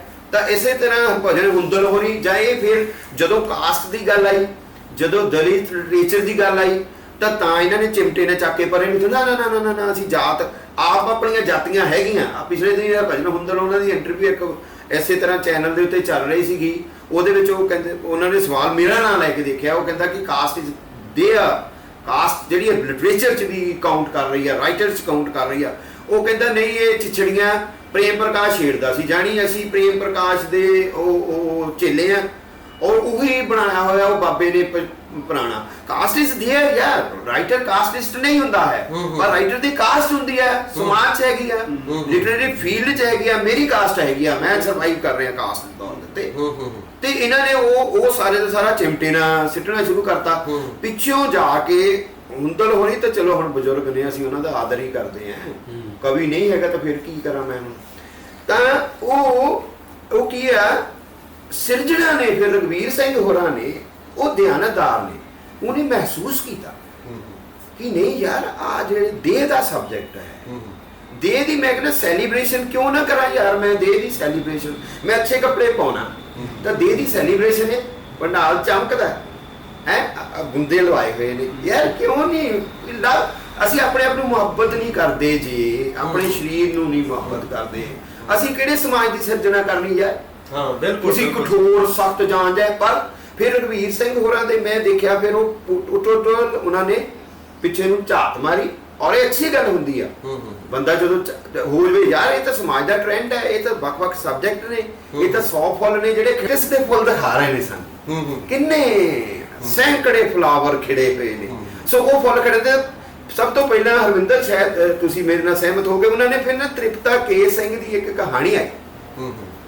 ਉਹ ਬੀਬੀ ਦੀਆਂ ਫੀਲਿੰਗਸ ਨੇ ਉਸ ਔਰਤ ਦੇ ਅੰਦਰ ਦਾ ਦ੍ਰਵਿਤ ਜਿਸ ਤਰੀਕੇ ਉਹ ਹੁੰਦੀ ਹੈ ਜਿਸ ਤਰੀਕੇ ਉਹਦੀ ਉਹ ਕਾਮ ਨਾਲ ਆਪਾਂ ਜੋੜ ਸਕਦੇ ਹਾਂ ਉਹਦਾ ਸਾਰਾ ਵਿਹਾਰ ਜਿਹੜਾ ਕਾਮ ਵਿਹਾਰ ਹੈ ਬਟ ਬਹੁਤ ਹੀ ਸੂਖਸ਼ਮ ਤਰੀਕੇ ਦੇ ਨਾਲ ਲਿਖੀ ਹੋਈ ਕਹਾਣੀ ਤੇ ਉਹ ਜਦੋਂ ਫਿਰ ਸਿਰਜਣਾ ਚ ਪੜ੍ਹੀ ਮੈਨੂੰ ਬੜਾ ਚੰਗਾ ਲੱਗਾ ਮੈਂ ਕਿਹਾ ਯਾਰ ਇਹ ਠੀਕ ਆ ਕਿ ਇਹੋ ਜਿਹੀਆਂ ਕਹਾਣੀਆਂ ਫਿਰ ਦਲਿਤ ਲਿਟਰੇਚਰ ਨੂੰ ਲੈ ਕੇ ਬਹੁਤ ਸਾਰੀਆਂ ਉਹਨਾਂ ਨੇ ਕਹਾਣੀਆਂ ਛਾਪੀਆਂ ਰਸੂਲਪੁਰੀ ਦੀਆਂ ਕਹਾਣੀਆਂ ਵੀ ਉਹਨਾਂ ਨੇ ਛਾਪੀਆਂ ਗੁਰਮੀਤ ਕੜਿਆਲਵੀ ਦੀਆਂ ਕਹਾਣੀਆਂ ਇਸ ਐਂਗਲ ਤੋਂ ਲੈ ਕੇ ਉਹਨਾਂ ਨੇ ਡਿਬੇਟ ਵੀ ਕਈ ਸੰਪਾਦਕੀਆਂ ਵੀ ਲਿਖੀਆਂ ਆਇਆ ਉਹਨਾਂ ਨੇ ਅਸੀਂ ਸਹਿਮਤ ਹੋਈਏ ਨਾ ਹੋਈਏ ਪਰ ਭਾਈ ਜੇ ਮਸਲਾ ਡਿਬੇਟ 'ਚ ਹੈ ਤਾਂ ਸੰਪਾਦਕ ਦਾ ਫਰਜ਼ ਜਿਹੜਾ ਬਣਦਾ ਹੈ ਉਹ ਨਿਭਾਉਣਾ ਚਾਹੀਦਾ ਹੈ ਔਰ ਉਹਨਾਂ ਨੇ ਉਹ ਨਿਭਾਇਆ ਹੁੰਦਲ ਉਹਨਾਂ ਕੋਲ ਨਹੀਂ ਨਿਭਿਆ ਚਲੋ ਕੋਈ ਗੱਲ ਨਹੀਂ ਅਸਲ 'ਚ ਮੈਂ ਕਾਲੀ ਹੋਰਾਂ ਦੀ ਇਸ ਗੱਲ ਦੇ ਨਾਲ ਹੀ ਜੋੜਦਾ ਗੱਲ ਕਿ ਮੈਨੂੰ ਇਹ ਲੱਗਦਾ ਕਿ ਜੋ ਕੁਝ ਸਾਡੇ ਸਮਾਜ ਵਿੱਚ ਜਿਸ ਪੱਧਰ ਤੇ ਸੋਚਿਆ ਜਾ ਰਿਹਾ ਹੁੰਦਾ ਹੈ ਕੁਦਰਤੀ ਹੈ ਪਰਚਿਆਂ ਦੇ ਵਿੱਚ ਵੀ ਉਹ ਚੀਜ਼ਾਂ ਆਉਂਦੀਆਂ ਇੱਥੋਂ ਤੱਕ ਕਿ ਜਿਸ ਤਰ੍ਹਾਂ ਦਾ ਸਾਡਾ ਸਿਆਸੀ ਮਾਹੌਲ ਹੁੰਦਾ ਹੈ ਉਹ ਲੋਕ ਜਿਹੜੇ ਸਾਹਿਤ ਨਾਲ ਸ਼ਬਦਾਂ ਦੇ ਨਾਲ ਜੁੜੇ ਹੁੰਦੇ ਆ ਲਿਖਣ ਪੜ੍ਹਨ ਨਾਲ ਜੁੜੇ ਹੁੰਦੇ ਆ ਉਹਨਾਂ ਵਿੱਚ ਜਿਸ ਤਰ੍ਹਾਂ ਦੇ ਵਿਚਾਰ ਚੱਲ ਰਹੇ ਹੁੰਦੇ ਵਿਚਾਰਧਾਰਾਵਾਂ ਚੱਲ ਰਹੀਆਂ ਹੁੰਦੀਆਂ ਪਰਚੇ ਵੀ ਉਹਨਾਂ ਦੀ ਪ੍ਰਤੀਨਿਧਤਾ ਕਰਨ ਦੇ ਲਈ ਆ ਜਾਂਦੇ ਜਿਸ ਵੇਲੇ ਪਰੰਪਰਕ ਪ੍ਰਗਤੀਵਾਦ ਸੀ ਤੇ ਕੁਦਰਤੀ ਸੀ ਕਿ ਪਰੰਪਰਕ ਪ੍ਰਗਤੀਵਾਦ ਦੇ ਨਾਲ ਜੁੜੇ ਹੋਏ ਲੋਕ ਜਿਹੜੇ ਨੇ ਉਹ ਉਸੇ ਤਰੀਕੇ ਉਸ ਸੀਮਾ ਦੇ ਵਿੱਚ ਰਹਿਣਗੇ ਜਿਹੜੀ ਸੀਮਾ ਜਿਹੜੀ ਉਹ ਤੈਅ ਕਰਦਾ ਉਹ ਪ੍ਰਗਤੀਵਾਦ ਦੂਸਰੇ ਪਾਸੇ ਜਦੋਂ ਅਸੀਂ ਦੇਖਦੇ ਹਾਂ ਕਿ ਜਿਵੇਂ ਹੁਣ ਨਾਗਮਣੀ ਦੇ ਬਾਰੇ ਜਿਵੇਂ ਕਿਹਾ ਜਾਂਦਾ ਹੈ ਕਿ ਨਾਗਮਣੀ ਨੇ ਇੱਕ ਸਟੇਜ ਦੇ ਉੱਤੇ ਸਗੋਂ ਪੰਜਾਬੀ ਕਵਿਤਾ ਦੇ ਬਾਰੇ ਉਹ ਰੋਲ ਨਹੀਂ ਨਿਭਾਇਆ ਜਿਹੜਾ ਨਿਭਾਉਣਾ ਚਾਹੀਦਾ ਸੀ ਔਰ ਖਾਸ ਤੌਰ ਤੇ ਸਮਾਜਿਕ ਸਰੋਕਾਰਾਂ ਨੂੰ ਅਣਗੌਲਿਆ ਕਰ ਦਿੱਤਾ ਅਮਰਤਾ ਪ੍ਰੀਤਮ ਨੇ ਪੰਜਾਬ ਸੰਕਟ ਦੇ ਵਿੱਚ ਬਿਲਕੁਲ ਹੁੰਗਾਰਾ ਪੰਜਾਬ ਸੰਕਟ ਦੇ ਦੌਰ 'ਚ ਇੱਕਦਮ ਖਾਮੋਸ਼ ਹੈ ਇਸ ਤਰ੍ਹਾਂ ਦੀਆਂ ਗੱਲਾਂ ਅਮਰਤਾ ਪ੍ਰੀਤਮ ਦੇ ਨਾਗਮਣੀ ਦੇ ਬਾਰੇ ਕਹੀਆਂ ਜਾਂਦੀਆਂ ਪਰ ਇਹਦੇ ਨਾਲ ਮੈਂ ਨਾ ਇਹ ਜੋੜਦਾ ਇਹ ਜਿਹੜੀ ਇੱਕ ਜ਼ਰੂਰੀ ਗੱਲ ਹੈ ਮੈਨੂੰ ਲੱਗਦਾ ਜਦੋਂ ਕੋਈ ਲੇਖਕ ਨੌਜਵਾਨ ਲੇਖਕ ਖਾਸ ਤੌਰ ਤੇ ਨਵੇਂ ਲੇਖਕ ਜਦੋਂ ਲਿਖਣਾ ਸ਼ੁਰੂ ਕਰਦੇ ਆ ਸ਼ਾਇਦ ਉਹ ਅਜੇ ਉਦੋਂ ਇੰਨੇ ਸੁਚੇਤ ਨਹੀਂ ਹੁੰਦੇ ਵਿਚਾਰਧਾਰਕ ਤੌਰ ਤੇ ਸਿਧਾਂਤਕ ਤੌਰ ਤੇ ਉਹ ਇੰਨੇ ਸੁਚੇਤ ਨਹੀਂ ਹੁੰਦੇ ਉਸ ਸਟੇਜ ਦੇ ਉੱਤੇ ਉਹ ਪਰਚੇ ਵੀ ਜਿਨ੍ਹਾਂ ਦੀ ਵੈਸੇ ਲਾਈਨ ਦੀ ਕਿਤੇ ਅਸੀਂ ਵਿਸ਼ਲੇਸ਼ਣ ਕਰ ਸਕਦੇ ਹਾਂ ਕਿ ਸਮੱਸਿਆ ਹੈ ਲੇਕਿਨ ਕਿਤੇ ਨਾ ਕਿਤੇ ਕੁਝ ਨਵੇਂ ਲੇਖਕ ਜਿਹੜੇ ਨਾ ਉਹਨਾਂ ਨਾਲ ਜੁੜ ਕੇ ਵੀ ਪੰਜਾਬੀ ਸਾਹਿਤ ਦੇ ਵਿੱਚ ਹੋਏ ਆ ਜਿਵੇਂ ਨਾਗਮਣੀ ਦੇ ਨਾਲ ਜੁੜ ਕੇ ਬਹੁਤ ਸਾਰੇ ਕਵੀ ਆਏ ਜਦੋਂ ਮੈਂ ਲਿਖਣਾ ਸ਼ੁਰੂ ਕੀਤਾ ਮੈਨੂੰ ਖੁਦ ਨੂੰ ਪਤਾ ਕਿ ਜਦੋਂ ਮੇਰੀ ਪਹਿਲੀ ਕਵਿਤਾ ਨਾਗਮਣੀ ਛਪੀ ਤੇ ਮੈਨੂੰ ਕਿੰਨੀ ਖੁਸ਼ੀ ਹੋਈ ਸੀ ਮੈਨੂੰ ਲੱਗਿਆ ਸੀ ਕਿ ਮੇਰੇ ਤੇ ਕਵੀ ਹੋਣ ਦੀ ਮੋਹਰ ਲੱਗ ਗਈ ਹੈ ਨਾਗਮਣੀ ਮੈਂ ਛਪ ਗਿਆ ਸੋ ਇਸੇ ਤਰ੍ਹਾਂ ਸਿਰਜਣਾ ਵਿੱਚ ਵੀ ਕੋਈ ਕਹਾਣੀ ਜੇ ਛਪ ਜਾਂਦੀ ਸੀ ਤਾਂ ਇਦਾਂ ਲੱਗਦਾ ਸੀ ਕਿ ਹਾਂ ਇਹ ਹੁਣ ਕਹਾਣੀਕਾਰ ਬਣ ਗਿਆ ਵਾਕਈ ਨਾ ਜਦੋਂ ਸਾਡੀ ਮੈਂ 95-96 ਚ ਕਹਾਣੀ ਲਿਖਣੀ ਸ਼ੁਰੂ ਕਰਦਾ ਆ ਤੇ ਨਾਗਮਣੀ ਚ ਪਹਿਲੀ ਕਹਾਣੀ ਵੀ ਨਾਗਮਣੀ ਚ ਦੂਜੀ ਤੀਜੀ ਚੌਥੀ ਪੰਜਵੀਂ ਤਾਂ ਅਸੀਂ ਤਾਂ ਉੱਡੇ ਫਿਰਦੇ ਸੀਗੇ ਪਰ ਫਿਰ ਜਦੋਂ ਨਾਗਮਣੀ ਢਹਿਲਾ ਪੈ ਗਿਆ ਜੇ ਲਕੀਰ ਨਾ ਨਿਕਲਦਾ ਤੇ ਇਹ ਪ੍ਰਗਤੀਸ਼ੀਲਾਂ ਨੇ ਕਿਤੇ ਮੈਨੂੰ ਛਾਪਣਾ ਸੀਗਾ ਇਹ ਤਾਂ ਪਤਾ ਨਹੀਂ ਕੀ ਕੱਢੀ ਜਾਂਦੇ ਸੀਗੇ ਸਾਡੀਆਂ ਉਹ ਕਹਾਣੀਆਂ ਦੇ ਵਿੱਚੋਂ ਇਹਦੇ ਚ ਨਾ ਦਿਲਚਸਪ ਗੱਲ ਹੈ ਜਿਵੇਂ ਵਿਸ਼ਾਲ ਹੋਰੀ ਬੈਠੇ ਆ ਵਿਸ਼ਾਲ ਹੋਰੀ ਨਾਗਮਣੀ ਚ ਵੀ ਛਾਪਦੇ ਹੁੰਦੇ ਸੀ ਤੇ ਵਿਸ਼ਾਲ ਹੋਰੀ ਸਰਦਲ ਤੋਂ ਲੈ ਕੇ ਤੇ ਚਿਰਾਗ ਇਹਨਾਂ ਸਾਰਿਆਂ ਨੂੰ ਛਾਪਦੇ ਹੁੰਦੇ ਸੀ ਮੈਨੂੰ ਤਾਂ ਇਹਨਾਂ ਕੋਲ ਵੀ ਕੋਈ ਇਹਦੇ ਬਾਰੇ ਦਿਲਚਸਪ ਅਨੁਭਵ ਹੋਣਗੇ ਇਸ ਚੀਜ਼ ਦਾ ਨਹੀਂ ਹਾਂ ਇਹ ਮੈਨੂੰ ਪਤਾ ਹੈ ਮੈਂ ਦੱਸਦੇ ਕਿ ਨਾਗਮਣੀ ਨੂੰ ਨਾਗਮਣੀਆਂ ਕੇ ਭੇਜ ਦਿੱਤਾ ਹੋਣਾ ਚਿਰਾਗ ਨੇ ਚਿਰਾਗ ਪਤਾ ਇਹ ਰਾਗ ਨੂੰ ਦਿਲ ਵਰਗੀਆਂ ਭੇਜ ਦਿੱਤਾ ਇੱਕ ਬੜੀ ਗੱਲ ਵਾ ਬੜੀ ਵਧੀਆ ਗੱਲ ਆਪਣੀ ਹੋ ਰਹੀ ਆ ਇੱਕ ਗੱਲ ਨਾਲ ਤੇ ਮੈਂ ਸਹਿਮਤ ਹਾਂ ਮਤਲਬ ਉਹ ਮੇਰਾ ਸਵਾਲ ਹੀ ਕਰਨਾ ਸੀ ਮੈਂ ਤੇ ਉਹਦਾ ਪਰ ਆਪਣੇ ਆਪ ਹੀ ਗੱਲ ਆ ਗਈ ਕਿ ਜਿੰਨਾ ਦਿਨਾਂ ਦੇ ਵਿੱਚ ਮੈਂ ਛਪਣਾ ਸ਼ੁਰੂ ਕੀਤਾ ਨਾਗਮਣੀ ਦੇ ਵਿੱਚ ਉਦੋਂ ਲੋ ਮੈਗਜ਼ੀਨ ਨਿਕਲਦਾ ਸੀ ਸਰਦਲ ਸੀ ਸਮਤਾ ਸੀ ਮਤਲਬ ਕੋਈ ਵੀ ਪਰਚਾ ਨਹੀਂ ਹੋਣਾ ਜਿਹਦੇ 'ਚ ਮੈਂ ਨਹੀਂ ਛਪਿਆ ਹੋਣਾ ਹੁਣ ਕਿਸੇ ਵੇਲੇ ਕੀ ਹੁੰਦਾ ਸੀ ਵੀ ਜਿੱਦਾਂ ਮੈਂ ਮਤਲਬ ਅਮਰਤਾ ਦੇ ਨਾਲ ਜੁੜੇ ਅਮਰਤਾ ਨੇ ਮੈਨੂੰ ਚਿੱਠੀ ਲਿਖੀ ਵੀ ਮੈਨੂੰ ਆ ਕੇ ਮਿਲ ਖੈਰ ਮੈਂ ਕਿਤੇ ਅੱਗੇ ਵੀ ਜ਼ਿਕਰ ਕੀਤਾ ਲੰਬੀ ਗੱਲ ਆ ਮੈਂ ਹਰਵਿੰਦਰ ਹੋਣਾ ਦੀ ਗੱਲ ਤੇ ਹੋਣਾ ਮੈਂ ਨਾਗਮਣੀ 'ਚ ਵੀ ਉੱਦਾਂ ਦਾ ਸ਼ਬਦ ਸੀ ਤੇ ਅੱਖਰ ਦੀ ਇਹਦੀ ਜਿਹੜੀ ਇਹਦੀ ਚਿਰਾਗ ਦੇ ਜੋ ਡੈਫਥ ਵਿੱਚ ਪਿਆ ਸੀ ਜੋ ਉਹ ਚਾਹੁੰਦਾ ਸੀ ਇਹਨਾਂ ਨੇ ਮੈਨੂੰ ਹੁੰਦਲ ਹੋਣਾ ਨੇ ਮੇਰੇ ਕੋਲ ਆ ਵੀ ਜਾਣਾ ਬਹਿਣਾ ਤੇ ਉਹਨਾਂ ਨੇ ਕਹਿਣਾ ਵੀ ਆਹ ਟਾਈਟਲ ਆ ਮਤਲਬ ਤੇ ਇਹਦੇ ਤੇ ਕਵਿਤਾ ਲਿਖਣੀ ਹੈ ਹਨਾ। ਉਦੋਂ ਮੈਂ ਬਹੁਤ ਸਾਰੇ ਬਲਵਿੰਦਰ ਹੋਣੀ ਹਰਵਿੰਦਰ ਹੋਣੀ ਜਾਣਦੇ ਵੀ ਮੈਂ ਕਿੰਨੇ ਨਾਟਕਾਂ ਦੀ ਪਿੱਠ ਭੂਮੀ ਦੇ ਗੀਤ ਵੀ ਲਿਖੇ ਆ। ਉਹਨਾਂ ਨੇ ਮੈਨੂੰ ਟਾਈਟਲ ਵਿਖਾਉਣਾ ਤੇ ਮੈਂ ਉਹਦੇ ਸੁਭਾਅ ਅਨੁਸਾਰ ਹੀ ਨਾ ਤੇ ਕਵਿਤਾ ਵੀ ਦੁਕਾਨ ਤੇ ਬੈਠੇ ਲਿਖ ਕੇ ਦੇ ਦੇਣੀ ਤੇ ਉਹ ਪਹਿਲੇ ਪੰਨੇ ਤੇ ਵੀ ਲੱਗੀ ਹੋਣੀ। ਤੇ ਇਹਦੇ ਵਿੱਚ ਦੁਕਾਨ ਸੀ ਦਸਤਕਾਰ ਮੈਂ ਕਹਿੰਦਾ ਵੀ ਉਹ ਉਹਦੇ ਵਿੱਚ ਮਤਲਬ ਚਲਾਕੀ ਵੀ ਕਹਿ ਲਓ ਹਨਾ, ਤੇ ਉਹ ਮਤਲਬ ਹੈਗੀ ਵੀ ਮੇਰੇ ਕਿਸੇ ਵੇਲੇ ਅੰਦਰੋਂ ਨਹੀਂ ਨਿਕਲੀ ਹੁੰਦੀ ਚੀਜ਼, ਉਹ ਪੈਦਾ ਕਰਵਾਈ ਜਾਂਦੀ ਸੀਗੀ ਤੇ ਉਹਦੇ ਵਿੱਚ ਵੀ ਆਪਾਂ ਸ਼ਬਦ ਰਹੇ। ਹੁਣ ਮੇਰਾ ਸਵਾਲ ਉੱਥੇ ਫੇਰ ਖੜਾ ਵਾ ਵੀ ਕਿਤੇ ਦੇਸਰਾਜ ਜੀ ਹਰਵਿੰਦਰ ਜੀ ਤੁਹਾਡਾ ਮੈਂ ਦੋਨਾਂ ਨੂੰ ਬਾਰ-ਬਾਰ ਤੁਹਾਡੇ ਕੋਲ ਆਉਂਗਾ ਵੀ ਬਲਵਿੰਦਰ ਨੇ ਜਿਹੜਾ ਸਵਾਲ ਕੀਤਾ ਵੀ ਉਹ ਪਰਚੇ ਜਿਹੜੇ ਛੋਟੇ ਸੀ ਤੇ ਹੁਣ ਵੱਡਾ ਪਰਚੇ ਆ ਯਾਰ ਉਹਦੇ ਬਾਰੇ ਹਰਵਿੰਦਰ ਬੋਲੇਗਾ। ਤੁਹਾਡੇ ਟਾਈਟਲ ਤੋਂ ਨਾ ਮੈਂ ਇੱਕ ਮੇਰੇ ਨੁਕਤਾ ਆਇਆ, ਬਹੁਤ ਅਹਿਮ ਨੁਕਤਾ ਹੈ ਔਰ ਬੜਾ ਸੂਖਮ ਹੈ ਉਹ ਕਿ ਟਾਈਟਲ ਜਦੋਂ ਡਿਜ਼ਾਈਨ ਕਰਦਾ ਹੈ ਸੰਪਾਦਕ ਤਾਂ ਬਹੁਤ ਦੇਖੋ ਜਦੋਂ ਅਸੀਂ ਨਾਗਮਣੀ ਦੀ ਗੱਲ ਕਰਦੇ ਆ ਨਾ ਤੇ ਉਹਦੇ ਨਾਲ ਅੰਮ੍ਰਿਤਾ ਹੋਰਾਂ ਦੇ ਨਾਲ 50% ਯੋਗਦਾਨ ਆਰਟ ਦਾ ਜਿਹੜਾ ਹੁੰਦਾ ਸੀਗਾ ਉਹ ਇਮਰੋਜ਼ ਦਾ ਹੁੰਦਾ ਸੀ। ਉਹਨੂੰ ਨਿਖਾਰਨ, ਉਹਨੂੰ ਸਵਾਰਨ, ਉਹਨੂੰ ਚਮਕਾ ਕੇ ਪੇਸ਼ ਕਰਨ, ਉਹਨੂੰ ਜਿੱਦਾਂ ਸਾਡੀਆਂ ਬੀਬੀਆਂ ਨੇ ਤੌੜੀਆਂ ਸਾਫ਼ ਕਰਨੀਆਂ ਤੇ ਥੱਲੇ ਮਿੱਟੀ ਲਾਉਣੀ, ਉਹ ਮਿੱਟੀ ਜਿਹੜੀ ਚਮਕ ਮਾਰਦੀ ਸੀ ਨਾ, ਉਹਨੇ ਸਕੈਚ ਬਣਾਉਂਦਾ ਸੀ ਰਾਈਟਰਸ ਦੇ। ਉਹ ਥੰਮ ਦੇ ਵਿੱਚੋਂ ਦੀ ਅੰਮ੍ਰਿਤਾ ਝਾਕਦੀ ਹੁੰਦੀ ਸੀ, ਅੰਗੂਠੇ ਦਾ ਨਿਸ਼ਾਨ ਹੈ ਉਹਦੇ ਵਿੱਚੋਂ ਦੀ ਅੰਮ੍ਰਿਤਾ ਝਾਕਦੀ ਹੈ। ਉਹ ਏਦਾਂ ਪੇੜ ਦਾ ਨਿਸ਼ਾਨ ਹੈ ਤੇ ਥੱਲੇ ਉਹ ਅੰਮ੍ਰਿਤਾ ਬਣਿਆ ਹੋਇਆ ਤੇ ਥੱਲੇ ਉਹ ਸਰ ਦਾ ਸਾਰਾ ਇਮਰੋਜ਼ ਲਿਖਿਆ ਹੋਇਆ। ਸੋ ਉਹ ਜਿਹੜੇ ਟਾਈਟਲ ਤੁਸੀਂ ਸਮਦਰਸ਼ੀ ਉਸ ਵੇਲੇ ਮੈਗਜ਼ੀਨ ਕੱਢਦੇ ਹੁੰਦੇ ਸੀਗੇ ਅੰਮ੍ਰਿਤਾ ਪ੍ਰੀਤਮ। ਮਾਈ ਗॉड ਯਾਰ, ਕਿਆ ਕਵਿਤਾ ਦੇ ਨਾਲ ਦੀ ਪੇਂਟਿੰਗ ਬਣਾ ਦਿੰਦਾ ਸੀ ਬੰਦਾ ਅੱਖਰ ਲਿਖ ਕੇ, ਔਰ ਉਹਦੀ ਜਿਹੜੀ ਅੰਦਰਲੀ ਡਿਜ਼ਾਈਨਿੰਗ ਸੀ। ਹੁਣ ਮੇਰੇ ਵਰਗਾ ਸਰੋਪੇ ਨਹੀਂ ਸੀ ਫਾਂਟਾ ਵਾਲਾ ਪਜਾਮਾ ਜਿੱਦਾਂ ਸੀਂਦਾ ਐਂ ਰੱਖ ਕੇ ਤੇ ਉਹ ਭੇਜ ਦਿੰਦੇ ਆ ਪਰਚਾ ਮੈਗਜ਼ੀਨ ਨੂੰ ਕੱਢ ਕੇ, ਤੇ ਉਹ ਛਾਪ ਜਾਂਦਾ ਠਾ ਬਟਰ ਕੱਢ ਕੇ।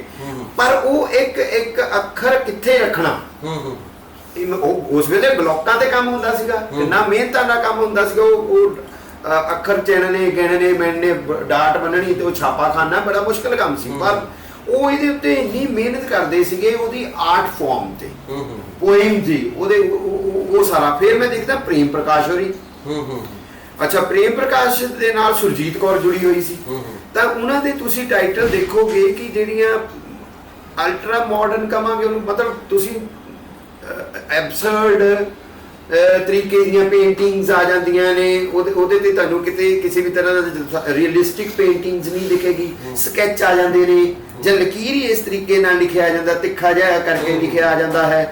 ਤਾਂ ਫਿਰ ਜੇ ਰਘਬੀਰ ਸਿੰਘ ਸਿਰਜਣਾ ਕੱਢਦੇ ਨੇ ਤਾਂ ਮੈਂ ਲੰਬੇ ਸਮੇਂ ਤੋਂ ਦੇਖ ਰਿਹਾ, ਪਤਾ ਨਹੀਂ ਕਿਉਂ, ਹਾਲਾਂਕਿ ਉਹ ਦੇਵ ਨਾਲ ਵੀ ਅਨਿਆਂ ਆ, ਉਹ ਦੇਵ ਦੀਆਂ ਪੇਂਟਿੰਗ ਇੱਕ ਕਰਕੇ ਲਾਈ ਤੁਰੇ ਜਾ ਰਹੇ ਨੇ। ਸਟੀਰੀਓਟਾਈਪ ਬੋਰਿੰਗ ਪੇਂਟਿੰਗ ਨਹੀਂ ਬੋਰਿੰਗ ਹੈ, ਪੇਂਟਿੰਗ ਤਾਂ ਖਿੜੀਆਂ ਹੋਏ, ਉਹ ਤਾਂ ਮਾੜਾ ਜਿਹਾ ਬ੍ਰਸ਼ ਦਾ ਛਿੱਟਾ ਮਾਰ ਦੇਵੇ ਦੇਵ ਤਾਂ ਉਹ ਜੰਗਲ ਮੱਤੇ ਵਾਲਾ ਜੰਗਲ ਬਣਾ ਦਿੰਦਾ, ਉਹ ਇੱਕ ਛਿੱਟਾ ਹਰੇ ਰੰਗ ਦਾ ਮਾਰ ਦੇਵੇ।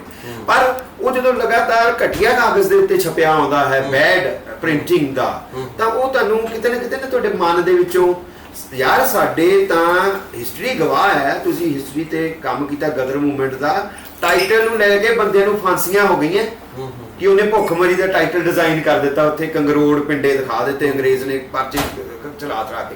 ਸੋ ਟਾਈਟਲ ਦਾ ਬਹੁਤ ਮਹੱਤਵ। ਮੈਂ ਕਿਰਤੀ ਦੇ ਟਾਈਟਲ ਦੇਖਦਾ, ਸ਼ਹੀਦ ਆਜ਼ਮ ਭਗਤ ਸਿੰਘ ਹੁਣੀ ਕਿਵੇਂ ਉਹ ਕਿਰਪਾਨਾਂ ਬਣਾ ਰਹੇ ਨੇ, ਕਿਵੇਂ ਉਹ ਮੋਰ ਬਣਾ ਰਹੇ ਨੇ, ਫਲਾਵਰ ਬਣਾ ਰਹੇ ਨੇ, ਕਿਵੇਂ ਉਹ ਅਸੀਂ ਗਦਰ ਦੇ ਟਾਈਟਲ ਦੇਖਦੇ ਹਾਂ ਹਨਾ, ਅਸੀਂ ਯੁਗਾਂਤਰ ਦੇ ਟਾਈਟਲ ਦੇਖਦੇ ਹਾਂ, ਤਾਂ ਕਿਸ ਤਰੀਕੇ ਦੀ ਇੱਕ ਲੜਾਈ ਹੈ ਟਾਈਟਲ ਦੇ ਵਿੱਚ, ਇੱਕ ਲੜਾਈ ਪਈ ਹੈ।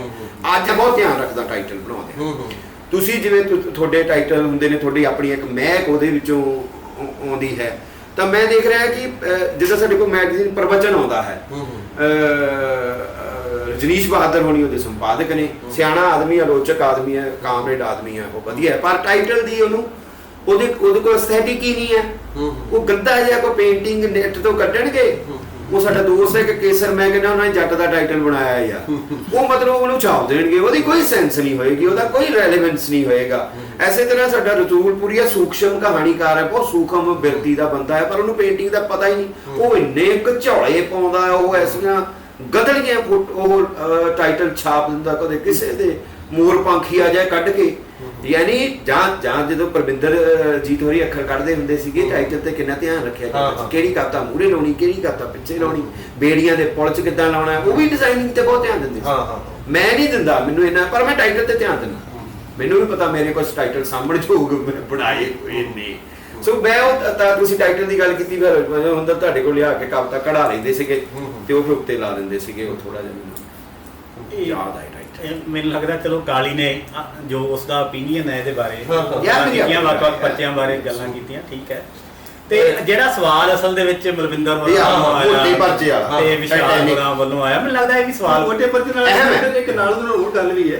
ਉਹਨਾਂ ਦਿਨਾਂ 'ਚ ਆਪਾਂ ਨੂੰ ਪਤਾ ਕਿ ਆਪਾਂ ਆਪਣੀ ਕਵਿਤਾ ਵੀ ਛਪਾਉਣੀ ਹੁੰਦੀ ਹੈ ਨਾ ਛੋਟੀ ਜਿਹੀ ਕਿਸੇ ਮੈਗਜ਼ੀਨ ਨੂੰ, ਸਾਲ ਉਡੀਕਣਾ ਪੈਂਦਾ ਸੀ ਭੇਜ ਕੇ, ਕੋਈ ਸ਼ਬਦੀ ਕਹਿੰਦੀ ਸ਼ਬਦੀ ਹੋ ਸਕਦਾ ਸਾਲ ਬਾਅਦ ਇਹਨਾਂ ਦਾ ਕਹਿਣ ਤੋਂ ਭਾਵ ਹੈ ਹੁਣ ਵੇਲ ਹੈਗਾ, ਰੱਦੀ ਵੀ ਛਪੀ ਜਾ ਰਹੀ, ਹੁਣ ਛਪੀ ਜਾ ਰਹੀ। ਨਹੀਂ ਫਿਰ ਇਹ ਗੱਲ ਬਣਦੀ ਵਿੱਚ ਹੁਣ ਕਾਲੀ ਜੀ ਇੱਕ ਗੱਲ ਇੱਥੇ ਆਈ ਆ ਵੀ ਵੱਡ ਅਕਾਲੀ ਪਰਚੇ ਦੀ ਗੱਲ ਕਿਤੇ ਮਤਲਬ ਇੱਕ ਪਰਚੇ ਦੇ ਨਾਲ ਵੱਡ ਅਕਾਲੀ ਜਿਹੜਾ ਪਰਚਾ ਵਾ ਉਹਦੇ ਨਾਲ ਕਿਤੇ ਪੂੰਜੀ ਤੇ ਨਹੀਂ ਜੁੜੀ ਹੋਈ ਕਿਤੇ ਇਹ ਪੰਡਾਲ ਪੂੰਜੀ ਜੇ ਆ ਰਹੀ ਆ ਮਤਲਬ ਬਿਲਕੁਲ ਪੂੰਜੀ ਆ ਰਹੀ ਹੈ ਤਾਂ ਫਿਰ ਕਿੱਥੋਂ ਆ ਰਹੀ ਆ? ਇਹ ਗੱਲ ਸਾਰੀ ਕਰਨ ਵਾਲੀ ਮੈਂ ਇਹਦੇ ਬਾਰੇ ਜ਼ਰੂਰ ਗੱਲ ਕਰਨੀ ਚਾਹੂੰਗਾ ਥੋੜਾ ਜਿਹਾ, ਕਿਉਂਕਿ ਇਹ ਛੋਟੇ ਪਰਚੇ ਬਨਾਮ ਵੱਡੇ ਪਰਚੇ, ਇਹ ਵੀ ਗੱਲ ਖੜੀ ਇਹ ਮਸਲਾ ਆਪਸ ਦੇ ਵਿੱਚ ਜੁੜਿਆ ਹੋਇਆ ਮਸਲਾ ਹੈ।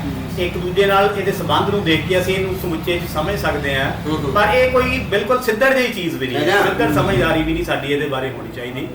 ਸੋ ਸਾਡੇ ਕੋਲ ਪਰਚੇ ਛੋਟੇ ਛੋਟੇ ਨਿਕਲਦੇ ਸੀ, ਜਿਵੇਂ ਬਲਵਿੰਦਰ ਹੋਰਾਂ ਨੇ ਗੱਲ ਕੀਤੀ। ਫਿਰ ਅਚਾਨਕ ਹੁਣ ਆਇਆ, ਹੁਣ ਪਹਿਲਾ ਪਰਚਾ ਹੀ ਸਾਨੂੰ ਯਾਦ ਆ, ਸੀ ਮੋਟਾਈ ਦੇਖ ਕੇ ਹੀ ਹੈਰਾਨ ਰਹਿ ਗਏ ਉਹਦੇ, ਲੇਕਿਨ ਉਹਦੇ ਵਿੱਚ ਜਿਹੜਾ ਉਹਦਾ ਮੈਟਰ ਸੀ, ਉਹਦੇ ਮੈਟਰ ਨੇ ਵੀ ਖਿੱਚਿਆ।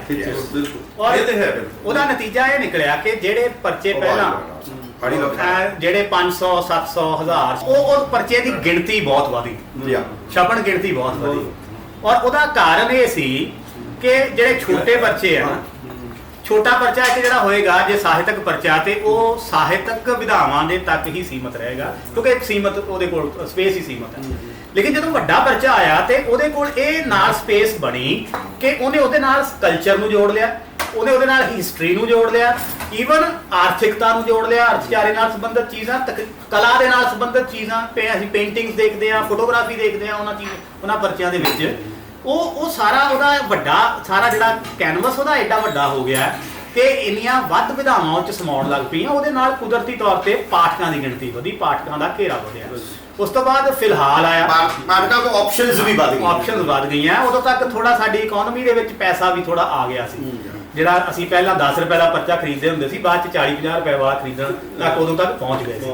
ਔਰ ਉਹਦੇ ਨਾਲ ਫਿਲਹਾਲ ਉਸ ਤੋਂ ਬਾਅਦ ਆਇਆ ਔਰ ਗੁਰਬਚਨ ਹੋਰਾਂ ਨੇ ਉਹਦੀ ਸੰਪਾਦਨਾ ਕੀਤੀ, ਔਰ ਉਹ ਫਿਰ ਵੱਡੇ ਪਰਚੇ ਨੂੰ ਹੋਰ ਵੱਡੇ ਵੱਲ ਨੂੰ ਲੈ ਗਿਆ, ਹੁਣ ਤੋਂ ਵੀ ਵੱਡਾ ਮੈਨੂੰ ਲੱਗਦਾ ਇਸ ਵੇਲੇ ਆਕਾਰ ਪੱਖੋਂ ਫਿਲਹਾਲ ਹੁਣ ਤੋਂ ਵੀ ਜ਼ਿਆਦਾ। ਔਰ ਦੂਸਰੀ ਗੱਲ ਉਹਦੀ ਕੀਮਤ ਵੀ ਜੇ ਹੁਣ ਛਾਪ ਰਿਹਾ 250 ਰੁਪਏ ਤੱਕ ਉਹਦੀ ਕੀਮਤ ਵੀ ਚਲੇਗੀ। ਹੁਣ ਇਹਦੇ ਬਾਰੇ ਮੈਂ ਜਿਹੜੀ ਇੱਕ ਇੰਪੋਰਟੈਂਟ ਗੱਲ ਕਰਨੀ ਚਾਹੁੰਦਾ, ਰਾਗ ਮੈਗਜ਼ੀਨ ਵੀ ਜਿੱਦਾਂ ਕਾਫੀ ਰਾਗ ਵੀ ਤੀਸਰਾ ਆ ਗਿਆ। ਇੰਪੋਰਟੈਂਟ ਗੱਲ ਆਹੀ ਹੈ ਜਿਹੜੀ ਇਕਨੋਮੀ ਨਾਲ ਤੁਸੀਂ ਜੁੜੀ ਗੱਲ ਕੀਤੀ। ਹੁਣ ਆ ਪਿਛਲੇ ਸਮੇਂ 'ਚ ਜੋ ਹਾਲਾਤ ਬਣੇ ਉਹਦੇ ਵਿੱਚ ਕੀ ਹੋਇਆ ਕਿ ਜਦੋਂ ਠੀਕ ਹੋਏ ਤਾਂ ਛੋਟੇ ਪਰਚੇ ਤਾਂ ਬੜੇ ਆਰਾਮ ਨਾਲ ਦੁਬਾਰਾ ਛਪਣੇ ਸ਼ੁਰੂ ਹੋ ਗਏ, ਲੇਕਿਨ ਇਹਨਾਂ ਵੱਡੇ ਪਰਚਿਆਂ ਦੀ ਹੋਂਦ ਦੇ ਉੱਤੇ ਇੱਕ ਤਰ੍ਹਾਂ ਨਾਲ ਖਤਰਾ ਖੜਾ ਹੋ ਗਿਆ, ਕਿਉਂਕਿ ਜਿੰਨੇ ਵੱਡਾ ਪੈਸਾ ਇਹਦੇ 'ਚ ਇਨਵੋਲਵ ਹੈ, ਉਹ ਜੇਕਰ ਥੱਲਿਓਂ ਉਹ ਪੈਸਾ ਨਹੀਂ ਆਉਂਦਾ, ਪਾਠਕਾਂ ਕੋਲੋਂ ਪੈਸਾ ਨਹੀਂ ਆਉਂਦਾ, ਉਨੀ ਉਹ ਇਹ ਦੁਬਾਰਾ ਨਹੀਂ ਨਿਕਲ ਸਕਦਾ। ਚਲੋ ਗੁਰਬਚਨ ਹੋਰਾਂ ਨੇ ਦੁਬਾਰਾ ਅੰਕ ਕੱਢ ਲਿਆ, ਲੇਕਿਨ ਅਜੇ ਹੁਣ ਦਾ ਅੰਕ ਜਿਹੜਾ ਅਜੇ ਨਹੀਂ ਆਇਆ। ਇਹਦੇ ਪਿੱਛੇ ਇਸੇ ਲਈ ਹੈ ਕਿਉਂਕਿ ਪੂੰਜੀ ਵੱਡੀ ਹੈ, ਇੱਕ ਪਰਚੇ ਦੇ ਉੱਪਰ ਇਨਵੈਸਟਮੈਂਟ ਨਿਵੇਸ਼ ਜਿਹੜਾ ਉਹ ਜ਼ਿਆਦਾ ਵੱਡਾ ਹੈ। ਇਸ ਕਰਕੇ ਇਹਨਾਂ ਵੱਡੇ ਪਰਚਿਆਂ ਦੀ ਹੋਂਦ ਜਿਹੜੀ ਮੈਨੂੰ ਲੱਗਦਾ ਉਨੀ ਹੀ ਵਧੇਰੇ ਅਸੁਰੱਖਿਅਤ ਵੀ ਬਣ ਜਾਂਦੀ ਹੈ। ਔਰ ਮੈਨੂੰ ਇਹ ਲੱਗਦਾ ਕਿ ਜਿੰਨੇ ਜ਼ਿਆਦਾ ਛੋਟੇ ਛੋਟੇ ਪਰਚੇ ਨਿਕਲਣ ਜੀ ਉਹ ਜ਼ਿਆਦਾ ਚੰਗੇ ਆ। ਵੱਖ-ਵੱਖ ਵਿਧਾਵਾਂ ਨਾਲ ਵੀ ਤਾਂ ਨਿਕਲਦੇ ਰਹੇ, ਕਵਿਤਾ ਦਾ ਹੀ ਇਕੱਲਾ ਪਰਚਾ, ਕਹਾਣੀ ਦਾ ਇਕੱਲਾ ਪਰਚਾ, ਨਾਟਕ ਦਾ ਇਕੱਲਾ ਪਰਚਾ, ਨਾਟਕ ਦਾ ਨਿਕਲਦਾ ਰਿਹਾ, ਆਲੋਚਨਾ ਦਾ ਇਕੱਲਾ ਨਿਕਲਦਾ ਰਿਹਾ, ਮਤਲਬ ਉਹ ਵੀ ਚੱਲਣੇ ਚਾਹੀਦੇ ਆ। ਪਰ ਇਸ ਤਰ੍ਹਾਂ ਦਾ ਜਿਹਦੇ ਵਿੱਚ ਸਾਰਾ ਕੁਝ ਹੀ ਆ ਜਾਂਦਾ ਹੈ, ਸੋ ਉਹ ਵੀ ਚੱਲਣਾ ਚਾਹੀਦਾ। ਮੈਨੂੰ ਲੱਗਦਾ ਕਿ ਜਿਹੜੀ ਉਹ ਗੱਲ ਇੱਕ ਹੋ ਰਹੀ ਸੀ ਨਾ ਕਿ ਇੱਕ ਸਾਲ ਉਡੀਕਦੇ ਹੁੰਦੇ ਸੀ, ਉਹ ਜ਼ਿਆਦਾ ਸਮੱਸਿਆ ਇਹਨਾਂ ਵੱਡੇ ਪਰਚਿਆਂ ਦੀ ਜਗ੍ਹਾ ਬਜਾਏ ਸੋਸ਼ਲ ਮੀਡੀਆ ਨੇ ਖੜੀ ਕੀਤੀ ਹੋਈ ਹੈ। ਇਹਦੇ ਤੇ ਆਪਾਂ ਮੈਨੂੰ ਲੱਗਦਾ ਇਹਦੇ ਬਾਰੇ ਫਿਰ ਹੋਣ ਲੱਗੀ, ਆਪਾਂ ਇਸ ਤੋਂ ਬਾਅਦ ਕਰੀਏ, ਠੀਕ ਹੈ, ਨਾਲੇ ਆਪਾਂ ਠੰਡਾ ਪੀ ਲਈਏ। ਓਕੇ ਕੋਡ ਇੱਕ ਨਾ ਸਟਾਰਟ ਫਲੋ ਬਣਾ ਦੇ ਥੋੜਾ ਜਿਹਾ ਗੱਲ ਦਾ, ਠੀਕ ਹੈ, ਜਦੋਂ ਸਟਾਰਟ ਕਰਨਾ ਸਟਾਰਟ ਇੱਕ ਆਪਾਂ ਜਿਹੜੀ ਗੱਲ ਕਰ ਰਹੇ ਸੀ ਹੁਣੇ ਪਰਚਿਆਂ ਬਾਰੇ ਸਾਰੀ ਗੱਲ ਕਰ ਰਹੇ ਹਾਂ, ਇਹਦੇ 'ਚ ਪਿਛਲੇ ਸਮੇਂ 'ਚ ਆਪਾਂ ਇੱਕ ਚੀਜ਼ ਦੇਖੀ ਆ ਕਿ ਪਰਚੇ ਜਿਹੜੇ ਨੇ ਉਹ ਇੱਕ ਸੰਪਾਦਕ ਨੇ ਕੱਢਣਾ ਸ਼ੁਰੂ ਕੀਤਾ, ਉਸ ਦਾ ਇੱਕ ਰੂਪ ਬਣਿਆ। ਉਸ ਤੋਂ ਬਾਅਦ ਕਿਉਂਕਿ ਸਮਾਂ ਤਾਂ ਵਹਿੰਦਾ, ਇੱਕ ਜਿਹੜਾ ਹੈ ਸਮਾਂ ਬੀਤਦਾ, ਪਰ ਉਸ ਤੋਂ ਸਮਾਂ ਬੀਤਣ ਦੇ ਨਾਲ ਉਹੀ ਪਰਚਾ ਜਿਹੜਾ ਹੈ ਉਹ ਕਿਸੇ ਨਾ ਕਿਸੇ ਕਾਰਨ ਕਰਕੇ ਕਿਸੇ ਹੋਰ ਦੇ ਕੋਲ ਆ ਜਾਂਦਾ ਹੈ। ਹੁਣ ਅਸੀਂ ਜਿਹੜੀ ਉਹ ਗੱਲ ਕਰ ਰਹੇ ਸੀ ਕਿ ਸੰਪਾਦਕ ਦਾ ਸੰਬੰਧ ਜਿਹੜਾ ਹੈ ਉਹ ਪਰਚੇ ਦੇ ਸਾਰੇ ਰੂਪ ਦੇ ਨਾਲ ਹੁੰਦਾ। ਸੋ ਜਦੋਂ ਪ੍ਰੀਤ ਲੜੀ ਜਿਹੜਾ ਸੀ, ਜਿਵੇਂ ਗੁਰਬਖਸ਼ ਸਿੰਘ ਪ੍ਰੀਤ ਲੜੀ ਹੋਰਾਂ ਕੋਲ ਹੁੰਦਾ ਸੀ, ਫਿਰ ਨਵਤੇਜ ਸਿੰਘ ਹੋਰਾਂ ਕੋਲ ਚਲੇ ਗਿਆ, ਫਿਰ ਅੱਗੇ ਸੁਮੀਤ, ਜਾਂ ਫਿਰ ਉਸ ਤੋਂ ਬਾਅਦ ਪੂਨਮ ਹੋਰੀ ਹੁਣ ਕੱਢ ਰਹੇ ਆ, ਤੇ ਬਦਲਦਾ ਸਾਨੂੰ ਦਿਖ ਰਿਹਾ। ਦੂਸਰੇ ਪਰਚੇ ਵੀ ਇਸੇ ਤਰ੍ਹਾਂ, ਹੁਣ ਸਾਡੇ ਕੋਲ ਵਿਸ਼ਾਲ ਹੋਰੀ ਨੇ ਅੱਖਰ ਪਹਿਲਾਂ ਜਿਸ ਤਰ੍ਹਾਂ ਦਾ ਨਿਕਲਦਾ ਸੀ, ਹੁਣ ਵਿਸ਼ਾਲ ਹੋਰੀ ਜਿਹੜੇ ਆ ਕੁਦਰਤੀ ਹੈ ਕਿ ਜਿਸ ਤਰ੍ਹਾਂ ਦਾ ਪਹਿਲਾਂ ਪਰਮਿੰਦਰਜੀਤ ਹੋਰਾਂ ਵੇਲੇ ਸੀ ਉਸ ਤੋਂ ਤਬਦੀਲੀ ਆਏਗੀ। ਦੇਸਰਾਜ ਕਾਲੀ ਹੋਰੀ ਬੈਠੇ ਆ, ਇਹ ਲਕੀਰ ਇਹਨਾਂ ਨੇ ਪ੍ਰੇਮ ਪ੍ਰਕਾਸ਼ ਹੋਰਾਂ ਤੋਂ ਲਿਆ।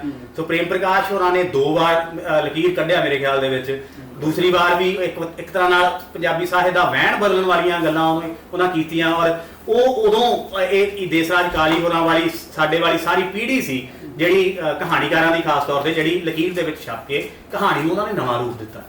ਉਸ ਤੋਂ ਬਾਅਦ ਜਦੋਂ ਕਾਲੀ ਕੋਲ ਗਿਆ ਤਾਂ ਉਹ ਬਿਲਕੁਲ ਲਕੀਰ ਦਾ ਰੂਪ ਵੱਖਰਾ ਹੈ। ਔਰ ਬਹੁਤ ਸਾਰੀਆਂ, ਜਿਵੇਂ ਮੈਂ ਕਾਲੀ ਦਾ ਮਿੱਤਰ ਵੀ ਹਾਂ ਤੇ ਅਸੀਂ ਬਹੁਤ ਸਾਲਾਂ ਤੋਂ ਪੁਰਾਣੇ ਮਿੱਤਰ ਹਾਂ, ਮੈਨੂੰ ਲੱਗਦਾ ਕਿ ਅਜੇ ਲਕੀਰ ਦਾ ਨਾ ਉਸ ਤਰ੍ਹਾਂ ਦਾ ਹੁਣ ਚਾਰਮ ਨਹੀਂ ਬਣ ਰਿਹਾ ਜਿਸ ਤਰ੍ਹਾਂ ਦਾ ਪ੍ਰੇਮ ਪ੍ਰਕਾਸ਼ ਹੋਰਾਂ ਵੇਲੇ ਹੁੰਦਾ ਸੀ ਕਿ ਅਸੀਂ ਉਡੀਕਦੇ ਹੁੰਦੇ ਸੀ। ਜਿਸ ਤਰੀ ਜਿੰਨੀ ਮਿਹਨਤ ਉਹ ਕਰਦੇ ਹੁੰਦੇ ਸੀ, ਕਾਲੀ ਹੋਰੀ ਵੀ ਕਰਦੇ ਹੋਣਗੇ ਜ਼ਰੂਰ, ਬਿਲਕੁਲ ਮਿਹਨਤੀ ਬੰਦੇ ਨੇ, ਪਰ ਫਿਰ ਵੀ ਉਹ ਇੱਕ ਬਜਵਾ ਜਿਹੜਾ ਇੱਕ ਬਜਵਾ ਉਹਦਾ ਰੂਪ ਸੀ ਲਕੀਰ ਦਾ ਪ੍ਰੇਮ ਪ੍ਰਕਾਸ਼ ਹੋਰਾਂ ਵੇਲੇ। ਹੁਣ ਉਹਦੇ 'ਚ ਕਮੀ ਹੈ ਮੈਨੂੰ ਲੱਗਦੀ ਥੋੜੀ ਜਿਹੀ। ਸੋ ਮੈਨੂੰ ਲੱਗਦਾ ਸਾਰੇ ਪਰਚਿਆਂ ਦੇ ਪ੍ਰਸੰਗ ਦੇ ਵਿੱਚ ਇਹ ਚੀਜ਼ ਸਾਨੂੰ ਦੇਖਣ ਦੀ ਜ਼ਰੂਰਤ ਹੈ ਕਿ ਇਹ ਕਿੰਨਾ ਕੁ ਵਾਕਈ ਬਦਲਿਆ ਹੈ। ਪਰਚੇ ਬਦਲ ਜਾਂਦੇ ਆ ਜਦੋਂ ਸੰਪਾਦਕ ਬਦਲ ਜਾਂਦੇ ਨੇ, ਕਿ ਕੋਈ ਫਰਕ ਨਹੀਂ ਪੈਂਦਾ, ਉਹਦੀ ਕੋਈ ਰਵਾਇਤ ਬਣੀ ਹੁੰਦੀ ਹੈ ਜਿਹੜੀ ਕਿ ਉਹਦੇ ਨਾਲ ਤੁਰੀ ਜਾਂਦੀ ਹੈ। ਮੈਂ ਭੰਡਾਲ ਦੀ ਗੱਲ ਨਾਲ ਸਹਿਮਤ ਹਾਂ। ਉਹਦੇ ਤੇ ਕੁਐਸਚਨ ਵੀ ਹੋ ਸਕਦੇ ਨੇ, ਬਟ ਉਹ ਹੋ ਨਹੀਂ ਸਕਦਾ ਕਿ ਜੋ ਪਹਿਲਾ ਰੂਪ ਹੋਵੇ ਉਹ ਦੂਸਰੇ ਦੇ ਕੋਲ ਆਣ ਕੇ ਵੀ ਹੋਵੇ। ਉਹਦਾ ਇੱਕ ਆਪਣਾ ਵਿਜ਼ਨ ਹੋਏਗਾ, ਉਹਦਾ ਇੱਕ ਆਪਣੀ ਅਪਰੋਚ ਹੋਏਗੀ ਉਹਦੀ। ਲਕੀਰ ਦੀ ਸਭ ਤੋਂ ਵੱਡੀ ਕੰਟਰੀਬਿਊਸ਼ਨ ਜਿਹੜੀ ਮੈਂ ਪ੍ਰੇਮ ਪ੍ਰਕਾਸ਼ ਦੇ ਪੀਰੀਅਡ ਦੀ 101 ਅੰਕ ਉਹਨਾਂ ਨੇ ਕੱਢਿਆ, 2 ਵਾਰ ਟੁੱਟਮਾ ਨੈਕਸਲਾਈਟ ਮੂਵਮੈਂਟ ਦੇ ਵੇਲੇ ਕੱਢਿਆ ਸੀ, ਵਿੱਚੋਂ ਬੰਦ ਹੋ ਗਿਆ, ਫਿਰ ਦੁਬਾਰਾ ਉਹਨਾਂ ਨੇ ਕੱਢਿਆ, ਤਾਂ ਉਹ ਹੈ ਉਹਦੇ ਵਿੱਚ ਹੋਰ ਹੋਣ ਵਾਲੀਆਂ ਡਿਬੇਟਸ ਜਿਹੜੀਆਂ ਇੰਨੀਆਂ ਰੌਚਕ ਹੁੰਦੀਆਂ ਸੀ, ਜਿਹੜੀਆਂ ਇੰਨੀਆਂ ਇਨਫੋਰਮੇਟਿਵ ਹੁੰਦੀਆਂ ਸੀ, ਜਿਹੜੀਆਂ ਇੰਨੀਆਂ ਗਿਆਨਵਰਧਕ ਹੁੰਦੀਆਂ ਸੀ, ਜਿਹੜੀਆਂ ਇੰਨੀਆਂ ਵਰਸਟਾਈਲ ਇੰਨੇ ਵਿਸ਼ਿਆਂ ਦੇ ਉੱਤੇ ਔਰ ਇੰਨੇ ਗੰਭੀਰ ਲੋਕ ਕਰਦੇ ਸੀ। ਰਵਿੰਦਰ, ਮੈਂ ਦੇਖ ਰਿਹਾ, ਮਤਲਬ ਜਿਵੇਂ ਮੈਂ ਪਹਿਲਾਂ ਵੀ ਗੱਲ ਕਰਦੇ ਮਤਲਬ ਜਦੋਂ ਤੁਸੀਂ JS ਗਰੇਵਾਲ ਦੀ ਗੱਲ ਕਰਦੇ ਆ, ਸੁਰਜੀਤ ਹਾਂਸ ਦੀ ਗੱਲ ਕਰਦੇ ਆ, ਡਾਕਟਰ ਜੋਗਿੰਦਰ ਸਿੰਘ ਰਾਈ ਹੋਰਾਂ ਦੀ ਗੱਲ ਕਰਦੇ ਆ, ਤਾਂ ਸੁਰਜੀਤ ਕੌਰ ਹੋਰਾਂ ਦੀ ਗੱਲ ਕਰਦੇ ਆ, ਗੁਲਚਹਾਨ ਹੋਰੀ ਲੱਗੇ ਹੋਏ ਨੇ, ਤਾਂ ਉਸ ਵੇਲੇ ਉਹ ਸਾਰੀਆਂ ਗੱਲਾਂ ਤੁਸੀਂ ਉਹ ਕਿੰਨੇ ਗਿਆਨ ਚੋਂ ਹੋ ਰਹੀਆਂ ਹੁੰਦੀਆਂ ਨੇ ਗੱਲਾਂ। ਅੱਜ ਤੁਹਾਨੂੰ ਸਾਡਾ ਰਾਈਟਰ ਜਿਹੜਾ ਮੇਰਾ ਕੰਟੈਂਪਰੇਰੀ ਰਾਈਟਰ ਆ, ਮੈਂ ਨਾਂ ਨਹੀਂ ਲੈਂਦਾ, ਬੰਦਾ ਮੇਰੇ ਕੋਲ ਆਇਆ ਤੇ ਮੇਰੇ ਕੋਲ ਮੁਕਤੀ ਬੋਧ ਦੀ ਆਟੋਬਾਇਓਗ੍ਰਾਫੀ ਪਈ ਸੀ। ਸਾਡਾ ਸ਼ਾਰਟ ਸਟੋਰੀ ਰਾਈਟਰ ਆ, ਉਹ ਕਹਿੰਦਾ ਯਾਰ ਨਾਂ ਕਿੰਨਾ ਸੋਹਣਾ ਮੁਕਤੀ ਬੋਧ, ਯਾਨੀ ਉਹਨੇ 2 ਕਿਤਾਬਾਂ ਤਾਂ ਇੰਨਾ ਆ ਚੁੱਕੀਆਂ ਨੇ, ਪਹਿਲੀ ਵਾਰੀ ਮੁਕਤੀ ਬੋਧ ਦਾ ਨਾਂ ਸੁਣਿਆ, ਮੈਂ ਹੈਰਾਨ ਔਰ ਮੈਂ ਪਰੇਸ਼ਾਨ ਵੀ ਹੋਇਆ। ਮੈਂ ਕਿਹਾ ਯਾਰ ਜਿਹਨੇ ਮੁਕਤੀ ਬੋਧ ਹੀ ਨਹੀਂ ਪੜਿਆ ਉਹ ਬੰਦਾ ਕਹਾਣੀਕਾਰ ਕਿੱਦਾਂ ਹੋਣ ਡਿਆ ਪੰਜਾਬੀ ਦੇ ਵਿੱਚ। ਫਿਰ ਮੈਂ ਉਹਨੂੰ ਕਿਹਾ, ਮੈਂ ਕਿਹਾ ਤੂੰ ਇਹ ਕੀ ਅਜੇ ਅਗੇ ਨਹੀਂ ਸੁਣਿਆ, ਤੂੰ ਅਜੇ ਅਗੇ ਨਹੀਂ ਸੁਣਿਆ, ਨਾ ਤਾਂ ਗਾਂ ਤੋਂ ਗਾਂ ਨੇ। ਸੋ ਜਿਵੇਂ ਮੈਂ ਪ੍ਰੇਮ ਪ੍ਰਕਾਸ਼ ਦੀ ਉਹ ਦੱਸ ਰਿਹਾ ਲਕੀਰ ਦੇ ਵਿੱਚ ਦੀ ਕੰਟਰੀਬਿਊਸ਼ਨ, ਤੇ ਮੈਂ ਕੀ ਕੀਤਾ, ਮੈਂ ਨਵਾਂ ਕਰਨ ਦੀ ਕੋਸ਼ਿਸ਼ ਕੀਤੀ ਉਹਦੇ ਵਿੱਚ। ਮੈਂ ਉਹ ਨਿਸਣ ਸੰਪਾਦਕ ਨਹੀਂ ਆ ਵੀ ਜੋ ਕੁਛ ਹੁੰਦਾ ਮੈਂ ਧੱਕਿਆ ਤੁਰਿਆ ਜਾਂਦਾ। ਮੇਰੇ ਅੱਜ ਤੱਕ ਦੇ 26 ਅੰਕ ਹੋ ਗਏ ਨੇ ਔਰ ਮੈਂ ਹਰ ਅੰਕ ਵਿਸ਼ੇਸ਼ ਅੰਕ ਕੱਢਦਾ, ਉਹਦਾ 100 ਪੰਨਾ। ਮਸਲਨ ਉਹਦੇ ਵਿੱਚੋਂ ਸਾਂਭਣਯੋਗ ਜਿਹੜੇ ਅੰਕ ਨੇ, ਜਿਹੜੇ ਮੈਂ ਗਿਣਤੀ ਦੱਸਦਾ, ਮੈਂ ਇੱਕ ਕੱਢਿਆ ਅੰਕ ਖਤ ਪੱਤਰ ਵਿਸ਼ੇਸ਼ ਅੰਕ। ਖਤ ਪੱਤਰ ਉਹ ਜਿਹੜੇ ਤੁਰਗਿਆਂ ਦੇ ਖਤ ਸੀ, ਜਿਹੜੇ ਜਾ ਚੁੱਕੇ ਨੇ ਸਾਡੇ ਰਾਈਟਰ, ਜਿਹੜੇ ਚੜ੍ਹਾਈ ਕਰ ਚੁੱਕੇ ਨੇ, ਉਹਨਾਂ ਦੇ ਮੈਂ ਖਤ ਇਕੱਠੇ ਕੀਤੇ।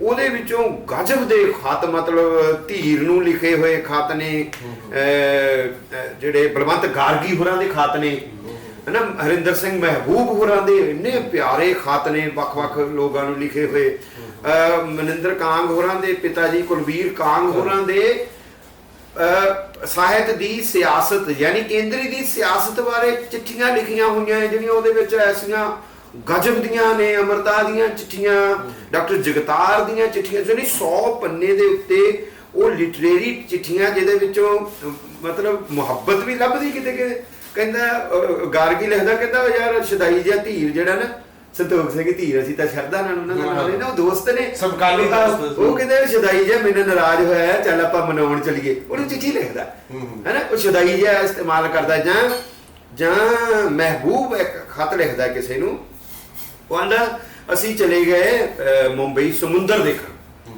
ਤਾਂ ਸਮੁੰਦਰ ਦੇਖਦੇ ਆ ਮਹਿਬੂਬ ਭੱਜ ਨਿਕਲਿਆ, ਕਹਿੰਦਾ ਯਾਰ ਇਹ ਮੇਰੇ ਤਖਯਲ ਦਾ ਸਮੁੰਦਰ ਨਹੀਂ ਆ, ਮੇਰੇ ਤਖਯਲ ਦਾ ਸਮੁੰਦਰ ਤਾਂ ਬੁੱਢਾ ਤੇ ਸਮੁੰਦਰ ਵਾਲਾ ਸਮੁੰਦਰ।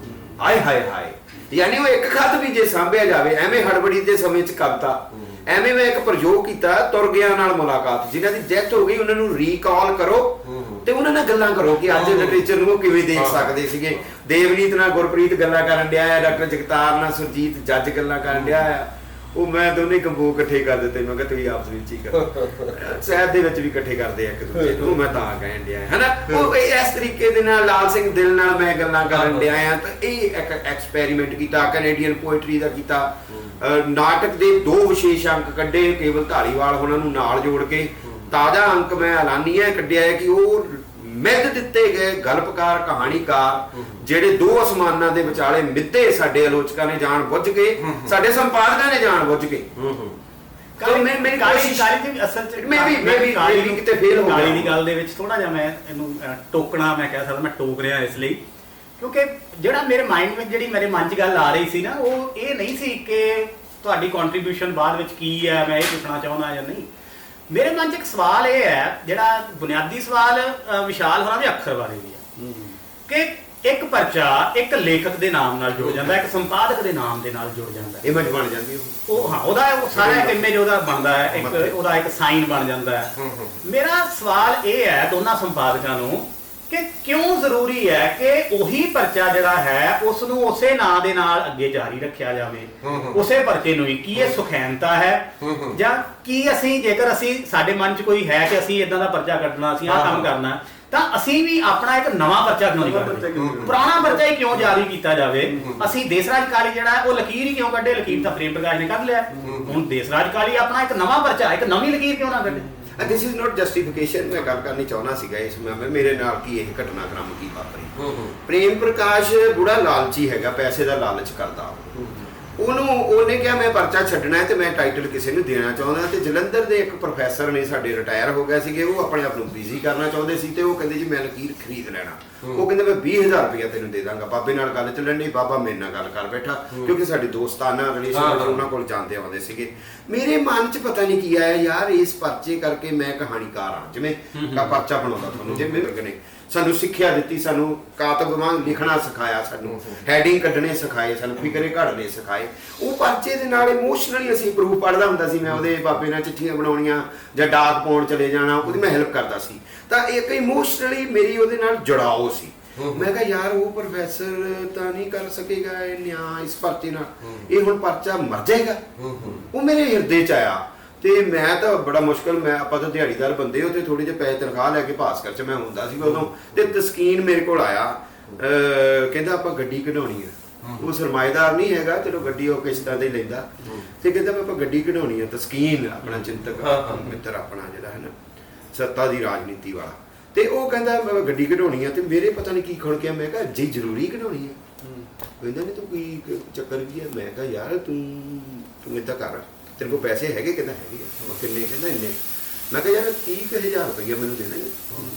ਤੇ ਉਹ ਕਹਿੰਦਾ ਤੂੰ ਲੈ ਆ ਤੇ ਗੱਡੀ। ਮੈਂ ਕਿਹਾ ਅਗਲੇ ਹਫਤੇ ਚੱਕ ਲਾਂਗੇ, ਮੈਨੂੰ ਤਨਖਾਹ ਮਿਲੇਗੀ ਤੇ ਗੱਡੀ ਚੱਕ ਲਾਂਗੇ, ਮੈਂ ਤੈਨੂੰ ਪੈਸੇ ਦੇ ਦਾਂ। ਉਹ ਫਕੀਰ ਆਦਮੀ ਤਨਖਾਹ ਦੀਆਂ ਗੱਲਾਂ ਜਾ ਕੇ ਨਹੀਂ ਉਹ ਆ ਜਾਂਦਾ ਸੀ ਉਦੋਂ ਉਹ ਨਿਆਣਾ ਸੀ, ਬਹੁਤਾ ਸਿਆਣਾ ਸੀ। ਤੇ ਉਹਨੇ ਕੋਲੋਂ ਮੈਂ ਪੈਸੇ ਲਏ। ਮੈਂ ਕਿਹਾ ਤੂੰ ਮੇਰੇ ਆਫਿਸ ਬੈਠ ਚਾਹ ਪੀ, ਤੇ ਮੈਂ ਆਇਆ। ਉਹ ਬਾਬੇ ਨੂੰ 25 ਤੇ ਗੇਮ ਅੜ ਗਈ ਸੀ। ਉਹ ਕਹਿੰਦਾ ਮੈਂ 30 ਲੈਣਾ। ਮੈਂ ਬਾਬੇ ਨੂੰ 30,000 ਰੁਪਇਆ ਦੇ ਕੇ ਟਾਈਟਲ ਮੇਰਾ ਹੋ ਗਿਆ, ਟਾਈਟਲ ਕਿਸੇ ਹੋਰ ਨੂੰ ਨਹੀਂ ਦੇਣਾ।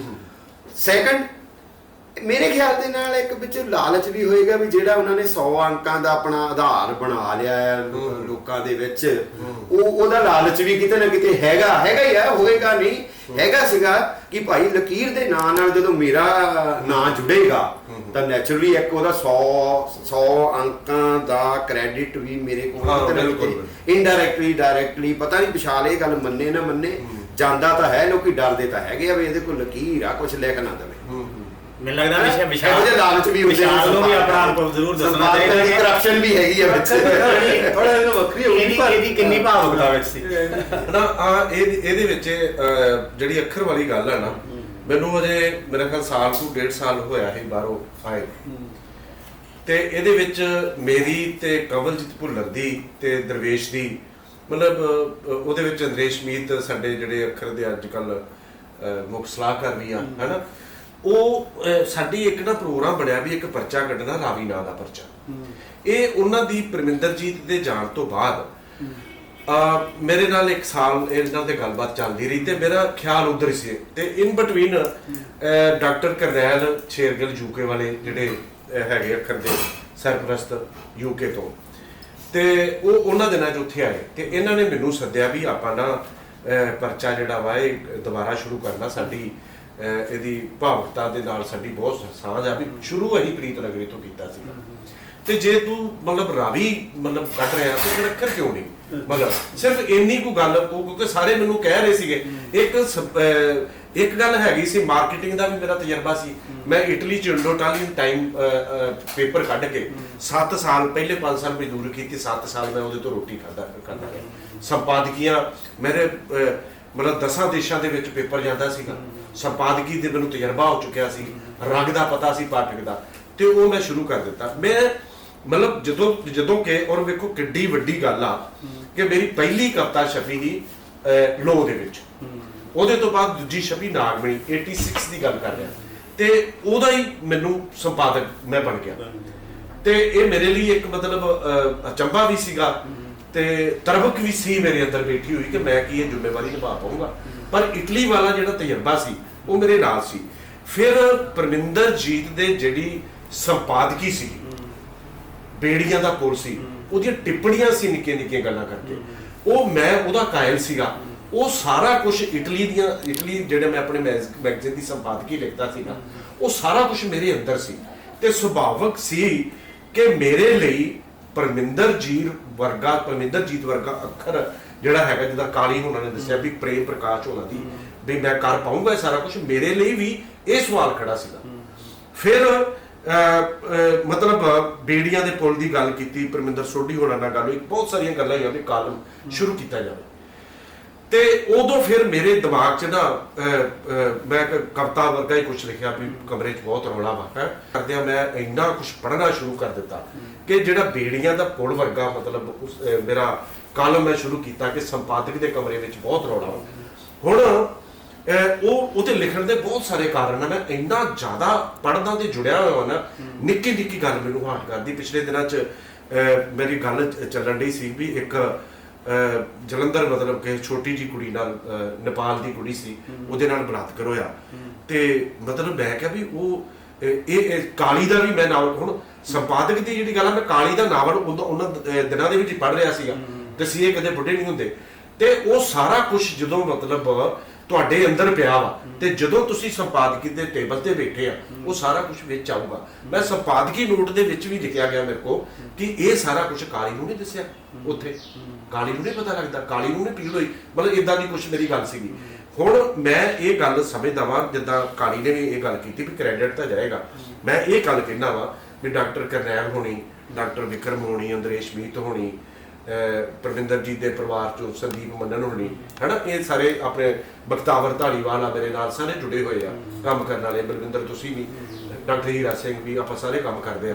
ਹੁਣ ਅੱਖਰ ਵਾ ਜਿਹੜਾ ਉਹ ਕਿਤੇ ਨਾ ਕਿਤੇ ਬ੍ਰਾਂਡ ਸੀਗਾ, ਮਤਲਬ ਜਿਹੜਾ ਮੈਨੂੰ ਉਹਦੇ ਲਈ ਮਤਲਬ ਮਿਹਨਤ ਇੰਨੀ ਕੁ ਕਰਨੀ ਪਈ ਕਿ ਮੈਨੂੰ ਮਿਹਨਤ ਪਤਾ ਕਿਉਂ ਜ਼ਿਆਦੀ ਕਰਨੀ ਪੈ ਰਹੀ ਆ ਕਿ ਉਹ ਪਰਮਿੰਦਰਜੀਤ ਦਾ ਅੱਖਰ ਬਚਿਆ ਰਹੇ। ਮੈਂ ਬੇਸ਼ੱਕ ਮਤਲਬ ਨਵੀਆਂ ਪੈੜਾਂ ਲੈ ਕੇ ਹਾਜ਼ਰ ਹੋਇਆ, ਨਵਾਂ ਕੁਝ ਬਣਿਆ, ਔਰ ਜਿੱਥੋਂ ਤੱਕ ਮਤਲਬ ਟਾਈਟਲ ਦੀ ਗੱਲ ਆਈ ਆ, ਹੁਣ ਕਿਉਂਕਿ ਤੁਸੀਂ ਵੀ ਸੰਪਾਦਕ ਆ, ਸਤਰੰਗੀ ਪੀਂਗ ਦੇ ਇਹ ਵੀ ਸੰਪਾਦਕ ਆ, ਕਾਲੀ ਹੋਣੀ। ਹੁਣ ਜਿੱਥੋਂ ਤੱਕ ਟਾਈਟਲ ਦੀ ਗੱਲ ਆ ਵੀ ਟਾਈਟਲ, ਪਰ ਮੈਨੂੰ ਇਸ ਗੱਲ ਦਾ ਮਾਣ ਆ ਤੇ ਲੋਕਾਂ ਦੇ ਜਿਹੜੇ ਵਿਊ ਆਉਂਦੇ ਵੀ ਖੁਸ਼ੀ ਵੀ ਹੁੰਦੀ ਆ ਵੀ ਅੱਖਰ ਦਾ ਜਿਹੜਾ ਟਾਈਟਲ ਆ ਉਹ ਬਹੁਤ ਵਧੀਆ ਹੁੰਦਾ। ਮਤਲਬ ਕਾਲੀ ਨੇ ਇਹ ਸਾਡੀ ਗੱਲ ਹੁੰਦੀ ਹੈ ਵੀ ਇਦਾਂ ਕਰਕੇ ਗੱਲਾਂ ਕਰਦੇ ਵੀ ਸਿੱਧਾ ਵੱਜਦਾ। ਹੁਣ ਮੇਰਾ ਪਤਾ ਕੀ ਹੁੰਦਾ ਵਾ, ਮੈਂ ਮਤਲਬ ਅਗਰ ਮੇਰੇ ਕੋਲ ਪਹਿਲਾਂ ਕੋਈ ਕਵਿਤਾ ਆ ਗਈ, ਹਨਾ, ਤੇ ਮੈਂ ਫੈਸਲਾ ਕਰ ਲੈਂਦਾ ਵੀ ਇਹ ਕਵਿਤਾ ਪਹਿਲੇ ਪੰਨੇ ਵਾਲੀ ਹੈ ਹਨਾ, ਤੇ ਮੈਂ ਫਿਰ ਟਾਈਟਲ ਲੱਭਦਾ, ਟਾਈਟਲ ਬਣਵਾਉਂਦਾ ਵਾ। ਚਾਹੇ ਮੈਂ ਇੱਕ ਵਾਰ ਮੈਨੂੰ ਪ੍ਰਦੀਪ ਨੇ ਦੁਬਈ ਤੋਂ ਸਿੰਗਾਪੁਰ ਦੇ ਮਿਊਜ਼ੀਅਮ 'ਚ ਬੈਠੀ ਇੱਕ ਸਟੈਚੂ ਦੀ ਫੋਟੋ ਭੇਜੀ ਸੀਗੀ, ਕੁਛ ਇਦਾਂ ਦੇ ਕਰਕੇ ਮੈਂ ਤਲਾਸ਼ ਕਰਦਾ ਉਹਨਾਂ ਨੂੰ ਤਲਾਸ਼ ਕਰਦਾ। ਫਿਰ ਜੇ ਮੇਰੇ ਕੋਲ ਟਾਈਟਲ ਮਤਲਬ ਆ ਜਾਂਦਾ ਪਸੰਦ ਮੈਨੂੰ, ਤੇ ਮੈਂ ਉਹਦੇ ਹਾਣ ਦੀ ਮਤਲਬ ਮੁੜ ਕੇ ਕਵਿਤਾ ਲੱਭ ਕੇ ਉਹਨੂੰ ਛਾਪਦਾ ਵਾਂ ਜਿਹੜੀ ਲੋਕਾਂ ਦੇ ਵਿੱਚ ਪਸੰਦ ਕੀਤੀ ਜਾਂਦੀ ਆ। ਪਰ ਜਿੱਥੋਂ ਤੱਕ ਸੰਪਾਦਕੀ ਦੀ ਗੱਲ ਆ, ਮੈਂ ਮਤਲਬ ਸੰਪਾਦਕੀ ਜਦੋਂ ਮੈਂ ਲਿਖਦਾ ਮੈਂ ਇਕੱਲਾ ਨਹੀਂ ਲਿਖਦਾ, ਮੈਂ ਦੋਸਤਾਂ ਦੀ ਸਲਾਹ ਲੈਂਦਾ। ਮੈਂ ਦੇਖੋ ਸੋਸ਼ਲ ਮੀਡੀਆ ਤੇ ਕਿੰਨੀ ਗੱਲ ਜਾਣੀ, ਮੈਂ ਸਵੀ ਨਾਲ ਸਲਾਹ ਕਰਦਾ, ਮੈਂ ਹਰਵਿੰਦਰ ਭੰਡਾਰ ਬੈਠਾ ਹੋਇਆ ਵਾ, ਦੇਸਰਾਜ ਕਾਲੀ ਬੈਠਾ ਵਾ, ਮੈਂ ਇਹਨਾਂ ਦੇ ਨਾਲ ਗੱਲ ਕਰਦਾ, ਯਾਰ ਮੈਂ ਆਹ ਗੱਲ ਕਰਨੀ ਚਾਹੁੰਦਾ ਵਾ। ਫਿਰ ਇਹ ਮੇਰੀ ਮਦਦ ਕਰਦੇ ਆ ਵੀ ਤੂੰ ਇਸ ਵਿਸ਼ੇ ਨੂੰ ਇਦਾਂ ਕਰ, ਤੇ ਮੈਂ ਮਤਲਬ ਉਹਦੇ ਮੇਰੀ ਸੰਪਾਦਕੀ ਵਿੱਚ ਮੇਰੇ ਦੋਸਤ ਵੀ ਸ਼ਾਮਲ ਹੁੰਦੇ। ਔਰ ਰਵਿੰਦਰ ਮੈਂ ਇੱਕ ਗੱਲ ਮੈਂ ਕਰਨੀ ਸੰਪਾਦਕ ਨਾਲ ਸੰਬੰਧਿਤ ਭਈ ਪਰਮਿੰਦਰ ਜੀ ਨੇ ਸ਼ੁਰੂ ਦੇ ਵਿੱਚ ਪਹਿਲਾਂ ਲੋ ਜਿਹੜਾ ਮੈਗਜ਼ੀਨ ਉਹਦੀ ਸੰਪਾਦਨਾ ਕੀਤੀ, ਉਹ ਬੇਗਾਨੀ ਮਾਲਕੀ ਦਾ ਪਰਚਾ ਸੀ, ਉਹ ਸੰਪਾਦਕ ਸੀ ਉਹਦਾ। ਹੁਣ ਤੂੰ ਵੀ ਅੱਖਰ ਦੀ ਸੰਪਾਦਕ ਕਰ ਰਿਹਾ ਸੰਪਾਦਕ, ਔਰ ਇਹ ਵੀ ਤੂੰ ਉਹਦਾ ਮਾਲਕ ਨਹੀਂ ਹੈ। ਇਹ ਕੋਈ ਫਰਕ ਪੈਂਦਾ ਸੰਪਾਦਕ ਨੂੰ ਕਿ ਆਪਣੀ ਮਾਲਕੀ ਵਾਲੇ ਪਰਚੇ ਦੀ ਸੰਪਾਦਨਾ ਕਰਨੀ ਤੇ ਦੂਜੇ ਦੀ ਮਾਲਕੀ ਵਾਲੇ ਪਰਚੇ ਦੀ ਸੰਪਾਦਨਾ ਕਰਨੀ, ਕੁਝ ਮੁਸ਼ਕਲਾਂ ਆਉਂਦੀਆਂ ਉਹਦੇ ਵਿੱਚ? ਮੈਂ ਇੱਕ ਮਿੰਟ ਵਿਸ਼ਾਲ, ਮੈਂ ਭਾਜੀ ਉਹਨਾਂ ਦੇ ਸਵਾਲ ਦੇ ਨਾਲ ਹੀ ਸਵਾਲ ਜੋੜ ਕੇ ਹਰਵਿੰਦਰ ਕੋਲੋਂ ਪੁੱਛਣਾ, ਕਿਉਂਕਿ ਆਪਾਂ ਸੰਪਾਦਕ ਹੈ, ਆਪਾਂ ਜਸਟੀਫਿਕੇਸ਼ਨਾਂ 'ਚ ਪਏ ਹਾਂ। ਮੈਂ ਇਹਦੇ ਨਾਲ ਹੀ ਹੋਰ ਜੋੜਦਾ ਆ ਕਿ ਇੱਕ ਤਾਂ ਗਰੁੱਪ ਵਾਲੀ ਜਿਹੜੀ ਗੱਲ ਹੋ ਗਈ ਆ, ਉਹਦੀ ਇੱਕ ਵੱਖਰੀ ਹੁੰਦੀ ਹੈ। ਇੱਕ ਕੁਝ ਸੰਸਥਾਗਤ ਪਰਚੇ ਨਿਕਲਦੇ ਨੇ, ਜਿਵੇਂ ਤੁਸੀਂ ਸਰਦਲ ਦੀ ਸੰਪਾਦਨਾ ਕਰਦੇ ਰਹੇ ਆ, ਤਾਂ ਮੈਨੂੰ ਲੱਗਦਾ ਜਿਵੇਂ ਇਹਦੀ ਮਾਲਕੀ ਵਾਲੀ ਗੱਲ ਕੀਤੀ ਹੈ, ਕਿਤੇ ਉਹਦੇ ਵਿੱਚ ਸੰਪਾਦਕ ਦੀ ਨਿਰੰਕੁਸ਼ਤਾ ਉਹ ਵੀ ਕਿਤੇ ਨਜ਼ਰ ਆਉਂਦੀ ਹੈ। ਜਾਂ ਜਿਵੇਂ ਮੈਂ ਵਿਸ਼ਾਲ ਦੇ ਹਵਾਲੇ ਦੇ ਨਾਲ ਗੱਲ ਕਰਦੇ, ਕਹਿੰਦੇ ਮੈਂ ਸੰਪਾਦਕੀ ਲਿਖਦਾ ਤੇ ਉਹ ਵੇਰਵੇ ਸੋਸ਼ਲ ਕੰਸਰਨ, ਉਹ ਲਿਟਰੇਰੀ ਕੰਸਰਨ, ਉਹ ਸਾਰੇ ਇੱਕ ਸੰਪਾਦਕ ਦੇ ਦੌਰ ਦੇ ਉੱਤੇ ਵਿਸ਼ਾਲ ਕੀ ਸੰਪਾਦਕੀ ਦੇ ਰਿਹਾ। ਮੈਂ ਦੇਖ ਰਿਹਾ ਕਿ ਸਾਡੇ ਇਸ ਪੀਰੀਅਡ ਦੇ ਵਿੱਚ ਜਿਹੜੀ ਸੰਪਾਦਕੀ ਆ, ਉਹ ਵੀ ਜਿਵੇਂ ਹੁਣ ਲਕੀਰ ਦੀ ਸੰਪਾਦਕੀ ਉੜ ਗਈ, ਸਿਰਜਣਾ ਦੀ ਪ੍ਰੀਤ ਦੀ, ਕਿਤੇ ਸੰਪਾਦਕੀ ਨੋਟ ਦੇ ਉੱਤੇ ਵੀ ਜੇ ਤੁਸੀਂ ਪੂਰੀ ਵੈਸੇ ਤਾਂ ਇਮਾਨਦਾਰੀ ਨਾਲ ਹੀ ਬੋਲਦੇ ਆ ਸਮੀਰ ਸਾਡੇ ਵੀ ਖੜੇ ਕਿੱਥੇ ਆ ਯਾਰ ਸੰਪਾਦਕ ਨੂੰ ਤਾਂ ਸੰਪਾਦਕੀ ਨਹੀਂ ਨਿਕਲੀ ਆਉਂਦੀ। ਸੰਪਾਦਕ ਜੇ ਬਾਬਾ ਲਕੀਰ ਵਾਲਾ ਸੰਪਾਦਕ ਸੀਗਾ ਤਾਂ ਸੰਪਾਦਕ ਸੀ ਯਾਰ ਉਹ, ਮੈਂ ਉਹ ਨਹੀਂ ਸੰਪਾਦਕ, ਮੈਨੂੰ ਤਾਂ ਐਡੀਟੋਰੀਅਲ ਨੋਟ ਨਹੀਂ ਦੇਣਾ ਆਉਂਦਾ। ਸਾਡੇ ਇੱਕ ਪਰਚਾ ਨਿਕਲਦਾ ਸੀਗਾ ਕਾਬਲੋਕ, ਪਰਮਿੰਦਰ ਜੌਲ ਹੋਰੀ ਕੱਢਦੇ ਸੀ, ਉਹ ਇੱਕ ਪੈਰਾ ਵੀ ਨਹੀਂ ਸੀ ਲਿਖਦੇ ਸੰਪਾਦਕੀ ਨੋਟ, ਕਿਉਂਕਿ ਸੰਪਾਦਕੀ ਨੋਟ ਲਿਖਣ ਇੱਕ ਜ਼ਿੰਮੇਵਾਰੀ ਹੈ ਔਰ ਇੱਕ ਕਲਾ ਵੀ ਹੈ। ਅਸਲ 'ਚ ਨਾ ਮੈਨੂੰ ਇਦਾਂ ਲੱਗਦਾ ਜਿਵੇਂ ਪਰਚਿਆਂ ਦੇ ਵਿੱਚ ਲਿਖਿਆ ਵੀ ਹੁੰਦਾ ਵੀ ਇਹਦੇ ਵਿੱਚ ਛਪੇ ਸਾਰੇ ਜਿਹੜੇ ਵਿਚਾਰ ਲਿਖਤਾਂ ਨੇ, ਉਹਦੇ ਨਾਲ ਸੰਪਾਦਕ ਦਾ ਸਹਿਮਤ ਹੋਣਾ ਜ਼ਰੂਰੀ ਨਹੀਂ ਹੈ। ਲੇਖਕ ਆਪਣੇ ਵਿਚਾਰਾਂ ਲਈ ਆਪ ਜ਼ਿੰਮੇਵਾਰ ਹੈ।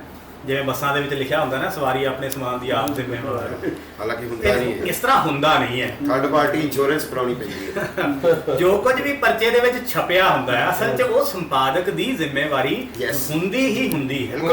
ਇਸ ਲਈ ਮੈਨੂੰ ਲੱਗਦਾ ਹੈ ਚਾਹੇ ਕਾਬਲੋਕ ਦੇ ਵਿੱਚ ਸੰਪਾਦਕੀ ਰਸਮੀ ਨਹੀਂ ਸੀ, ਲੇਕਿਨ ਉਹਦੇ ਵਿੱਚ ਉਸ ਤੋਂ ਬਾਅਦ ਜਿੰਨੇ ਉਹ ਪੰਨੇ ਹੁੰਦੇ ਸਨ, ਉਹ ਸਾਰਾ ਕੁਝ ਅਸਲ ਦੇ ਵਿੱਚ ਉਹ ਸੰਪਾਦਕੀ ਸੀ।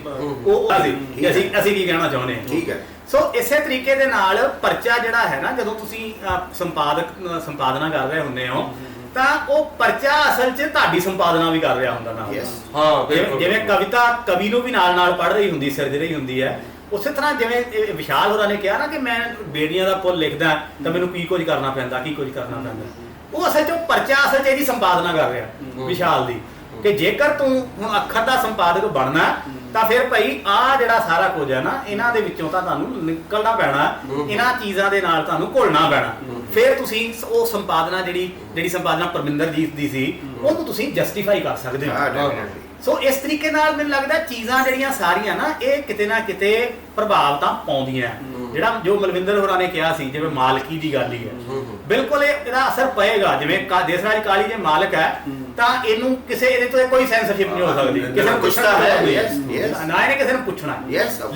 ਲੇਕਿਨ ਜਦੋਂ ਕਿਤੇ ਹੋਰ ਮਾਲਕੀ ਹੈ ਜਾਂ ਈਵਨ ਫਾਈਨਾਂਸ ਵੀ ਹੈ, ਮਾਲਕੀ ਤੋਂ ਅੱਗੇ ਜੇਕਰ ਤੁਹਾਡੀ ਸਪਾਂਸਰਸ਼ਿਪ ਵੀ ਹੈ ਕਿਤੇ, ਤਾਂ ਉਹ ਸਪਾਂਸਰਸ਼ਿਪ ਵੀ ਜਿਹੜਾ ਆ ਅਸਰ ਜਾਂਦੀ ਹੈ ਹੈ। ਉਹ ਤੁਹਾਡੇ ਉੱਤੇ ਅਸਰ ਆ ਪਾਏਗੀ। ਜਾਂਦਾ। ਕਿਉਂਕਿ ਜਦੋਂ ਅਸੀਂ ਸਰਦਲ ਕੱਢਦੇ ਹੁੰਦੇ ਸੀ, ਮੈਨੂੰ ਇਸ ਚੀਜ਼ ਦਾ ਨਿੱਜੀ ਤਜਰਬਾ ਹੈ ਕਿ ਅਸੀਂ ਇੱਕ ਸੰਸਥਾ ਦਾ ਪਰਚਾ ਕੱਢਦੇ ਸੀ, ਉਹ ਸੰਸਥਾ ਦਾ ਦਬਾਅ ਸਾਡੇ ਉੱਪਰ ਹੁੰਦਾ ਸੀ। ਉਸ ਦੇ ਨਾਲ ਨਾਲ ਕਿਉਂਕਿ ਜਿਹੜਾ ਮੇਜਰ ਫਾਈਨਾਂਸ ਸੀ ਉਹ ਭਾਜੀ ਗੁਰਸ਼ਰਨ ਸਿੰਘ ਦਾ ਹੁੰਦਾ ਸੀ, ਇਸ ਕਰਕੇ ਭਾਜੀ ਗੁਰਸ਼ਰਨ ਦੀ ਪਸੰਦਗੀ ਨਾ ਪਸੰਦਗੀ ਵੀ ਉਹਦੇ ਵਿੱਚ ਸਾਡੇ ਉੱਤੇ ਇੱਕ ਪ੍ਰੈਸ਼ਰ ਰਹਿੰਦਾ ਸੀ। ਜੇਕਰ ਅਸੀਂ ਉਹ ਪ੍ਰੈਸ਼ਰ ਨਹੀਂ ਸੀ ਮੰਨਦੇ ਤਾਂ ਉਹਦਾ ਨਤੀਜਾ ਇਹ ਹੋਇਆ ਕਿ ਫਿਰ ਪਰਚਾ ਉਹ ਬੰਦ ਹੋ ਗਿਆ। ਮੈਂ ਨਾ ਯਾਰ ਹੁਣ ਟਲਿਆ ਗੁਰਬਚਨ ਆਪਣੇ ਤੋਂ ਵੱਡਾ ਲੇਖਕ ਕਿਸੇ ਨੂੰ ਸਮਝਦਾ ਹੀ ਨਹੀਂ। ਤੇ ਉਹ ਪਰਚੇ ਦੇ ਵਿੱਚ ਵੀ 8-10 ਲੇਖ ਆਪਣੇ ਹੀ ਬਾੜੇ ਹੁੰਦੇ ਸੀ, ਫਿਲਮਾਂ ਬਾਰੇ ਵੀ ਉਹਦਾ, ਕਬੂਤਰਾਂ ਬਾਰੇ ਵੀ ਉਹਦਾ, ਬਲੈਤ ਫੇਰੀ ਵੀ ਉਹਦੀ। ਇਸ ਵਾਰ ਦੇ ਅੰਕ ਵਿੱਚ ਨਹੀਂ ਹੈ, ਇਸ ਵਾਰ ਦੇ ਅੰਕ ਵਿੱਚ ਨਹੀਂ ਹੈ। ਪਰ ਉਹ ਟਾਈਟੈਨਿਕ ਬਣਾਉਂਦੇ ਆ ਜਿੰਨਾ ਬੇਹਾ ਸਾਨੂੰ ਸੌਂਪਣ ਲੱਪਿਆ ਆ ਗੁਰਬਚਨ ਹੋਰੀ ਫਿਲਹਾਲ ਚ 250-300 ਪੰਨੇ ਦੇਤੇ ਆ, ਵਿੱਚੋਂ 150-200 ਪੰਨਾ ਬੇਹਾ ਹੀ ਦੇਈ ਜਾਂਦਾ।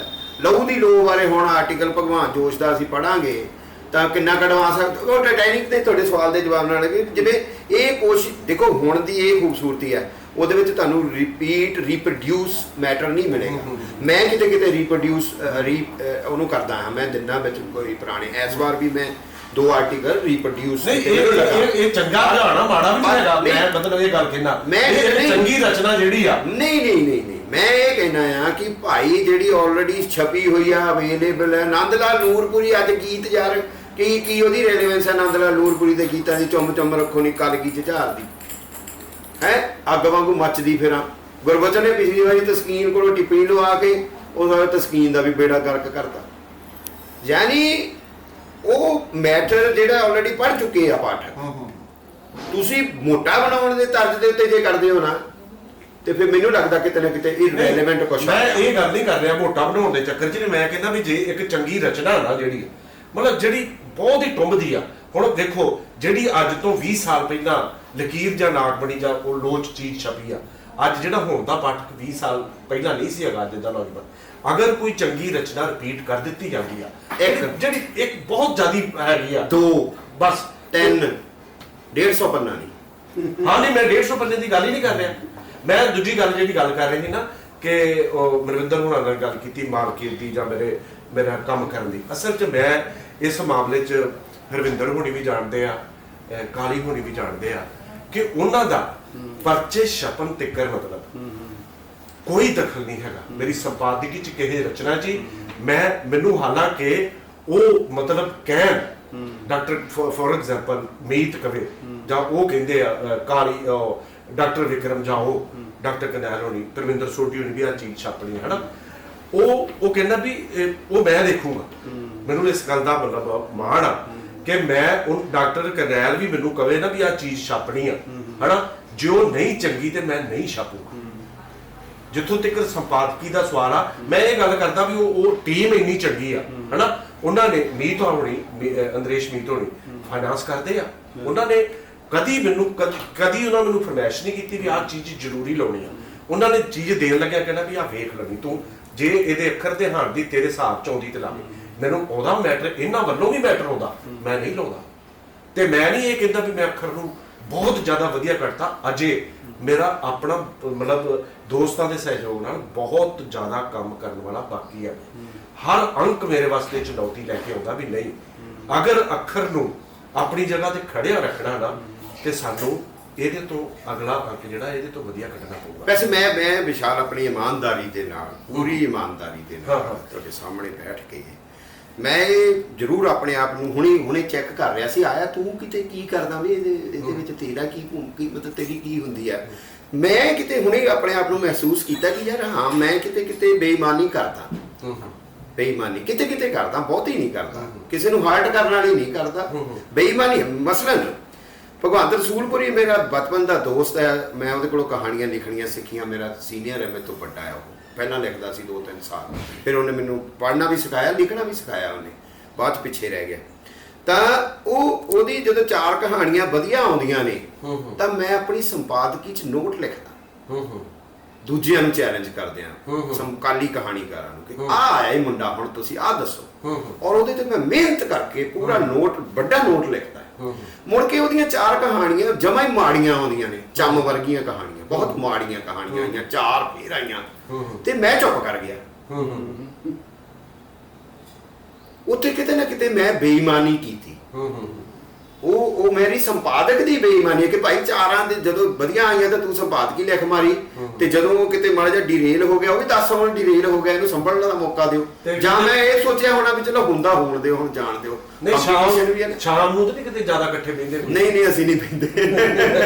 ਕਿਸੇ ਵੇਲੇ ਸੈਕੰਡ, ਮੈਂ ਹੈਰਾਨ ਹਾਂ ਕਿ ਮੈਂ 26 ਅੰਕ ਕੱਢ ਦਿੱਤੇ ਐ। ਬਲਦੇਵ ਧਾਲੀਵਾਲ ਦਾ ਨਾਮ ਮੇਰੇ ਕਿਸੇ ਅੰਕ 'ਚ ਨਹੀਂ ਆਇਆ। ਮੈਂ ਹੈਰਾਨ ਨਾ, ਕਦੇ ਮੇਰੇ ਇਹ ਹੀ ਆ ਵੀ ਮੈਂ ਉਹਦੇ ਕੋਲੋਂ ਕਹਾਣੀ ਬਾਰੇ ਉਹ ਲਿਖਦਾ ਜਾਂ ਆਪਣੇ ਆਪ ਨੂੰ ਬਣਿਆ ਹੋਇਆ ਉਹ ਜੋ ਵੀ ਆ ਵਟਐਵਰ ਹੈਗੇ ਵਿਦਵਾਨ ਆਦਮੀ ਨੇ, ਤੇ ਵੀ ਮੈਂ ਉਹਦੇ ਕੋਲੋਂ ਲੇਖ ਮੰਗਵਾ ਲਵਾਂ। ਕਦੇ ਨਹੀਂ ਉਹ ਬੂਠੀ ਮੇਰੇ ਆਉਂਦਾ ਨਾ। ਮੈਂ ਗੁਰਪ੍ਰੀਤ ਨੂੰ ਹਰ ਵਾਰੀ ਫੋਨ ਕਰਦਾ, ਮੈਂ ਡਾਇਰੀ ਦੇ ਦਿਓ, ਕਵਿਤਾ ਹੀ ਦੇ ਦਿਓ, ਕੁਛ ਕਰ ਦਿਓ, ਮਰ ਜਾ ਗੁਰਪ੍ਰੀਤ ਲਿਆ। ਜਾਂ ਮੈਂ ਗੁਲ ਚੌਹਾਨ ਭਾਜੀ ਨੂੰ ਫੋਨ ਦੇ ਉੱਤੇ ਕਹਿਣਾ ਆ, ਜਾਂ ਮੈਂ ਜਾਂ ਕਿਸੇ ਹੋਰ ਦੋਸਤਾਂ ਨੂੰ, ਤੁਹਾਨੂੰ ਸਾਰਿਆਂ ਨੂੰ ਭੰਡਾਰ ਨੂੰ ਤਸਕੀਨ ਕਿ ਯਾਰ ਤੁਸੀਂ ਦਿਓ ਮੈਨੂੰ। ਏਦਾਂ ਕੁਛ ਨਾਮ ਨੇ ਮੇਰੇ ਜ਼ਿਹਨ 'ਚ ਜਿਹੜੇ ਕਦੇ ਫਾਥੇ ਹੀ ਨਹੀਂ। ਮੈਂ ਰਜਨੀਸ਼ ਬਾਦਰ ਹੋਰਾਂ ਨੂੰ ਨਹੀਂ ਕਦੇ ਕਹਿ ਸਕਦਾ ਵੀ ਕਿ ਰਿਵਿਊ ਹੀ ਦੇ ਦਿਓ ਕਰਕੇ, ਜਾਂ ਮੈਨੂੰ ਤੁਸੀਂ ਇਹਦੇ ਤੇ ਮੈਂ ਤੁਹਾਡੇ ਨਾਲ ਗੱਲ ਕਰਨੀ ਚਾਹੁੰਦਾ ਹਾਂ। ਕੁਛ ਨਾਮ ਹੈਗੇ ਨੇ, ਮੈਂ ਬਲਵੀਰ ਪਰਵਾਨੇ ਦਾ ਨਾਂ ਨਹੀਂ ਦੇਖ ਸਕਦਾ, ਮੈਗਜ਼ੀਨ ਦੇ ਵਿੱਚ ਛਪਿਆ ਹੈ, ਲਕੀਰ 'ਚ ਨਹੀਂ ਛਪਿਆ ਦੇਖ ਸਕਦਾ। ਪਤਾ ਨਹੀਂ ਮੇਰੀਆਂ ਆਪਣੀਆਂ ਪ੍ਰੈਜੁਡਿਸਸ ਕੀ ਹੁੰਦੀਆਂ ਨੇ, ਉਹ ਕੁੰਠਾਵਾਂ ਹੁਣ ਤਾਂ ਨਹੀਂ, ਪਤਾ ਗੱਲ ਕੀ ਹੈ, ਸੰਪਾਦਕ ਦੀਆਂ ਕੁੰਠਾਵਾਂ ਮੇਰੇ ਨਾਲ ਚੱਲ ਰਹੀਆਂ ਹੁੰਦੀਆਂ ਨੇ, ਇੱਥੇ ਕਾਲੀ ਮੇਰੇ ਨਾਲ ਚੱਲ ਰਹੀਆਂ ਨੇ। ਇੱਕ ਕਾਲੀ ਇੱਥੇ ਸਵਾਲ ਇਹ ਉੱਠਦਾ ਵਾ, ਮੈਂ ਇਹਦੇ ਨਾਲ ਜੁੜੀ ਇੱਕ ਹੋਰ ਗੱਲ ਇਹ ਚੋਂ ਕਾਲੀ ਦੀ ਗੱਲ ਚੋਂ ਜਿਹੜੀ ਨਿਕਲਦੀ ਹੈ, ਉਹ ਇਹ ਹੈ ਕਿ ਜਿਵੇਂ ਕਾਲੀ ਕਹਿ ਰਿਹਾ ਨਾ, ਮੈਂ ਇਹਦਾ ਨਾਮ ਨਹੀਂ ਵਿੱਚ ਦੇਖਣਾ ਚਾਹੁੰਦਾ। ਇਹਦਾ ਇੱਕ ਪ੍ਰਕਿਰਿਆ ਹੁੰਦੀ ਜਦੋਂ ਲੇਖਕ ਆਪਣੇ ਵੇਲੇ ਹੁੰਦੀ ਸੀ, ਜਦੋਂ ਅਸੀਂ ਲਿਖਣਾ ਸ਼ੁਰੂ ਕੀਤਾ ਆਪਾਂ ਪਰਚਿਆਂ ਨੂੰ ਭੇਜਦੇ ਸੀ ਤੇ ਕਈ ਵਾਰ ਪਰਚੇ ਛਾਪਦੇ ਨਹੀਂ ਸੀ, ਸੰਪਾਦਕ ਛਾਪਦਾ ਨਹੀਂ ਸੀ। ਉਹ ਸਾਡਾ ਜਿਹੜਾ ਜੋ ਰੱਦ ਹੋਈ ਰਚਨਾ ਸਾਡੇ ਲਈ ਇੱਕ ਚੈਲੰਜ ਹੁੰਦੀ ਸੀ, ਇੱਕ ਚੁਣੌਤੀ ਹੁੰਦੀ ਸੀ ਕਿ ਅਸੀਂ ਰੱਦ ਕਿਵੇਂ ਹੋ ਗਿਆ। ਅਸੀਂ ਆਪਣੇ ਆਪ ਨੂੰ ਹੋਰ ਬ੍ਰਸ਼ ਅਪ ਕਰਦੇ ਸੀ, ਆਪਣੇ ਆਪ ਨੂੰ ਹੋਰ ਵਧੀਆ ਬਣਾਉਣ ਦੀ ਕੋਸ਼ਿਸ਼ ਕਰਦੇ ਸੀ। ਚਾਹੇ ਸਾਨੂੰ ਨਹੀਂ ਪਤਾ ਕਿ ਸੰਪਾਦਕ ਕਿਉਂ ਸਾਡੀ ਰੱਦ ਕਰ ਰਿਹਾ ਸੀ। ਕਈ ਵਾਰ ਲਿਖ ਵੀ ਦਿੰਦੇ ਹੁੰਦੇ ਸੀ ਸੰਪਾਦਕ ਉਦੋਂ ਟਿੱਪਣੀ ਕਰ ਵੀ ਦਿੰਦੇ ਸੀ। ਸੋ ਮੈਨੂੰ ਲੱਗਦਾ ਜਦੋਂ ਤੱਕ ਪਰਚਿਆਂ ਵਿੱਚ ਇਸ ਤਰ੍ਹਾਂ ਦੀਆਂ ਟਕਰਾਵੀਆਂ ਗੱਲਾਂ ਨਹੀਂ ਆਉਣਗੀਆਂ, ਜੇਕਰ ਅਸੀਂ ਇਹ ਤੋਂ ਬਚਦੇ ਰਵਾਂਗੇ ਤਾਂ ਫਿਰ ਪਰਚੇ ਵੀ ਆਪਣੀ ਉਹ ਭੂਮਿਕਾ ਨਹੀਂ ਨਿਭਾ ਸਕਣਗੇ ਜਿਹੜੀ ਪਰਚਿਆਂ ਦੀ ਬਣਦੀ। ਜੇਕਰ ਟਕਰਾਵੀਆਂ ਗੱਲਾਂ ਨਹੀਂ ਹੋਣਗੀਆਂ ਤੇ ਗੱਲਾਂ ਦਾ ਨਤਾਰਾ ਵੀ ਨਹੀਂ ਹੋਏਗਾ। ਨਹੀਂ ਇਹਦੇ ਹਰਵਿੰਦਰ ਜੀ ਬਿਲਕੁਲ ਪਤਾ ਗੱਲ ਕੀ ਆ, ਕਦੀ ਕਦੀ ਮੇਰੇ ਮਨ 'ਚ ਵੀ ਆ ਜਾਂਦੀ ਆ, ਮਤਲਬ ਕਿਸੇ ਵੇਲੇ ਇੱਕ ਚੀਜ਼ ਮੈਂ ਨਹੀਂ ਲਾਉਂਦਾ ਹਨਾ, ਤੇ ਉਹ ਛਪਣ ਵਾਲੀ ਨਹੀਂ ਹੁੰਦੀ, ਇੱਕ ਇਹ ਵੀ ਗੱਲ ਆ ਹਨਾ, ਦੂਜੇ ਪਰਚੇ ਛਪੀ ਹੁੰਦੀ ਹੈ ਵੀ ਇਹਨੂੰ ਅੱਖਰ ਨੇ ਪਹਿਲਾਂ ਛਾਪਿਆ ਹੋਇਆ, ਮਤਲਬ ਵੀ ਮੈਂ ਕਿਤੇ ਹੋਰ ਭੇਜੀ ਵੀ। ਉਹ ਕਹਿੰਦੇ ਵੀ ਜਿੱਦਾਂ ਹੁਣ ਸਪੋਜ਼ ਕਰ ਲਓ, ਜ਼ਰੂਰੀ ਥੋੜੀ ਆ ਕਿ ਮਤਲਬ ਸ਼ਿਵ ਕੁਮਾਰ ਬਟਾਲਵੀ ਨੇ ਸਾਰਾ ਹੀ ਕੁਝ ਵਧੀਆ ਲਿਖਿਆ ਹੋਊਗਾ। ਮੈਂ ਨਹੀਂ ਛਾਪਿਆ, ਮੈਂ ਕਾਲੀ ਦੀ ਕਹਾਣੀ ਨਹੀਂ ਲਾਉਂਦਾ ਹੈ, ਕਹਾਣੀ ਕੋ ਉਹਦਾ ਅਲਟਰਨੇਟਿਵ ਹੈਗਾ ਵਾ, ਮਤਲਬ ਲਕੀਰ ਹੈਗਾ, ਕਹਾਣੀ ਧਾਰਾ ਹੈਗਾ, ਉਹ ਉਹਦੇ 'ਚ ਇੱਥੇ ਮਤਲਬ ਸੰਪਾਦਕ ਨੂੰ ਆਪਣੀ ਜਿਹੜੀ ਨਜ਼ਰ ਹੈ ਨਾ ਬਹੁਤ ਜ਼ਿਆਦਾ ਤਿੱਖੀ ਕਰਨ ਦੀ ਲੋੜ ਆ, ਤਾਂ ਹੀ ਅਸੀਂ ਕੁਝ ਨਵਾਂ ਕਰ ਸਕਦੇ ਹਾਂ। ਸੰਪਾਦਕ ਬਣਨ ਤੇ ਯੋਗ ਹੀ ਹੋਇਆ ਜਿਹਦੀ ਸੂਝ ਤਿੱਖੀ ਹੈ, ਜਿਹਨੂੰ ਸਮਝ ਹੈ ਇਹ ਰਚਨਾ ਛਪਣ ਯੋਗ ਹੈ ਨਹੀਂ ਛਪਣ, ਉਹ ਜਿੱਥੇ ਮਰਜ਼ੀ ਛਪਦੀ ਰਹੇ, ਉਹਨੇ ਆਪਣਾ ਫਰਜ਼ ਨਿਭਾਇਆ। ਉਹਨੂੰ ਲੱਗਾ ਕਿ ਮੇਰੇ ਪਰਚੇ ਛਪਣ ਯੋਗ ਨਹੀਂ ਹੈ, ਉਹਨੇ ਰੱਦ ਕੀਤੀ, ਇਹ ਉਹਦੀ ਵੱਡਤਾ ਨਹੀਂ। ਪਰ ਇੱਕ ਗੱਲ ਹੁਣ ਜਿਹੜੀ ਨਵੀਂ ਆ ਗਈ ਉਹ ਤਾਂ ਇਹ ਆ ਗਈ ਕਿ ਸੰਪਾਦਕ ਤੇ ਹੌਲੀ ਹੌਲੀ ਮਾਈਨਸ ਹੋਣਾ ਸ਼ੁਰੂ ਹੋ ਗਿਆ। ਖਾਸ ਤੌਰ ਤੇ ਸੋਸ਼ਲ ਮੀਡੀਆ ਦੇ ਆਉਣ ਦੇ ਨਾਲ ਜਿਹੜਾ ਸੰਪਾਦਕ ਹੈ, ਸੰਪਾਦਨਾ ਉਹ ਖਤਮ ਹੋ ਰਹੀ ਹੈ ਨਵੇਂ ਸਮਾਜ 'ਚ। ਨਵੇਂ ਜਿਹੜਾ ਸਾਰੀ ਨਵੀਂ ਪੀੜ੍ਹੀ ਹੈ ਉਹ ਜੁੜਦੀ ਸਿੱਧੀ ਸੋਸ਼ਲ ਮੀਡੀਆ ਨਾਲ ਹੈ। ਉਹਨਾਂ ਨੂੰ ਕਿਸੇ ਸੰਪਾਦਕ ਦੀ ਲੋੜ ਨਹੀਂ ਹੈ, ਉਹ ਆਪਣੀ ਰਚਨਾ ਨੂੰ ਸਿੱਧਾ ਹੀ ਫੇਸਬੁੱਕ ਦੇ ਉੱਪਰ ਜਾਂ ਕਿਸੇ ਵੀ ਹੋਰ ਆਪਣੇ ਬਲੌਗ ਦੇ ਵਿੱਚ, ਈਵਨ ਹੋਰ ਨਹੀਂ ਤਾਂ ਆਪਣੇ ਮੈਗਜ਼ੀਨ ਆਪਣਾ ਵੀ ਸ਼ੁਰੂ ਕਰ ਲੈਂਦੇ ਆ, ਉਹਦੇ ਵਿੱਚ ਛਾਪਣ ਲੱਗ ਪੈਂਦੇ ਆ। ਔਰ ਇਹਦੇ ਨਾਲ ਮੈਨੂੰ ਲੱਗਦਾ ਉਹ ਜਿਹੜੀ ਆਪਾਂ ਪਹਿਲਾਂ ਗੱਲ ਪਰਚਿਆਂ ਦੀ ਕਰ ਰਿਹਾ ਸੀ ਨਾ, ਜਿੱਥੇ ਪਰਚਾ ਕਿਸੇ ਨੂੰ ਰੱਦ ਕਰਦਾ, ਕਿਸੇ ਦੇ ਖਿਲਾਫ ਵਿਰੋਧ ਦੇ ਵਿੱਚ ਵੀ ਖੜਾ ਹੁੰਦਾ, ਉਹਦੇ ਨਾਲ ਜਿਹੜੀ ਇੱਕ ਵਿਕਾਸ ਅਸੀਂ ਕਹਿ ਸਕਦੇ ਹਾਂ, ਅੱਗੇ ਨੂੰ ਗੱਲ ਤੁਰਦੀ ਹੈ, ਸੰਵਾਦ ਤੁਰਦਾ, ਉਹ ਕਿਤੇ ਖੜਾ ਹੋ ਗਿਆ। ਔਰ ਇਸੇ ਕਰਕੇ ਨਾ ਅੱਜ ਜਿਹੜੇ ਨਵੇਂ ਲੇਖਕ ਹੈ ਉਹਨਾਂ ਦੀ ਇੱਕ ਵੱਡੀ ਸਮੱਸਿਆ ਮੈਨੂੰ ਇਹ ਲੱਗਣ ਲੱਗ ਪਈ ਕਿ ਉਹ ਸਾਹਿਤ ਦੇ ਇਤਿਹਾਸ ਨਾਲੋਂ ਟੁੱਟੇ ਹੋਏ ਦੇਖਦੇ ਹੋ। ਹਾਂ ਇਹ ਤੇ ਗੱਲ ਹੈ, ਇੱਥੋਂ ਸ਼ੁਰੂ ਕਰ ਦਿੱਤੀ ਸੀ ਨਾ ਵੀ ਜਦੋਂ ਆਪਾਂ ਸਾਲ ਉਡੀਕਦੇ ਸਾਂ ਰਚਨਾ ਭੇਜ ਕੇ ਵੀ ਛਪੀ ਕਿ ਨਹੀਂ ਛਪੀ। ਨਹੀਂ ਇਹਦੇ ਵਿੱਚੋਂ ਮੈਨੂੰ 3 ਮਿੰਟ ਬਾਅਦ ਕਵਿਤਾ ਲਿਖਣ ਤੋਂ 3 ਮਿੰਟ ਬਾਅਦ ਉਹ ਔਰ ਮੈਂ ਨਾ 3.5 ਮਿੰਟ ਬਾਅਦ ਕਮੈਂਟ ਹੋਣੇ ਸ਼ੁਰੂ ਹੋ ਜਾਂਦੇ। ਮੈਂ ਤੁਹਾਨੂੰ ਇੱਕ ਪਰ ਕਮੈਂਟ ਇਦਾਂ ਦੇ ਹੁੰਦੇ, ਅੱਤ ਵਾਹ ਵਾਹ ਵਾਹ। ਦੇਖੋ ਇੱਕ ਗੱਲ ਮੈਂ ਨਾ ਕਾਲੀ ਦੀ ਬੜੀ ਮਹੱਤਵਪੂਰਨ ਗੱਲਾਂ ਚੋਂ ਇੱਕ ਗੱਲ ਚੇਤੇ ਆ ਗਈ ਆ। ਉਦੋਂ ਨਾ ਅੱਖਰ ਦਾ 3 ਅੰਕ ਕੱਢਿਆ ਸੀਗਾ ਤੇ ਮੈਨੂੰ ਕਿਸੇ ਦੋਸਤ ਨੇ ਕਹਿਤਾ ਵੀ ਆਪਣਾ ਰੋਪੜ ਆ ਜਾ, ਉੱਥੇ ਤੇ ਬਹੁਤ ਵੱਡਾ ਇਕੱਠ ਹੋ ਰਿਹਾ ਵਾ ਤੇ ਮਤਲਬ ਅੱਖਰ ਲੈ ਕੇ ਆ ਜਾ, ਆਪਾਂ ਰਿਲੀਜ਼ ਕਰਦੇ ਉੱਥੇ। ਤੇ ਮੈਂ ਅੱਖਰ ਦਾ ਸੰਪਾਦਕ ਨਵਾਂ ਬਣਿਆ ਤੇ ਮੈਨੂੰ ਤੇ ਇਹ ਲੱਗੇ, ਮਤਲਬ ਗੱਲ ਬੜੀ ਨੋਟ ਕਰਨ ਵਾਲੀ ਆ ਵੀ ਲੋਕੀ ਨਾ ਮਤਲਬ ਹੋ ਸਕਦਾ ਸਾਰਾ ਕੁਝ ਛੱਡ ਕੇ ਮੇਰੇ ਵੱਲ ਰੋਜ਼ ਨੂੰ ਵੀ ਵਿਸ਼ਾਲ ਆ ਗਿਆ।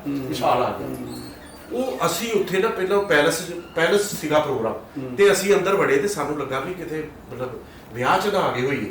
ਮੈਂ ਤੇ ਡਾਕਟਰ ਵਿਕਰਮ ਇੱਥੋਂ ਗਏ। ਫਿਰ ਅਸੀਂ ਬੰਦੇ ਨੂੰ ਫੋਨ ਕੀਤਾ ਵੀ ਯਾਰ ਤੂੰ ਤੇ ਇੱਥੇ ਗਿਆ ਸੀ, ਇੱਥੇ ਤੇ ਵਿਆਹ ਲੱਗਣ ਡਿਆ। ਉਹ ਕਹਿੰਦਾ ਵੀ ਨਹੀਂ ਇਹੀ ਆ, ਤੇਰੀ ਰੂਪ ਮੈਂ ਆਇਆ। ਉੱਤੇ ਨਾ ਬਹਿਰੇ ਅਸੀਂ ਗਏ ਤੇ ਉਹਨਾਂ ਨੇ ਕਲਵੰਜੀ ਸਾਨੂੰ ਜਾਂਦਿਆਂ ਨੂੰ ਪਿਆਤੀ, ਇੱਧਰ ਗੋਲ ਗੱਪੇ ਲੱਗੇ, ਇੱਧਰ ਆਈਸਕ੍ਰੀਮ, ਦੂਜਾ ਤੀਜਾ। ਤੇ ਉੱਥੇ ਨਾ ਮੈਨੂੰ ਮਤਲਬ ਜਾਣਨ ਪਛਾਣਨ ਵਾਲਾ ਜੱਫੀ ਪਾਉਣ ਵਾਲਾ ਕੋਈ ਵੀ ਨਾ ਮਿਲਿਆ ਹੈ। ਮੈਂ ਕਿਹਾ ਵੀ ਇਹ ਕੀ ਬਣ ਗਿਆ। ਅੱਛਾ ਉੱਥੇ ਜਦੋਂ ਉੱਥੇ ਗਏ ਤੇ ਉੱਥੇ ਮੈਨੂੰ ਨਾ ਇਹ ਪਰਮਿੰਦਰ ਜੀਤ ਦੀ ਗੱਲ, ਉਹ ਵੀ ਪੁਰਾਣੇ, ਮੈਂ ਤੇ ਸ਼ੇਖਰ ਇੱਕ ਵਾਰੀ ਮਰਿੰਡੇ ਗਏ ਸੀਗੇ ਤੇ ਉਹਨਾਂ ਵਿੱਚੋਂ ਸਾਨੂੰ ਇੱਕ ਪੁਰਾਣਾ ਮਤਲਬ 30 ਸਾਲ ਵਾਲਾ ਪੁਰਾਣਾ ਬੰਦਾ ਮਿਲਿਆ ਉਹ, ਤੇ ਉਹਨੇ ਮੈਨੂੰ ਕਿਹਾ ਮਿਲਿਆ ਸਾਰਾ ਗੱਲਬਾਤ ਕੀਤੀ। ਤੇ ਉਹਨਾਂ ਬੰਦਿਆਂ ਦੇ ਵਿੱਚੋਂ ਜਿਹੜੇ ਪੁਰਾਣੇ ਸੀ ਨਾ, ਕੁੱਲ ਜਿੱਥੇ ਸੋਸ਼ਲ ਮੀਡੀਆ ਦੀ ਤੇ ਫੱਟ ਉੱਤੇ ਕਵਿਤਾ ਪਾ ਦਿੰਦੇ ਆ, ਉਹਨਾਂ ਨੂੰ ਸੰਪਾਦਕੇ ਦੀ ਲੋੜ ਨਹੀਂ।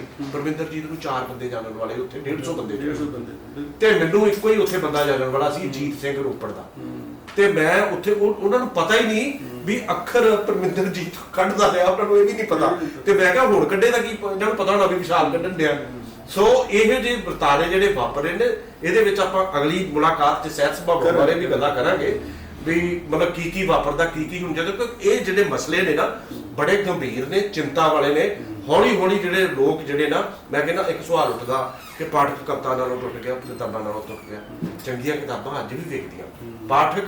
ਪਾਠਕ ਜਿਹੜਾ ਟੁੱਟਿਆ ਹੀ ਨਹੀਂ, ਪਾਠਕ ਹੈ ਹੀ ਨਹੀਂ ਸੀਗਾ ਅਸਲ ਦੇ ਵਿੱਚ। ਜਿਹੜੇ ਕਿਤਾਬਾਂ ਨਹੀਂ ਪੜ੍ਹਦੇ ਉਹ ਫੇਸਬੁੱਕ ਨਾਲ ਜੁੜੇ, ਜਿੱਦਾਂ ਰਵਿੰਦਰ ਪੜਾਲ ਹੋਣਾ ਲੱਗਿਆ। ਮੇਰੇ ਖਿਆਲ ਕਾਲੀ ਜੀ ਅੱਜ ਦੀ ਸਭਾ ਕਾਫੀ ਹੈ, ਤੇ ਆਪਾਂ ਅਗਲੀ ਮੁਲਾਕਾਤ 'ਚ 7th ਰਿਵਰ 'ਚ ਨਵੇਂ ਵਿਸ਼ੇ ਲੈ ਕੇ ਫਿਰ ਮਿਲਾਂਗੇ। ਤੋਂ ਅੱਜ ਦੀ ਪ੍ਰੋਡਕਸ਼ਨ ਦੇ ਵਿੱਚ ਮੇਰੇ ਦੋਸਤ ਸ਼ੇਖਰ ਦਾ ਬਹੁਤ ਵੱਡਾ ਸਾਥ ਆ, ਜਿਹੜਾ ਚੈਨਲ ਦੇ ਨਾਲ ਜੁੜਿਆ ਹੋਇਆ। ਅੱਜ ਅੰਦਰੇਸ਼ ਨੀਤ ਹੋਣੀ ਵੀ ਬਿਜੀ ਸੀਗੇ, ਕੁਛ ਆਪਣੇ ਚੰਡੀਗੜ੍ਹ ਗਏ ਸੀ। ਡਾਕਟਰ ਵਿਕਰਮ ਹੋਣੀ ਵੀ ਆਪਣੇ ਰੁੱਝੇ ਹੋਏ ਨੇ ਤੇ ਉਹਨਾਂ ਨੇ ਵੀ ਆਪਾਂ ਨੂੰ ਐਪਰੀਸ਼ੀਏਟ ਕਰਨਾ ਹੋਣਾ ਸੀ। ਮੈਂ 7th ਰਿਵਰ ਵੱਲੋਂ, ਅੱਖਰ ਟੀਮ ਵੱਲੋਂ ਹਰਵਿੰਦਰ ਪੜਾਲ ਦਾ, ਦੇਸਰਾਜ ਕਾਲੀ ਦਾ, ਬਲਵਿੰਦਰ ਦਾ ਬਹੁਤ ਬਹੁਤ ਧੰਨਵਾਦ ਕਰਦਾ। Thank you sorry team the, Bhullar and company, ਤੁਸੀਂ ਵੀ ਸਾਡਾ ਕੰਮ ਕੀਤਾ। ਡਾਕਟਰ ਵਿਮਲ ਦਾ ਵੀ ਉਚੇਚਾ ਧੰਨਵਾਦ ਬਣਦਾ ਕਿ ਜਿਨ੍ਹਾਂ ਨੇ ਸਾਨੂੰ ਜਗ੍ਹਾ ਪ੍ਰੋਵਾਈਡ ਕੀਤੀ। ਤੇ ਇੱਕ ਗੱਲ ਮਤਲਬ ਸਾਰੇ ਵਿਸ਼ਵ ਨੇ ਦੇਖਣਾ ਮਤਲਬ ਇਸ ਵੇਲੇ ਕਿ ਜਿਹੜਾ ਆਪਣਾ ਅੱਖਰ ਦਾ ਦਫ਼ਤਰ ਬਣਿਆ, ਆਪਾਂ ਸ਼ੁਰੂ ਕੀਤਾ ਚੈਨਲ ਦਾ, ਆਪਾਂ ਉੱਥੇ ਵੀ ਜਾਵਾਂਗੇ। ਤੇ ਮਤਲਬ ਉਹ ਵੀ ਬਿਲਡਿੰਗ ਜਿਹੜੀ ਹੈ ਇਹਨਾਂ ਨੇ ਸਾਨੂੰ ਲੈ ਕੇ ਦਿੱਤੀ ਹੈ। ਇੱਕ ਵਾਰ ਸਾਰੇ ਦੋਸਤਾਂ ਦਾ ਫਿਰ ਧੰਨਵਾਦ। ਦੋਸਤੋ, ਮੇਰੇ ਪਿਆਰੇ ਦਰਸ਼ਕੋ, ਇਹ ਸੀ ਸਾਡੇ 7th ਰਿਵਰ ਚੈਨਲ ਦੀ ਪਹਿਲੀ ਪੇਸ਼ਕਸ਼। ਜੇ ਤੁਹਾਨੂੰ ਪਸੰਦ ਆਈ ਹੋਵੇ, ਵੱਧ ਤੋਂ ਵੱਧ ਸਾਡੇ ਚੈਨਲ ਨੂੰ ਲਾਈਕ ਕਰੋ, ਬੈਲ ਵਾਲਾ ਬਟਨ ਦਬਾਓ ਤੇ ਸਾਡੇ ਚੈਨਲ ਦੇ ਨਾਲ ਜੁੜੋ। ਇੱਕ ਵਾਰ ਫਿਰ ਤੁਹਾਡਾ ਸਾਰਿਆਂ ਦਾ ਧੰਨਵਾਦ।